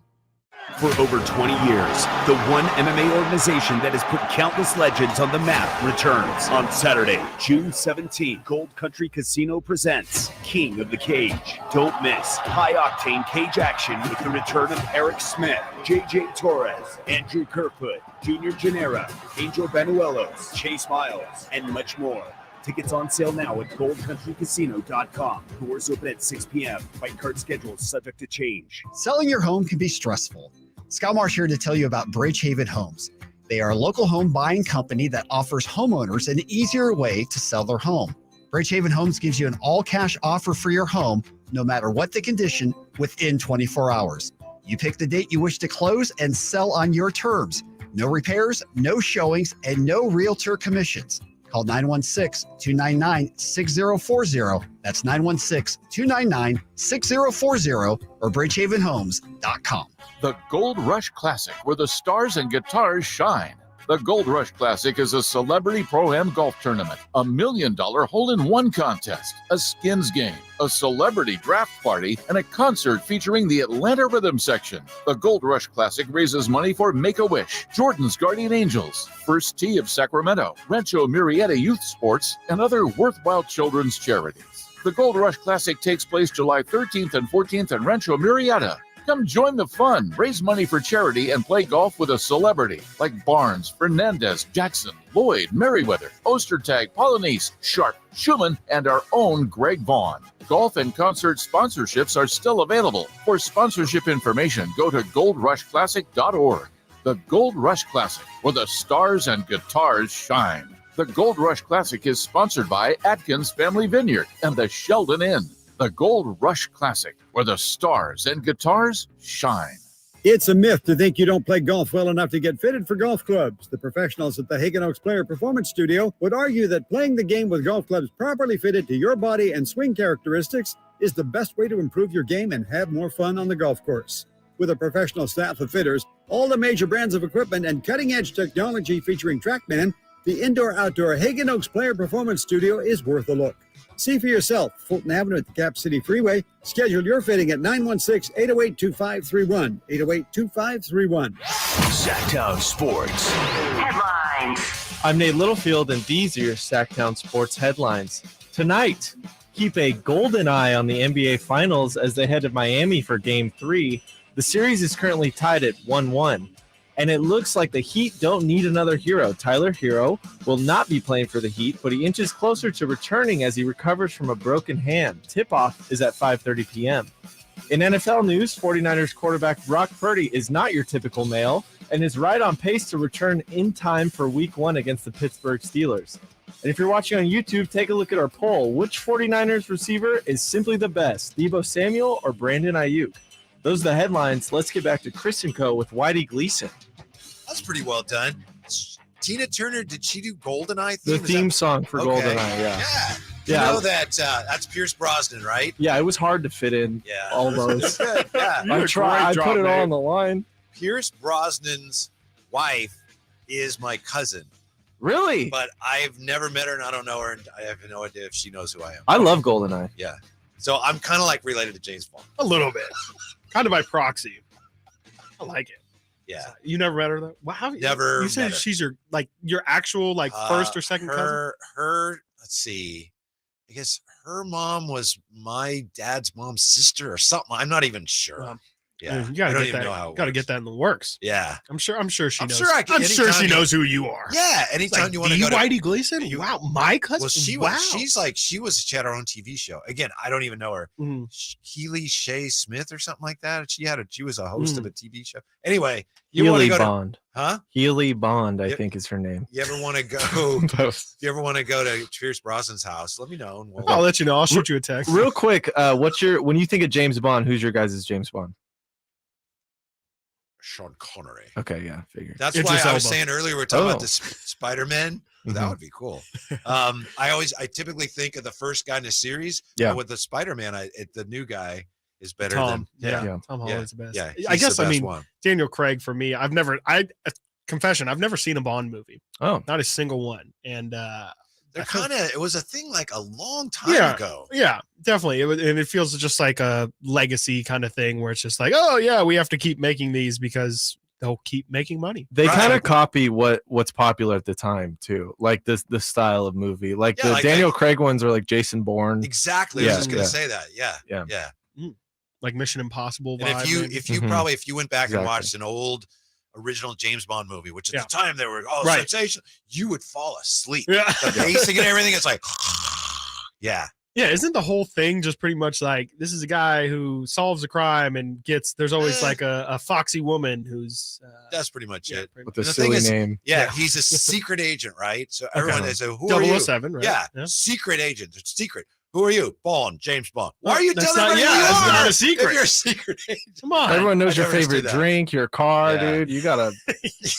You always wear a suit everywhere. Yeah. Yeah. Wear a t-shirt. Come on, man. Everyone knows who you are. Yeah. You're so right, Whitey. Yeah, that just never made sense to me. It's annoying. Very much so. I'm getting a little annoyed with the Miami Heat too. And again, if you're a Heat fan, bless you, you must be enjoying this. Even if it's just, if you're a Heat fan, like we're Nuggets fans just for this series, right? I have the utmost respect for you. Yeah. But here's a number that I mentioned much earlier in the show that is somewhat encouraging to me. And I think to you too, Chris, the last 5 teams to lose one of the first 2 home games in the finals, last 5 teams that lost one of the first 2 games in the finals at home. They've all won the series. Yeah. They've all gone on to win the series. It's not over. Here we go. Yeah. Yeah. A lot of times people are like, it's not a series until the road team wins. Yeah. Untrue. Completely untrue. I just don't believe it. No, because you've had 7-game series in various sports where the home team wins every game. So exactly. Yeah. I don't believe that. So I think that this is still Denver's absolutely still, in my opinion, in the driver's seat. It's just a matter of if they're willing to take care of business and be the more desperate team. To me, it really just comes down to how Denver attacks these games. If you were to slap me or throw something at me after I ask you this, I would totally understand. All right, I'll get something ready. Yeah. So I'm going to ask you. Okay. And I got it. I'm going to set it up like a like a paper football. Is this a must win for Denver tonight? Go ahead.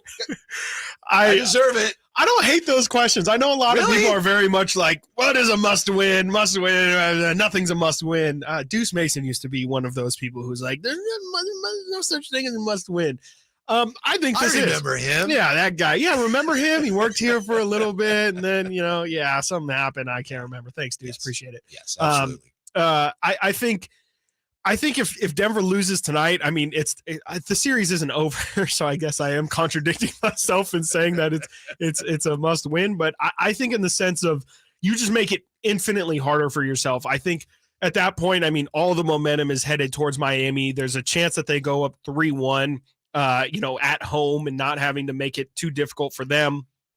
I think Denver's got to win this because I again, kind of like I pointed out a couple segments ago, I don't know if Denver's got that will in them. And I know Jokic is a terrific player, and I think Jamal Murray's got a little bit of that dog in him, if you will. Thank you. Yeah, we hadn't said that in this show yet. So there's always, you got to say it at least once a show. I don't say a guy has a dog in him now. I say he's got that Black Widow spider in him. Yeah. That's yeah. Well, hopefully nobody has that in them. I think that I think that Denver needs to win this game. I mean, just flat out. I think that if they don't win this game, it's going to take a lot of mental fortitude for them to kind of bounce back against this Miami team who's just really, really determined on every single night to get wins. I think if you can start to sow some doubt into Miami, that's to me where you can kind of get mentally back into this series, because right now I think Denver is a little bit shaken. And I don't think they've crumbled yet, but I think right now they're starting to feel the pressure of this series. I agree with you. They thought they're going to cruise at least for the first 2 games at home. Yeah, they right. thought, they're like ball arena. 8-point lead, start of the fourth quarter, we're home. Haven't lost We're at all altitude. postseason. And then after that, you got Michael Malone coming after him, as we've said, and challenging their intensity, and then kind of backing off of that, which almost, that makes me wonder. Yeah. Does he Maybe realize, they didn't take it well either. Yeah. But if it came down to one thing, and there's a million variables, of course, but one thing above all that it comes down to for Denver tonight, I think it comes down to Michael Porter Jr. playing better. Yeah, he's got to be better than 5 points, right? Yeah. I mean, he's got to be one of the guys that's like helping you rather than somebody who's actually hindering your efforts with to win. the other team. Yeah. And you could say the same thing about Kentavious Caldwell-Pope as well. He's got to be better.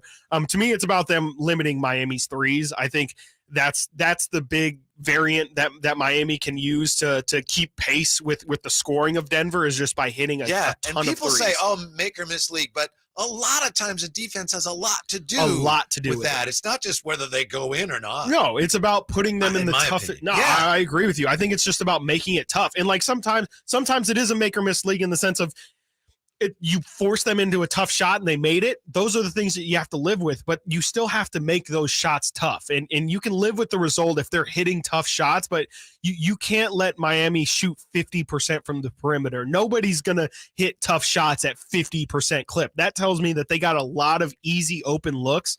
And if I'm Denver, I'm selling out on the perimeter. I cannot allow Gabe Vincent. You can't allow Max Strus. You can't allow Duncan Robinson. You can't allow Kyle Lowry to knock down threes, because that's the only way, in my opinion, that Miami can keep pace with Denver's offense. And Denver, on the other hand, has to take better shots. I mean, that was the thing that you and I really took out of that first game, or that out of that second game from the first quarter, was it just felt like Denver was taking a lot of really bad, really tough shots. And that was not the case in game one, where they were getting tons of action around the rim. Aaron Gordon getting 15 points in that first quarter just by easy layups and post-ups. To me, Denver's just got to be a lot smarter with their shot selection. Real quick here, because Nate's already mad at me, and I don't need that. Come on. No, don't want that. It's time to play What Will Rami Say? So you were kind of attacked by a spider today. Yes, I was attacked by a spider. Has Rami ever been attacked by an animal in an unfortunate encounter? What do you think? Yes or no? I'm going to say yes. Okay, what animal? I'm going to say a squirrel. I'm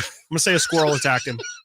Hedgehog for me. All right, but everybody there, Simone and Nate, everybody's like, yes, he has. Yes, definitely. Yeah. We're on to which animal at this point. Yeah, it's just a matter of or which Milwaukee, it could have been a moose or something. Oh my God. I'm picking up what you're putting down, though. I'll go with raccoon, please. Right, I'm going bird. Bird. We need a specific bird. Yeah. We need a specific bird. Yeah. Oh, I have to. Yeah, it's got to be specific before we go to break. Red-tail hawk. All right, Simone bailed you out, Whitey. Yeah. The All bald right, American we'll find eagle. out what will Rami say next. Chris and Co. Sactown Sports.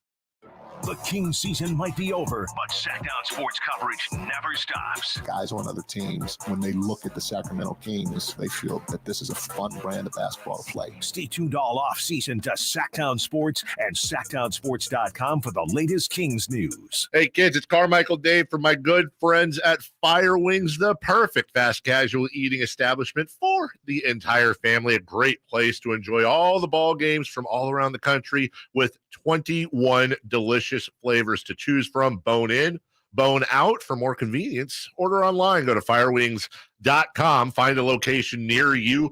Grab that order online and tell them Carmichael Dave sent you. Fire Wings. Hey, just wing it. When you take the time to shop at Folsom Lake Honda, there's one thing you'll always find: happy people ready to serve you. As a family-owned and operated dealership since 2009, customer service is our #1 priority. Our customers love doing business with us, and you will too. Get an instant cash offer for your trade at FolsomLakeHonda.com. We'll buy your car whether you buy from us or not. Folsom Lake Honda is your one-stop Honda shop. Folsom Lake Honda, yeah, your one-stop Honda shop. Your health is important, so keep yourself and your family covered with Medi-Cal. Medi-Cal renewals will be happening soon, so if you have Medi-Cal, make sure you don't miss any important renewal information. If you've moved in the last 3 years, check and update your mailing address, email address, and phone number. Learn more at keepmedicalcoverage.org. That's keepmedicalcoverage.org. Paid for by the California Department of Healthcare Services.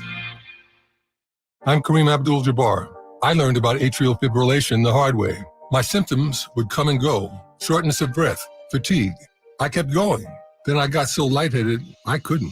My doctor said I have AFib, so I'm about 5 times more likely to have a stroke. Other symptoms: irregular heartbeat, heart racing, chest pain can come and go, but the risk of stroke stays.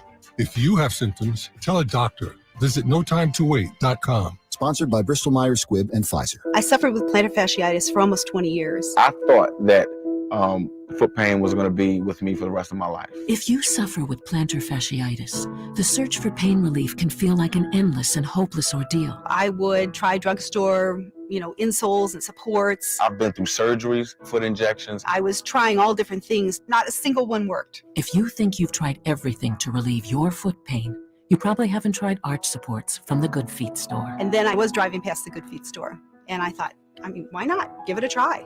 They wanted to make sure that they gave me the right arch support for my feet. Then it was like, okay, this is different.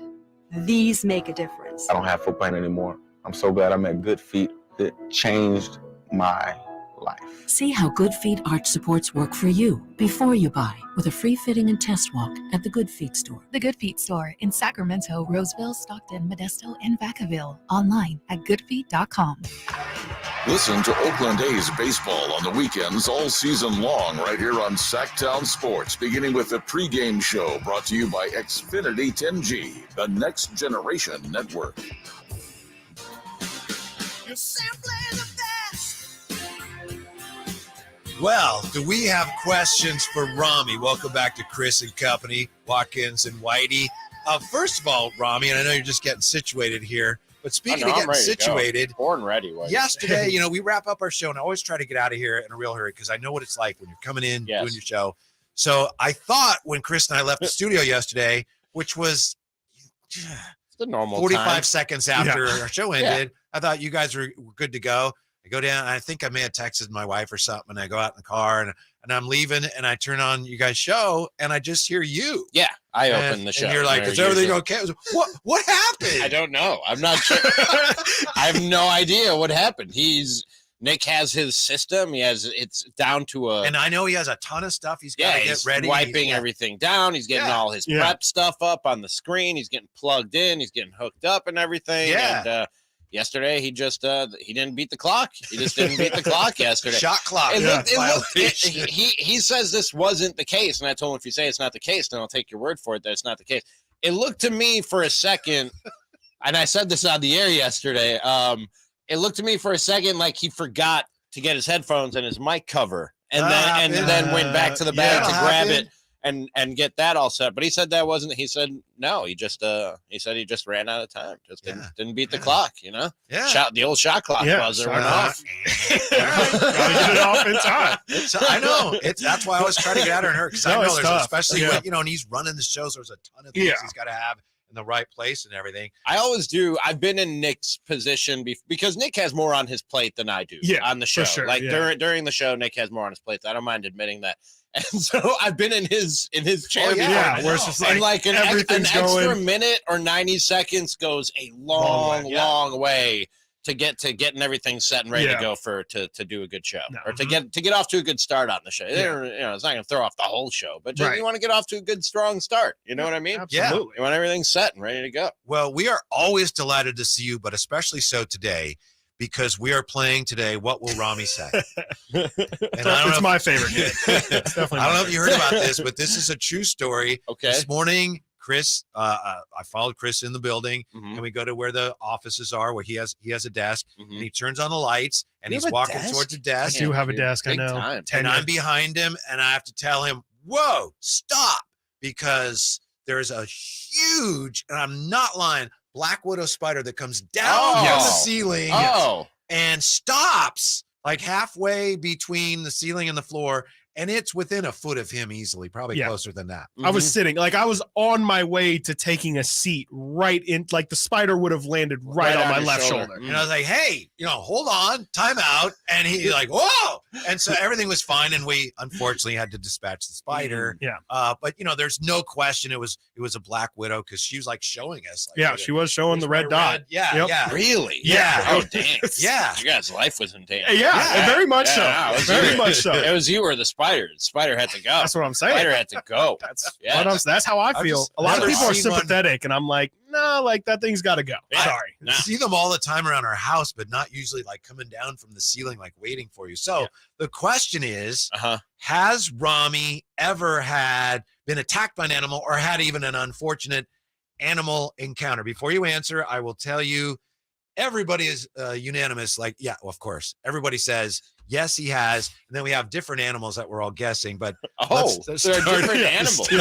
Okay. Yeah, we'll turn it over to you at this point. Yes, I have. There we go. All right. I think, Okay, cool. Of course I have.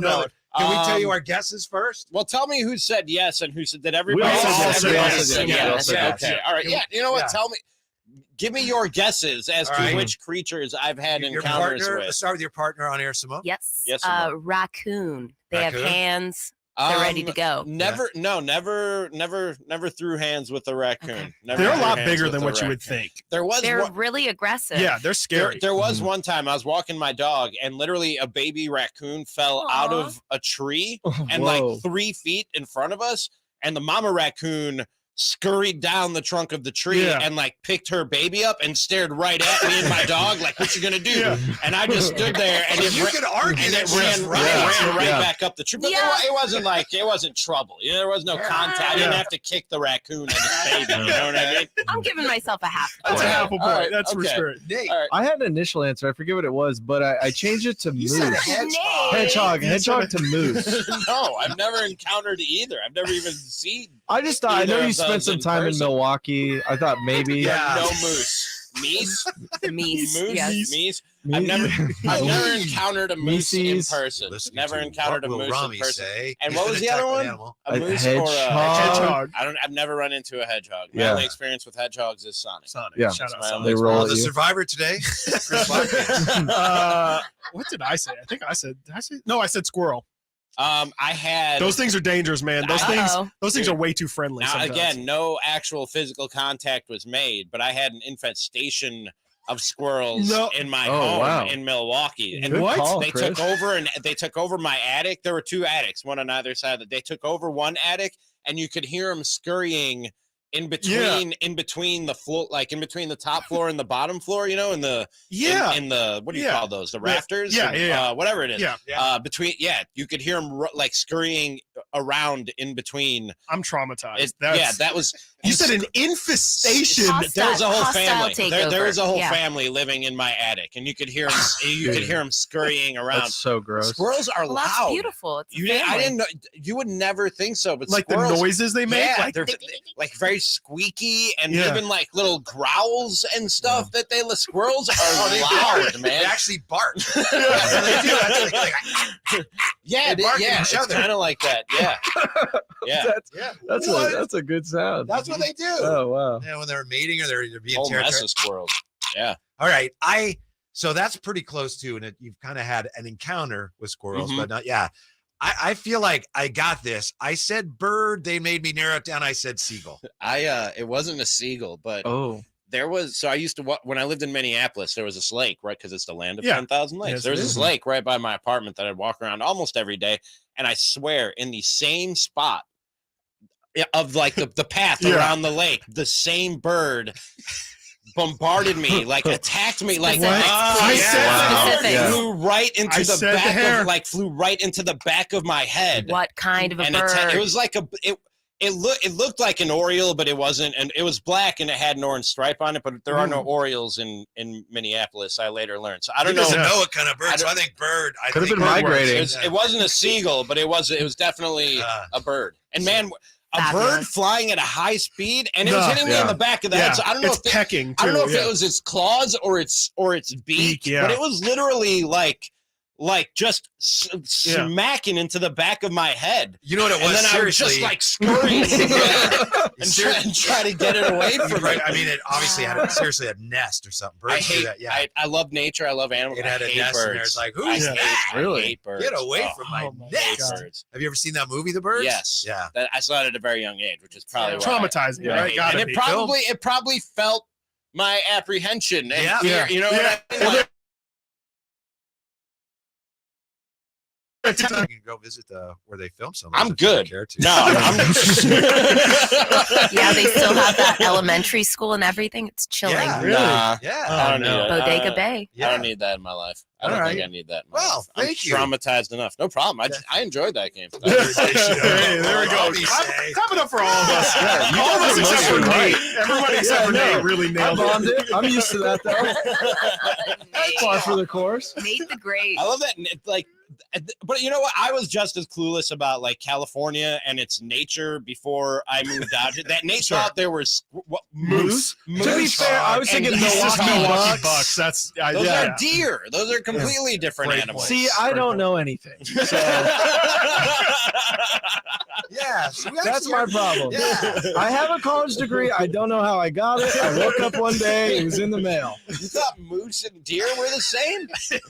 I guess. I guess I thought that. I'll help you out, Nate. It's because of the whole snow atmosphere thing. I think thought that's kind of horns, where antlers, he's they're going. not Cool. horns I even, love. they're I think it's hilarious how clueless people Yeah. are about yeah. like, places My next they've never guess- been, and like the perceptions they have of it. Like Milwaukee is Alaska, where Yes, we have pretty much. moose and hedgehog. Pretty you much. know what I mean? Yeah. My next guess was a narwhal, so I don't know.